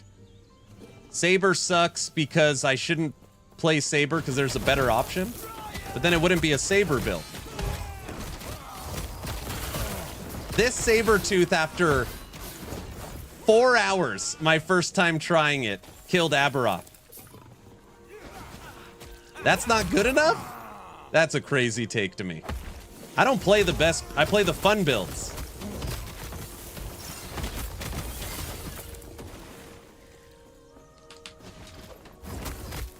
EHG should market a little more for graphics. People tend to care way more about that stupid stuff. I don't. The problem is if they lean into the graphics, you got to be super confident about performance and a lot of other things. I don't think they're ready for that yet. By the way, guys, today somebody found something. Hold on, let me exit. I got to show you guys this. Even I missed this. You guys are going to say I'm lying. I didn't know. Check this out. I don't even know if I ever read this one. Look at this. You guys aren't going to believe me. Anyways, somebody sent me this earlier. This is the Atera Monthly. This dropped 16 days ago.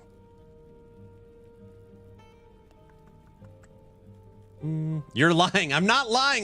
This is the first time I'm reading this. I'm actually not a good liar. Where the hell is it? All right. Sabertooth is getting 2 new nodes. It looks like they're going to be right here. So 1, 2. It's going to come off of Frostfang. Somewhere over here. Hold on. Added a node, Ancestral Hunter, which requires 2 points into Frostfang. When your Sabertooth's hits have a 4% chance per point to summon an Ancestral Sabertooth that attacks nearby enemies for a short duration, maximum of 1 point. Added a new node, Ancient Bond, which requires 1 point into Ancestral Hunter. Your Sabertooth's hits have additional 4% chance per point to summon an Ancestral Sabertooth. And they deal 20% multiplicative damage per point, maximum 3 points. So that is 4 points, which would equal a 16% chance. So with 4 points invested off of this, you're going to be able to make Ancestral Sabertooths. You could thank me for this one. Thanks, Magic. Yeah, Magic sent it to me.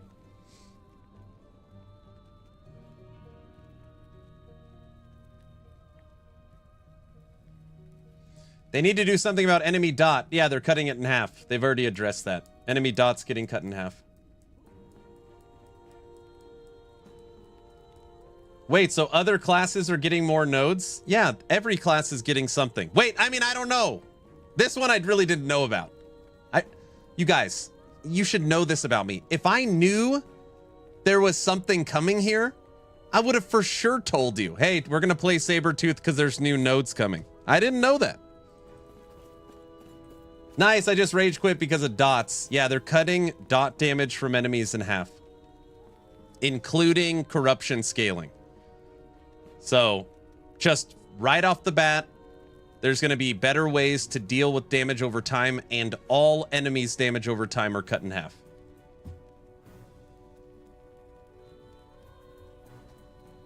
Is that what this teases? Got him. I didn't know. Are there full patch notes for Season 2 yet? No. Nothing yet.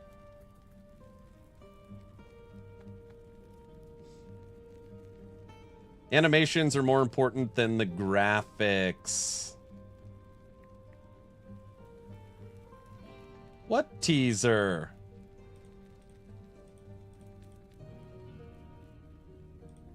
Oh, we were just talking about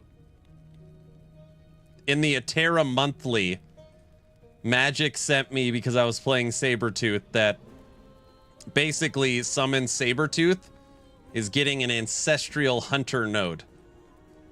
Which, by the way, I am going to be I just want to say this out loud. I'm going to be pissed off if this counts as a spell. It's going to make me very mad. Every once in a while, they do something silly like that.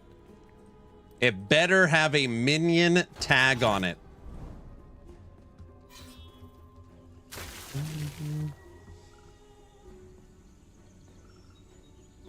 Aaron convinced this simpleton me to get LE, followed his boot camps. I have memory issues, just checked the cool website, but was no build for lightning, so I figured it was still not good. Wait, lightning what? We have lightning wolves, lightning bear.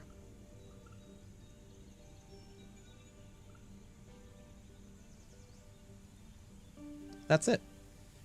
Oh no, we have lightning Frostclaw? Maybe we don't have lightning Frostclaw.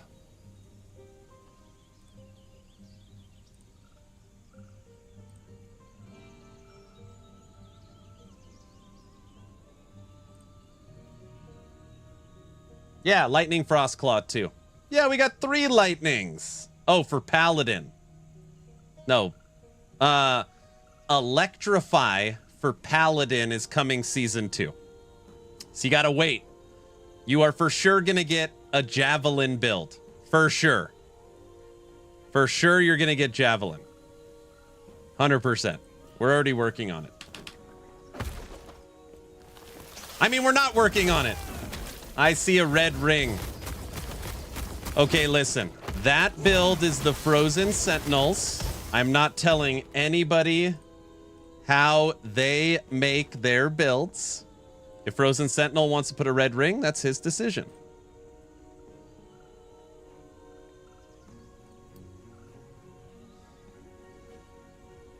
Holy Trail is fire and lightning. That's true. New Javelin looks sick. It does look sick. Not as sick as Ancestral Sabertooth. Okay, guys. Maybe day 1 we might have to log into Legacy just to see what Ancestral Sabertooth looks like. I'm very curious now. Follow me, please, for a second. I was talking about mages. I played LE even before Rune Master, etc. was out or even spoken of. Did they fix, or is it still live? Wait. I think maybe I'm reading multiple conversations. Aaron, follow me, please, for a second. Okay. Oh. I was talking about mages. I played LE even before Rune Master was out there or even spoken of. Okay. Yeah, if you're talking about mages, then you want to look at on the website that if you just go up, you'll see the link. For mages, I only have one up to date right now. I guess that's not true. Like, Raiden still fully works. We were playing it the other day. Holy moly.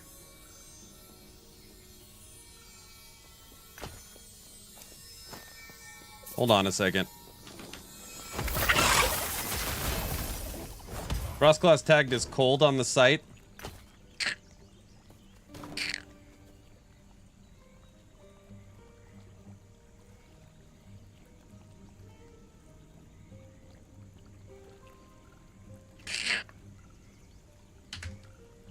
Damn it. Good find. Good find. It's not cold, it's for sure lightning. Blah, blah, blah, blah, blah, blah, blah.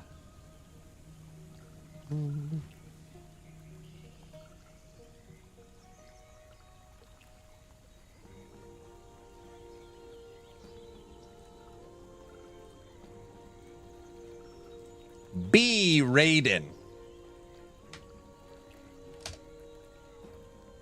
It will still have the cold tag. Yeah, it still has the cold tag, silly. That's why. Shh.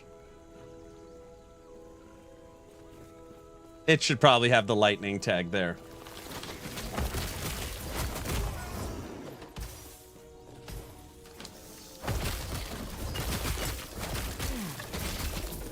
Yeah, that's why it's cold, because that's why it's there. It's not a mistake.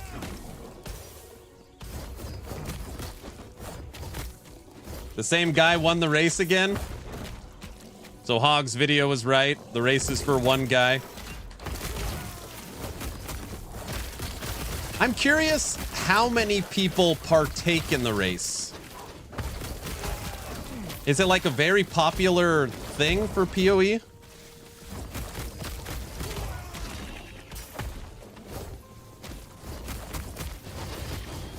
Hog called it. He did.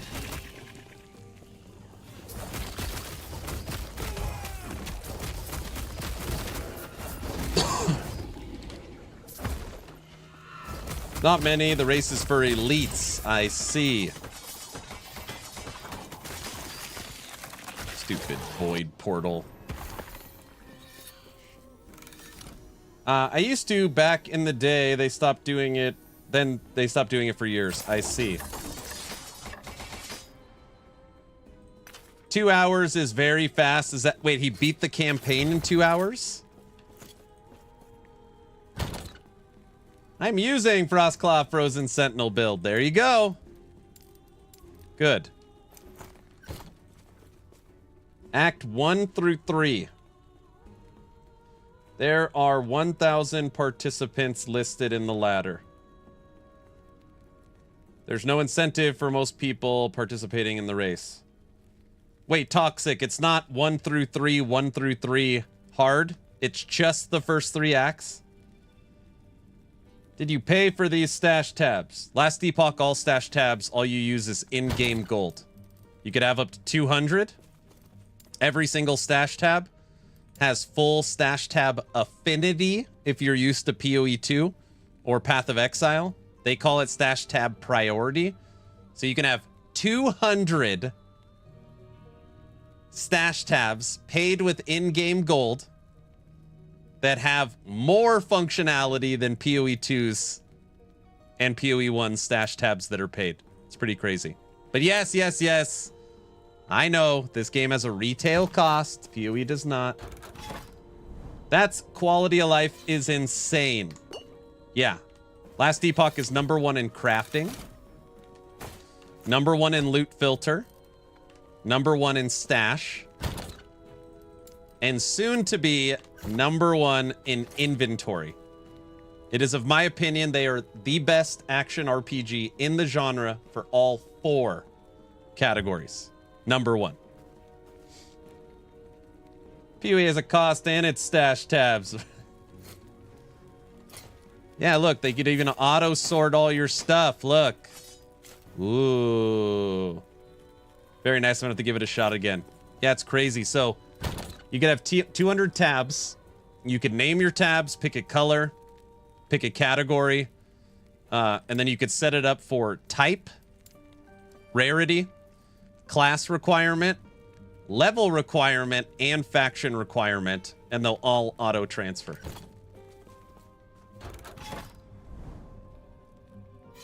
Let's not forget the best unique item design. Yeah, they're probably the best unique item design. That one, that one for me is a little harder to quantify because people are, that one's, the other four, loot filter, inventory, stash, and crafting, I can like really, you know, pull details to explain why it's the best. Where uniques are a little harder because people have, you know, maybe some people think Diablo 4's uniques are the best.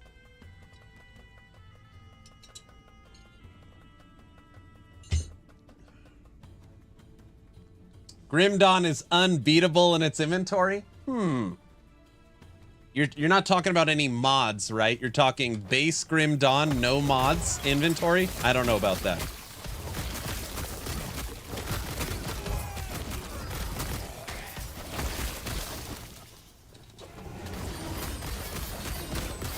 Name that one person. Frosty LaRue.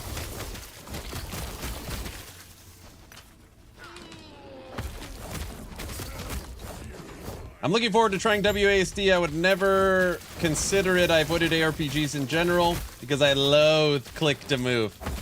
So there's a couple of things. One, if there is any controller players out there, a complete controller overhaul for Last Epoch as well. Every single skill, all 118 of them, have been rebuilt again for controller support. So if you're a controller player, you're probably about to be really happy. They're also added in its beta phase, WASD movement. And of course you have point and click.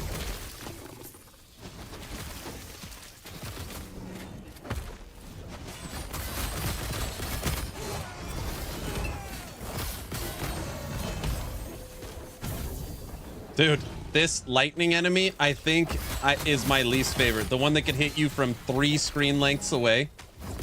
I think that's my least favorite enemy in the whole game. I heard controller. Yes, yes, controller.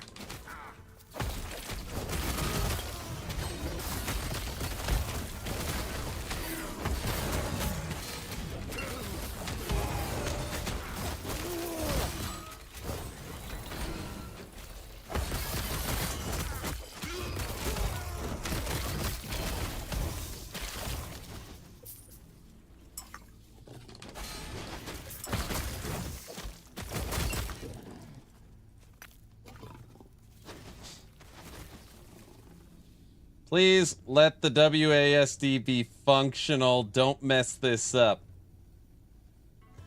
Okay. I've said this a couple times today. I just really want to hit this home. If EHG never, ever, ever thought about designing Last Epoch with WASD movement, it has been added to the game because it is the #1 most requested feature since the release of PoE 2. They didn't think they were going to be able to do it. They were able to do it in a beta form. That's why in the video they say WASD movement beta. I like to compare it to, if you've ever played the survival isometric action RPG V Rising. To me, it feels like V Rising. It does not feel like PoE 2. So if you're like, man, I love Path of Exile 2's WASD, that is not what you're about to get. So you got to go in with a realistic expectation.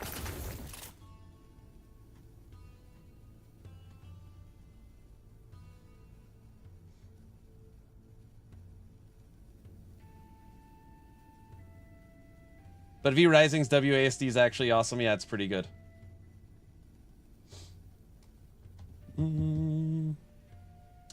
Why do you think the game is practically dead? Wait, what? This game? Wait, what are you talking about?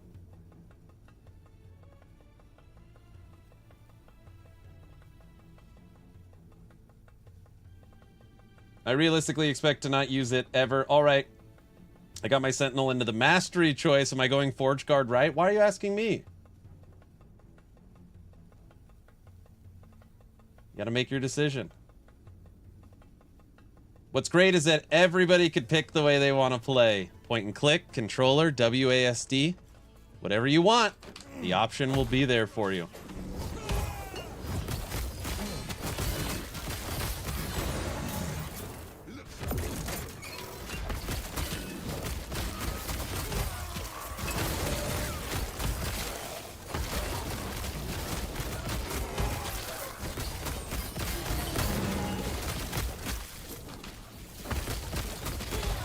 Get him, Sabertooth! Get him!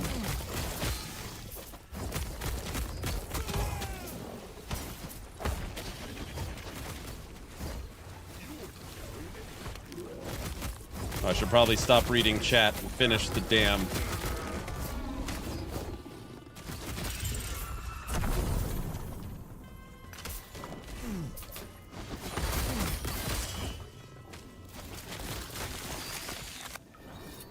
Yeah, 3,500 players is quite low, especially for an online ARPG that's supposed to have an endgame, active endgame and multiplayer experience. Do you think the upcoming update will bring players back? Gordo, let me ask you a question. Let me just ask you a quick question. Under the definition that you just gave, Torchlight 1, 2, 3, and Infinite, all 4 Torchlights are dead. Grim Dawn is dead. Titan Quest is dead. Undecember's dead. Hero Siege is dead. Wolson's dead. Chaos Bane's dead. Inquisitor's dead. PoE 1 is dead. PoE 2 is dead. So based upon your definition, I'll rephrase. What action RPG out of the, let's say, 20 that exist is alive and flourishing? Actually, I'll rephrase. With the exception of Path of Exile, what action RPG?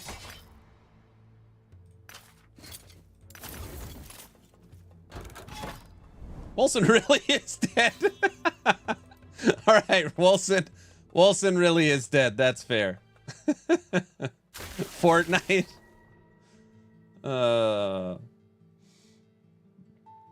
Gordo, I get this comment almost daily, and I don't think you do it on purpose. I don't take it as like disrespect.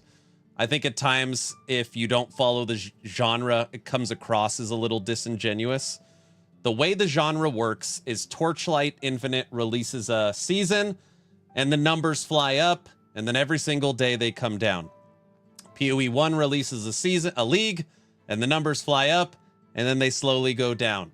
And Diablo 4, and PoE 2, and Last Epoch, and any live service game that is out there sees a huge spike, and then slowly comes down. Last Epoch currently has 3,500 people playing, and they have not released a new season for 9 months. They've sold 2 million copies and had 265,000 concurrent players. Now, to answer your question, do I think people will come back April 2nd? I do. I could tell that based upon the seasonal trailer having 2.6 million views on it. Talking to content creators that'll all be logging in April 2nd, seeing the comments on Reddit, on Discord, in my own community, there's going to be likely hundreds of thousands of players on April 2nd. Now, I don't have a crystal ball. Potentially that won't be what happens, but anybody that looks at concurrent players outside of a seasonal release is not, the data is irrelevant.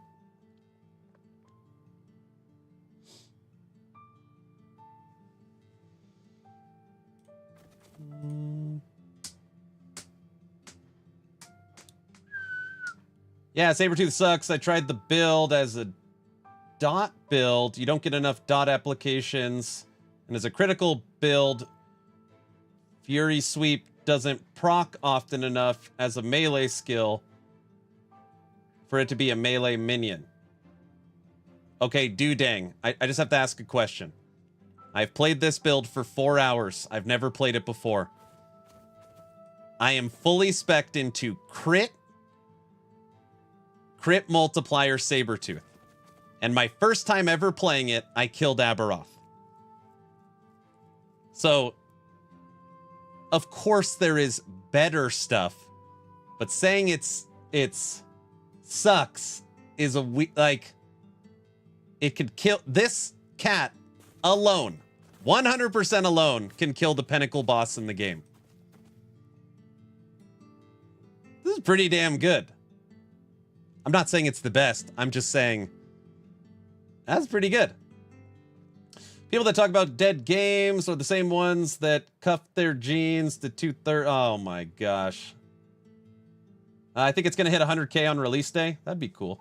I'm hoping, I said 150. I've pushed my estimate to 200 is what I want now. I'm hoping that Season 2 raises the concurrent players of LE a good bit. That'd be cool. 300,000 easy Season 2 start. That would be cool. You could cherry pick any one of the ARPGs at a certain time and be like, it's dead. Correct. I disagree. The off-peak should be vastly lower, but LE currently has very little players. But hopefully this update will fix it. Longevity. Yeah, they need constant updates is the problem. No. I say this because I think the game is better than the ones with more players, but PoE 2 or Diablo 4, in fact, it's surprising that such a small group of developers can make a game this good. That's why I was surprised by the drop in players over the last year. Yeah, there's just, in a live service model, you need new content. This update also addresses the biggest issue LE had since the start, the Endgame. So this will certainly raise the numbers for long term. Yeah, they've rebuilt the entire game for future updates as well. So, you know, the core of the game is going to be easier to update. The cat also tanked all of Abby's beams and slams. Yeah, it also didn't die one time.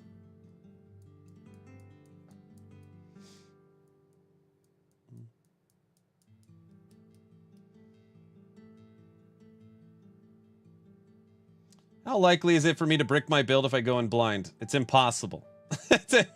Everything in the game you could respect with the exception of your class. I think LE can stick to 4-month season max. It would hold more players throughout the season. Dude, maybe I should play this.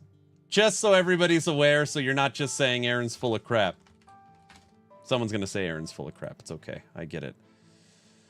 YouTube, action RPG. Look at this Joker. By the way, thank you all for the support. Yesterday, we passed 75,000 subs. Yesterday.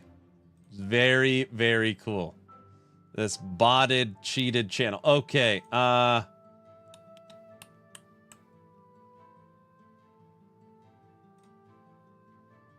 some mana after.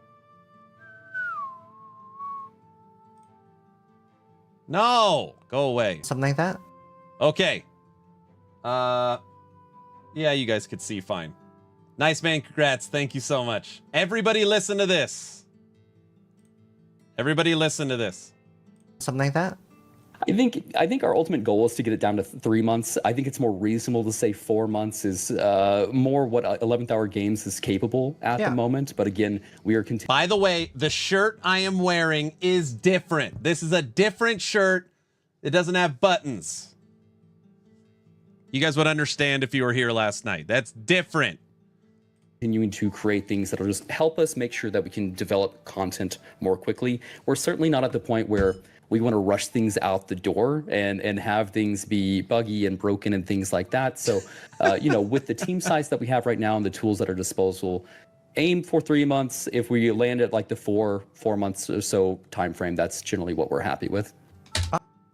Judd, this is the gentleman coming on Town Portal podcast with me and Frosty LaRue, March 28th, who created Last Epoch, just said 2 weeks ago, the aim and the goal is seasons every 3 months. He said, my wife's yelling.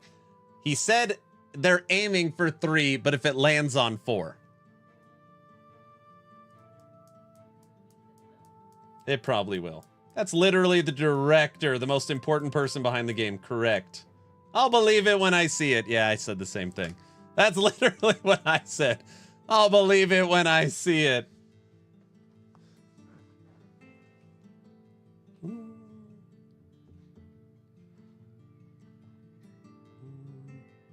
Rigged, it's the same shirt. It's not the same shirt.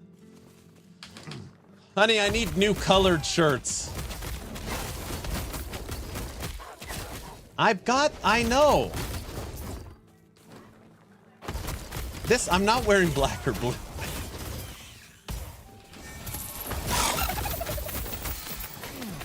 No, I'm wearing cream. This is cream.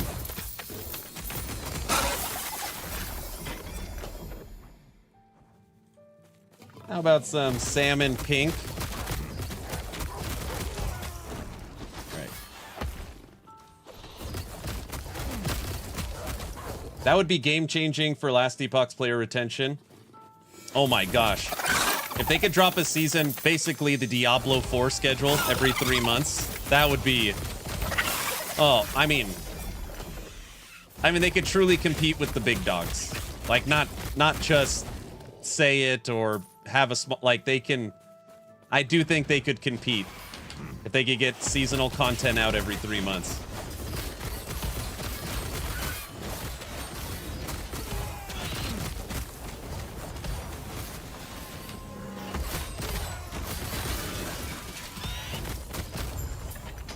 Dude, this kitty cat is a beast, man.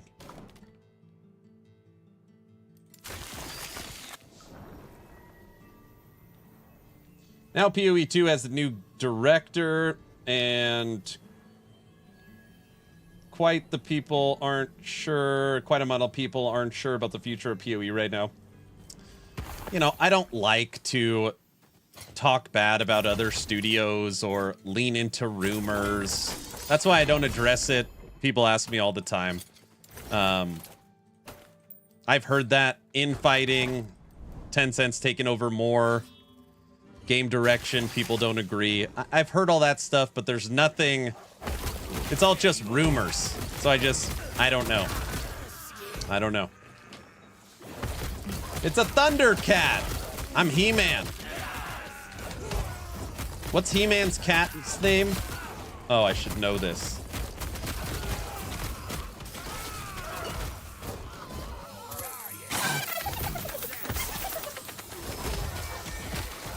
Snarf? Is that what it is?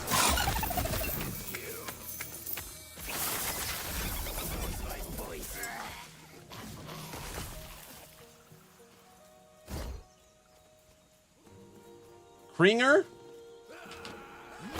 The Battle Cat.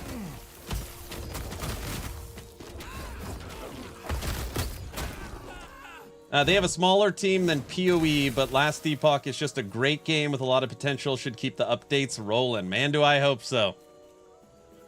Okay, so I do know something. Kind of. So Mike, you guys obviously know Mike, Friday live streams. He has been working on only Season 3 for months. He openly told us that. And then one day he leaked like 5 words on a piece of paper. And people think he's been building skill sigils. People think he's been building skill sigils. If that's true, skill sigils are coming Season 3.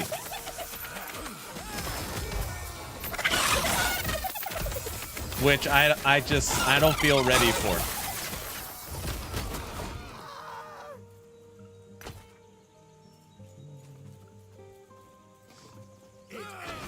Five words, there is no cow level, right?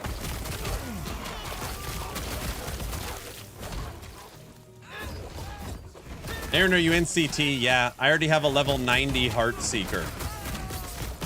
Is it fun? Yes. Yes, it is.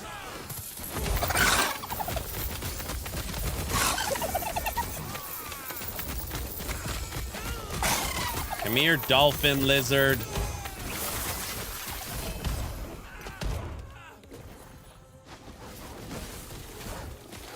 Seagulls. Skill sigils. Hold on.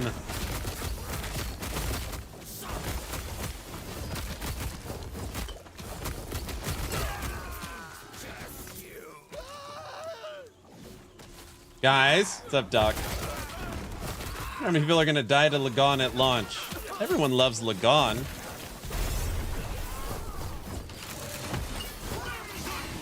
That is BS. It's always the damn spires. Get out of here. What an easy fight.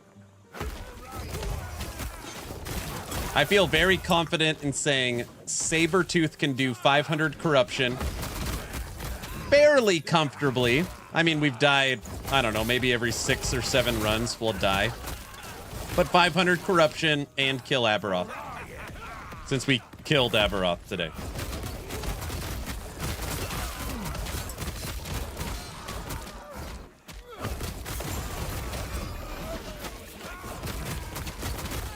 All right, you guys want to talk about the future? Move past the current season and on to the next season? Ooh, Forda Maelstrom. You are just too good. No, I'm not that good at all. I'm terrible. I'm terrible. Okay. We got to go in the Wayback Machine. Everybody, you ready for the Wayback Machine?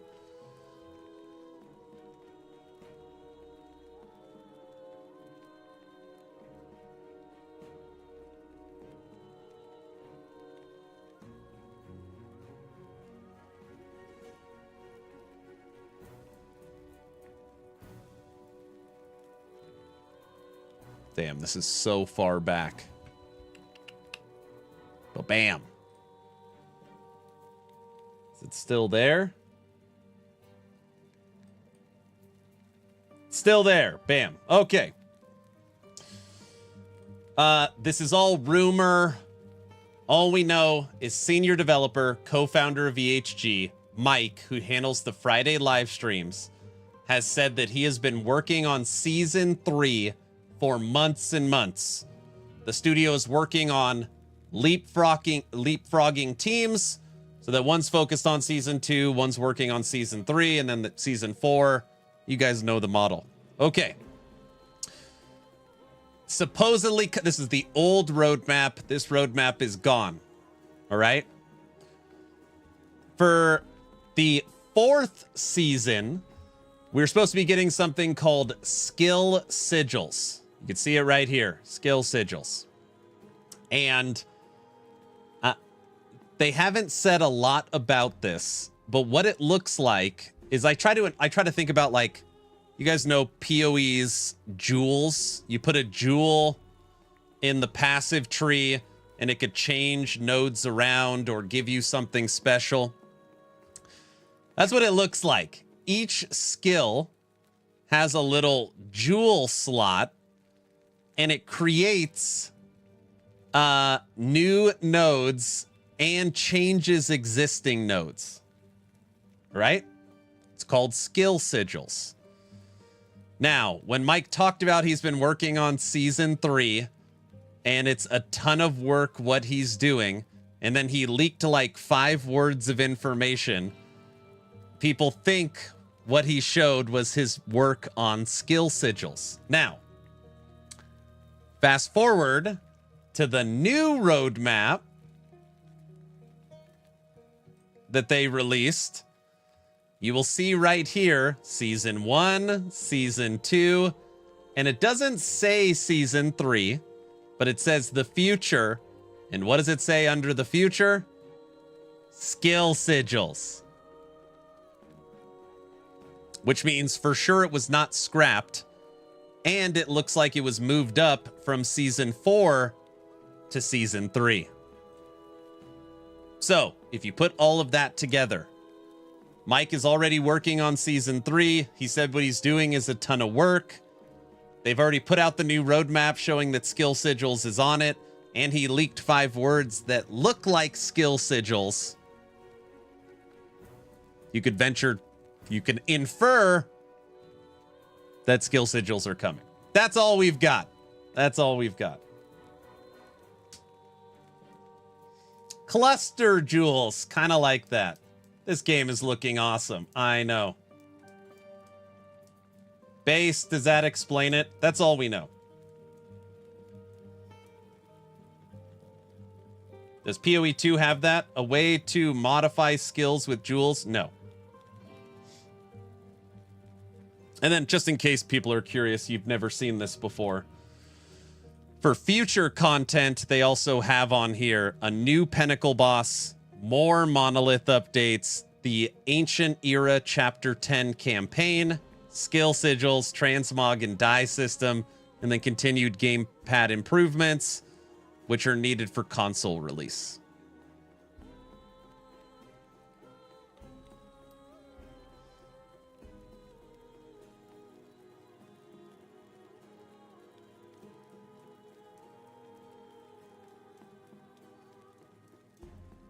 $15 days to wait. Is it 15 days? It's 17 days? Right? But anyways, that's what we think's coming for Season 3. Which would be sweet. That would be sweet. All right, what do we got? Man, I didn't plan on putting out any other build guides. Do I need to put out a damn build guide for Sabertooth?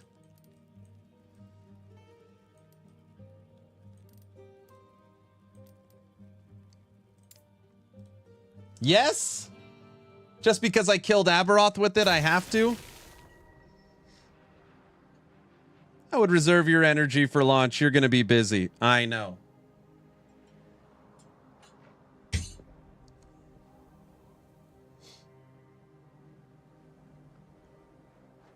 $16 days, 18 hours, and 14 minutes. Hey, give me the total hours. What's the total hours until the patch drops? Can you do that math for me? I mean, I guess I could do the math. But if you could just do it, that would be great.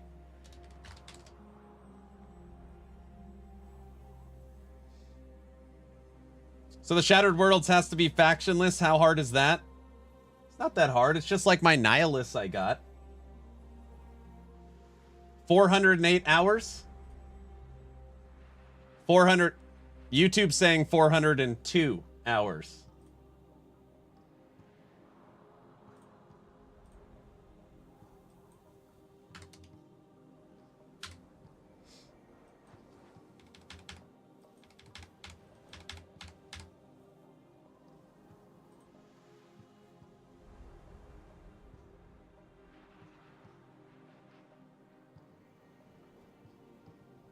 One person says 408, someone says 402. We'll go 405. I don't know. I'm too lazy to do the math.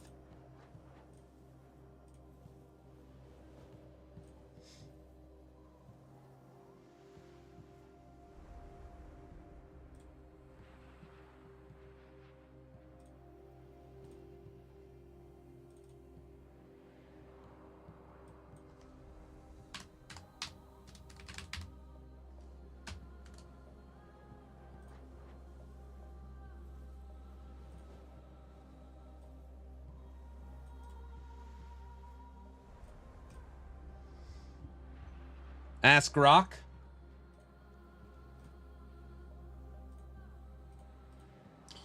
How many hours till last Epoch Season 2?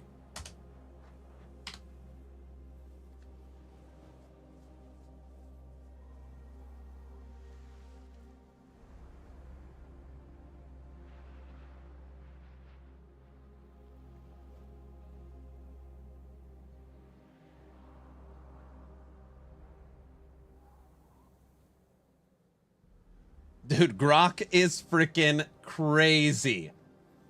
It is literally insanity how fast it pulled that up. It's saying, look at it. Days remaining, hours full to the day, remaining hours, total calculation. It's saying 368 until April 2nd.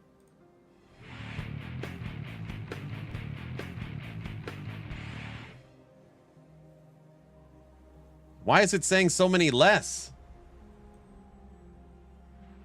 That's crazy. Gazzy, what's up, brother? How's it going, sir? Thanks for the raid. Let's give Gazzy a shout out. Bro, Gazzy, very nice job on your stream, sir. You did a good job. And what was so awesome is you didn't even have to, like, probe them to get information out of them. Shout out to Gazzy. You didn't have to probe them. They just went crazy on their own. We probably have another 30 minutes left on this stream. Carve was an MVP, I know. The only thing I wanted them to say out loud, the only thing I wanted that I feel like we didn't get is, EHG, are you moving the date or is April 2nd in stone? I think they would have said, yes, April 2nd's in stone. We are not moving the date. Just so we could, like, put it to rest, which obviously they're not moving the date because they would have said it by now. Don't move, stand your ground, for sure.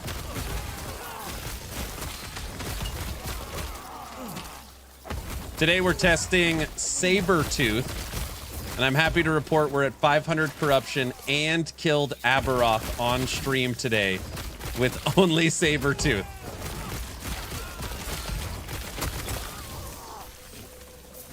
PoE player here. I want to give this game a shot. Is Season 2 a DLC or free expansion if you buy the game? I'm thinking of buying the deluxe package. Ooh. GGG botches it. I stand with LE. Okay, first off, welcome Raiders. My name's Aaron.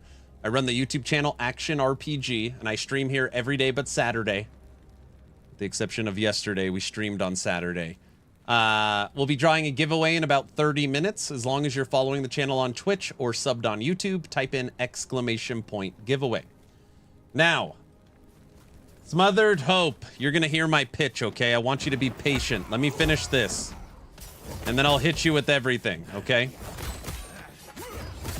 I need my cat to kill all this stuff first.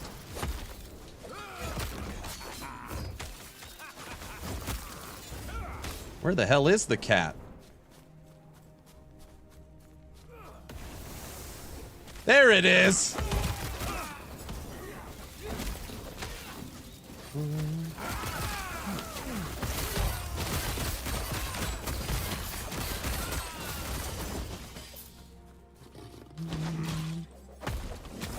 Did you just say a bad word? What? I didn't say a bad word. What did I say?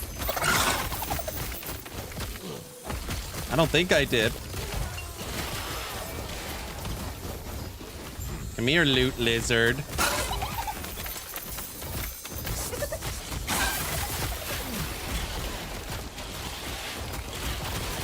He said D4. I said D4? I did not say D4. And D4 is not a bad word. Oh, now you guys are really going to be mad at me. Jeez Louise! That was Gazzy's fault. There's no other way to explain it. You just did. Come on. Oh, brother. That was Gazzy's fault. He sent me he called me. Okay, he didn't call me. That was a joke. Oh. All right. Let's chat.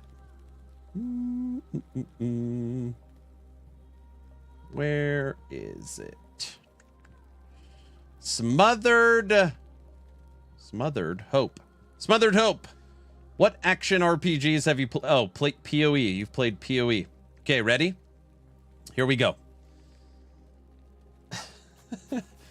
It is of my opinion, who have played 4,000 hours in Last Epoch, made 700 videos, really like this game, okay? It is of my opinion that Last Epoch has the best crafting in the entire genre with its forge.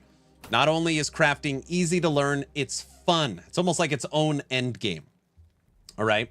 So it's #1 in the genre for crafting.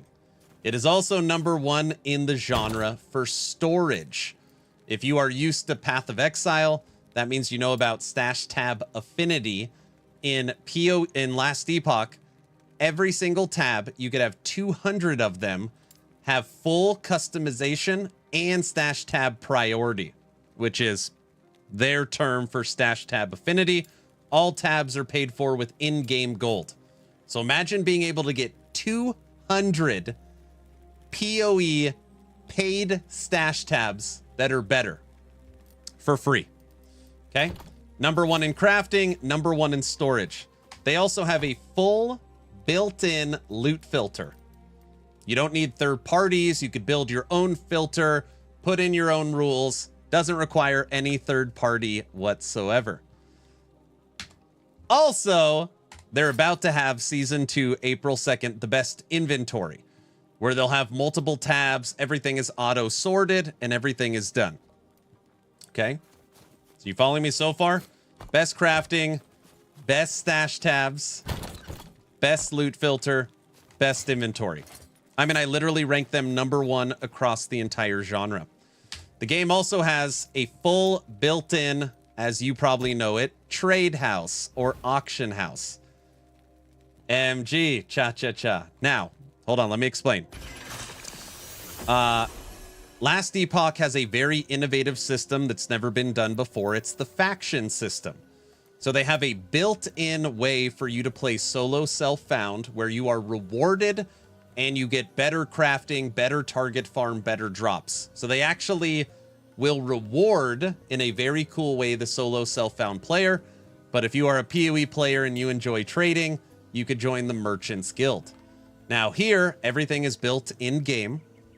So you don't have to use a third-party site for trading. And the game doesn't allow item flipping, which means anything you purchase can't be resold. This eliminates bots. This eliminates market manipulation. And the currency you use is gold. So you don't have to use crafting items. So you use your crafting items for your items. You use your gold for your purchases. Okay? PoE 2's crafting is pointless. So awesome trading, awesome solo self-found, best inventory, best stash tab, best crafting, and best loot filter. Nothing so far I have described requires a third-party system. Okay? The game also has 118 individual skills. Each skill has its own skill tree. So where you are used to getting a skill and then putting supports around it, in Last Epoch, every skill can be made multiple ways through its skill system. So you can pick between which skills you want, find synergies, and there's so much character customization. Endgame. Basically, the current version of Last Epoch's Endgame is Path of Exile 2's Endgame. Just not as pretty.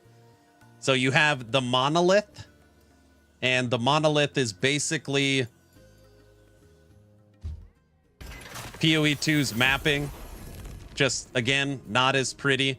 You have an endless web of different echoes that you go onto that lead to different things and activities. Now, this is getting a complete overhaul on April 2nd. So know that the new Monolith of Fate, which is what the big thing coming up is going to be completely overhauled.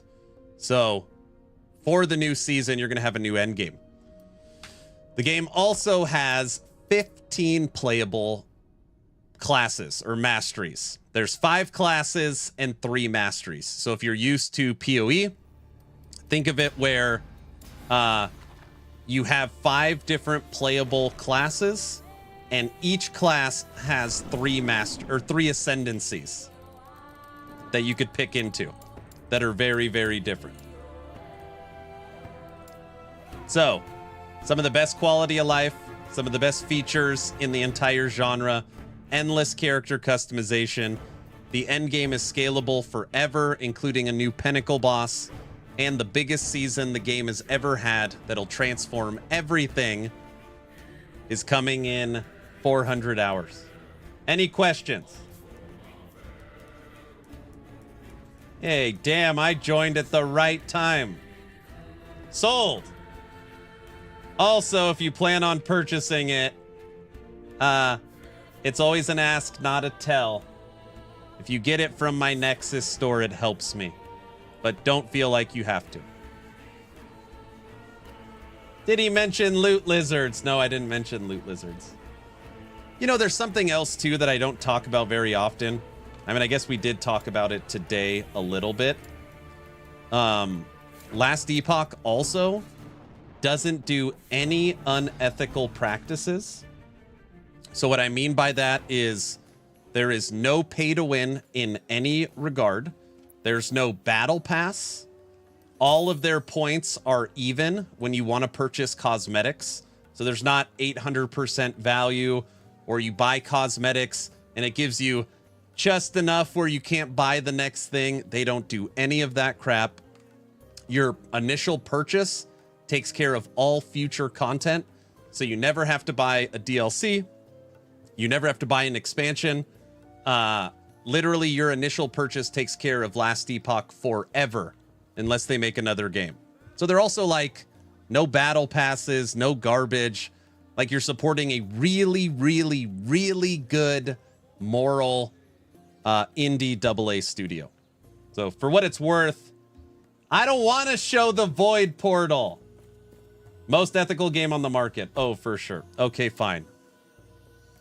There's also very funny. There's something very funny. I don't find it funny. They have a cosmetic in game that if you spend 50,000 channel points, I will use it. It's the Void Portal. I don't know why people think it's funny. They think it resembles something. They're just a community of 6-year-olds. No, 16-year-olds. Don't laugh at that. It's not funny. That's not funny. 16-year-olds at a minimum. Oh my gosh.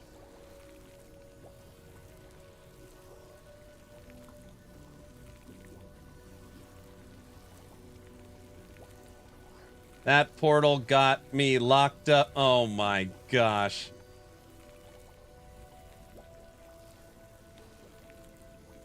You guys, it's just a cosmetic void portal.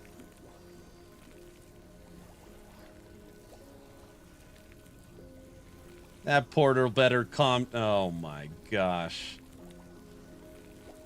I can't even read chat right now. You guys are ridiculous. If you say so, Aaron. Hands above the desk. My bad. It's a void portal. Oh.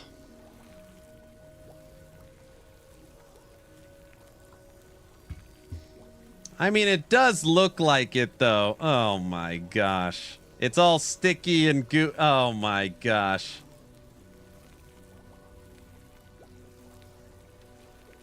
What is wrong?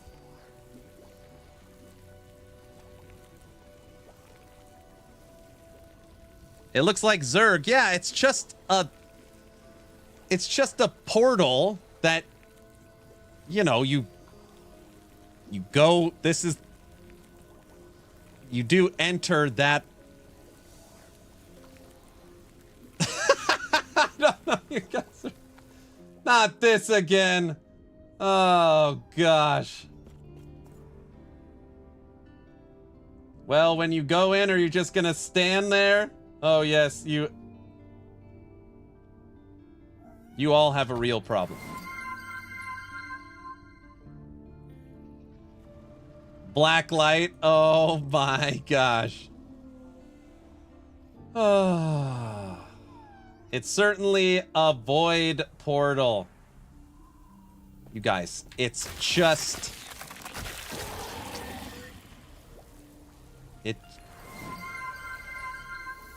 I don't know what to say. It is an interesting design choice, but yeah, when does it release? So the game's out now. It had Season 0 1.0 February 21st. Then it had Season 1 Update 1.1 July 9th. Then it had the mid-season reset September 19th. And now April 2nd, highly anticipated Season 2. And again, it's always an ask, not a tell. If you plan on getting any supporter packs or buy the game, if you get it through my Nexus store, it supports me.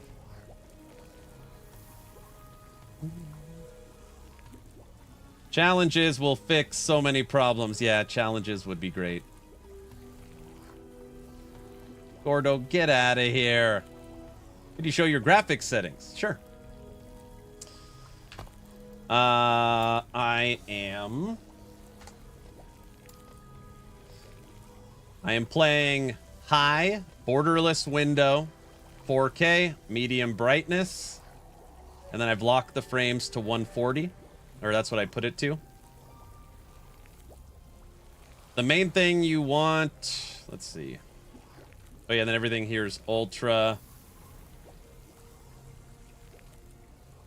Shadow quality is ultra. I turned off streamer mode too. I'm not using streamer mode anymore. Dang, 4K monitor. Your site looks fine. Thank you so much. Guys, if you haven't seen it yet, we have launched actionrpg.com. Totally unmonetized website. It's in phase 1. It's in our alpha phase. It's got an event calendar, up-to-date news. Last Epoch is done. So if you click on Last Epoch, you could pick your class, then pick your mastery. Every game has a custom CMS attached to it. If you click on Golemancer, it'll show you the build, all 4K custom imagery, frequently asked questions, comments, video. Everything is here. Right now we have 37 Last Epoch guides. This is very early on. We're just asking for people to go to actionrpg and .com and push buttons. Mauve Badness, Mom? Oh my gosh. Wait, that's what it's called, isn't it?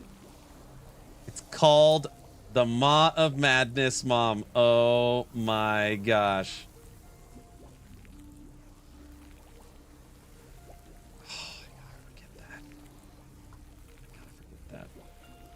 But do you have D4 bad guides you got? That's the real question.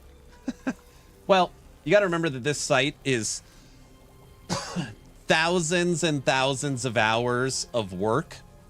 We just soft launched it in phase 1. So when we started building it, the idea behind the website is we want to take care of the big 3. Last Epoch, D4, and PoE2.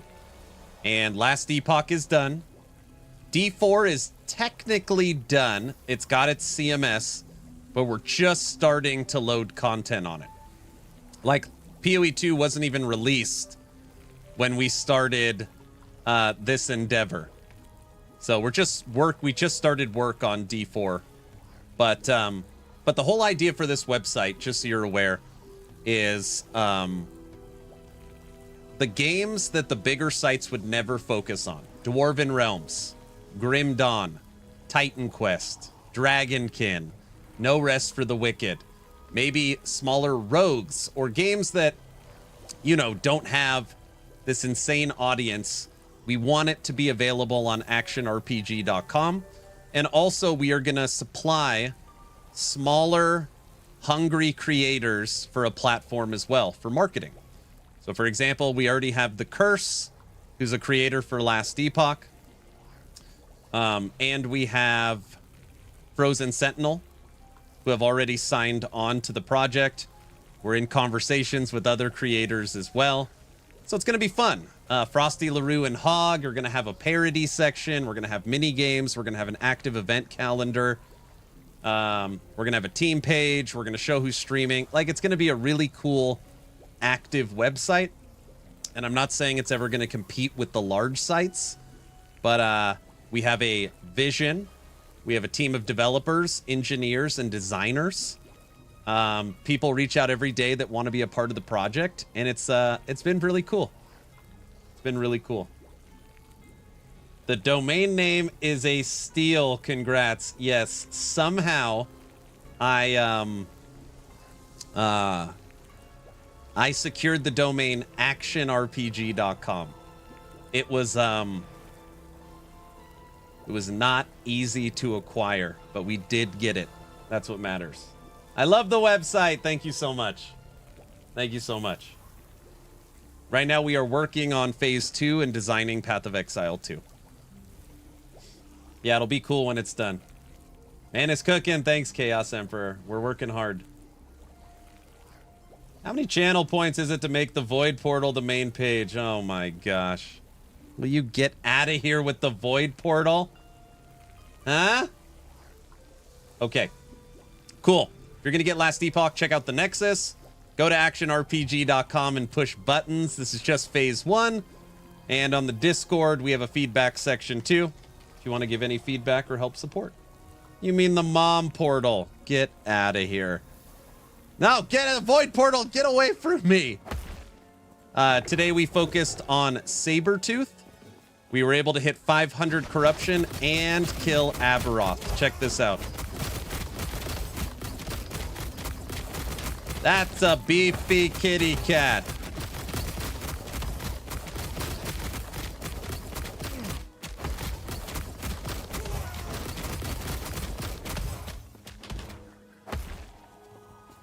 Kitty got claws. Yes, it does. Sir, you're going to need a towel after using the Void Portal. Something's wrong with you. PoE 2 also needs a training dummy.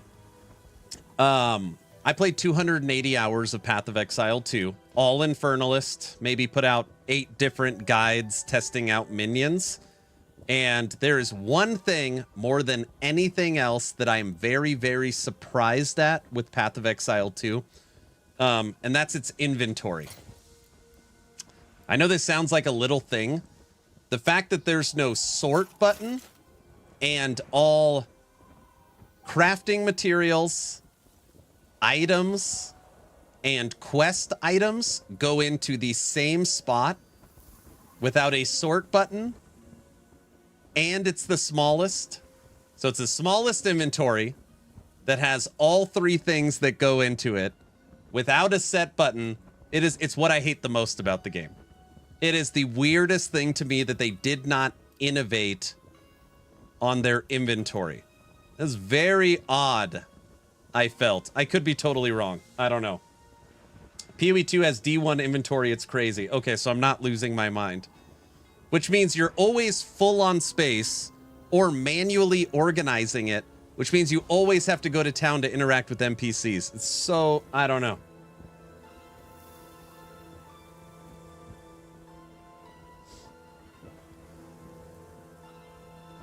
No, but no, Trippy. I'm talking about not the stash tabs.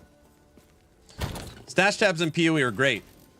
I'm talking about the inventory, like you actually picking up an item on yourself. Titan Quest was released in 2006 and has a stash sorting button. Yeah. That's the one where it's like my brain is like, what?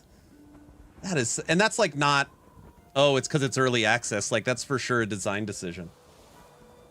Smallest inventory, largest items, everything goes into it, no sort. Yeah, it drives me crazy. All right, let's draw today's giveaway. Let's draw today's giveaway. Ba-da-rum-bum-bum. What a successful day. All right. As long as you are following the channel on Twitch or subbed on YouTube, type in !giveaway. You have till I find someone to raid to enter the giveaway.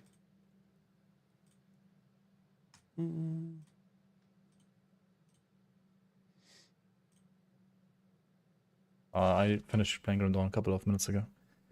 Welcome in, Dinosaur. If you... Wrecked? I like wrecked.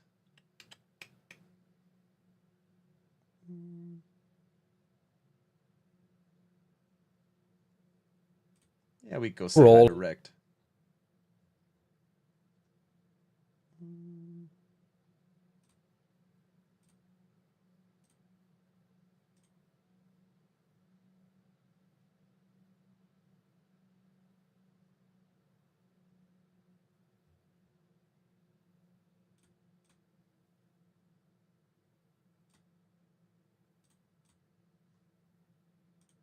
If you guys don't know, Wreck by Protoss, he's probably the best player in the world at Grim Dawn. Awesome guy. What is the giveaway for? Okay, great question. So, I get a lot of Steam keys, whether they're given to me or people, hey, play my game. Like, I get a bunch of Steam keys.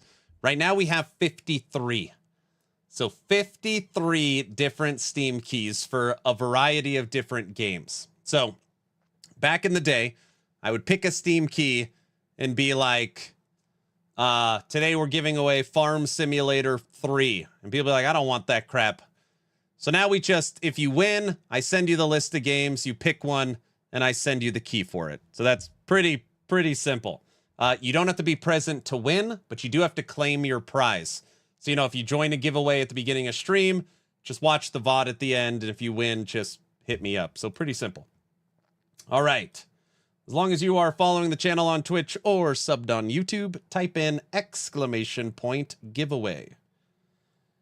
Ba-da-rum-pum-pum.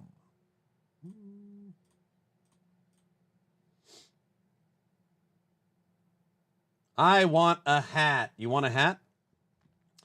I never promote the merch store. Ever. Literally never. I don't even know. I think, yeah, it's still there.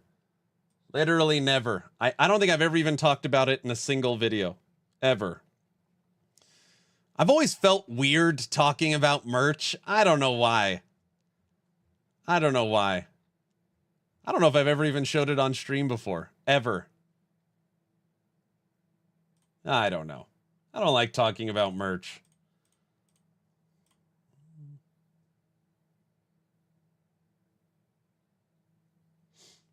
Changes seem good. Didn't take that long. Ship, I don't know. Maybe. Now you have, and that was kind of weird. Yeah, I never talk about merch. I don't know why. Like, go check out actionrpg.com and push some buttons. Merch is always like, I don't know. I feel weird asking about it. You don't even have a command now. Yeah, I do. ! Merch works, but I don't ever talk about it. You are not shipping to Ukraine. I have no idea where it ships to. All right, starting the countdown right meow. We have 200 people in exactly. As long as you're following the channel on Twitch or subbed on YouTube, type in !giveaway. 10, 9, 8, 7, a 6, a 5, a 4, a 3, a 2, a 1. And entries for today's giveaway is officially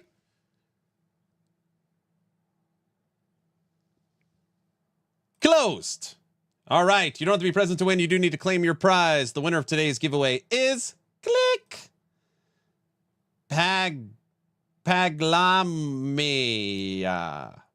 Pag, you're a winner. This is a real person. Look, it's a YouTube winner. It's not a bot. This is a real person. Paglamia. This is a real person. Pag? It's a bot. No, this is a real person. You guys are crazy. Guys, it's a bot confirmed. It's not a bot. Very, very soon, the Season 8 Treasure Hunt event sign-up will be coming to YouTube. Will be coming to Discord. If you plan on being a part of my 8th Treasure Hunt community event, make sure you join the Discord. Sign up is coming soon. All right, Paglamia. Congratulations on your win. Hit me up on Discord. This is a real person. We will be back tomorrow. And I said I want to play stuff that's new. So I don't know. I'm going to look through all the skills. Today I've never played Sabertooth and we killed Aberroth. So we'll find something else, I guess, new to play tomorrow. Everybody's just spamming Marksman to prepare for Heartseeker. We're not going to do that here. I don't know. I find leveling a character over and over again to be boring, so I'd rather mess around with endgame stuff. So tomorrow we'll do something new, and I'll be here to answer questions. I am off to church with the Fam Bam. We go to church Sunday nights. So I'm done for today. Hit me up on Discord if you need anything, and we're going to go say hi to a friend wrecked by Protoss. All right? You got to do bear, Aaron. I don't want to do bear. Oh. See you guys later. Bye.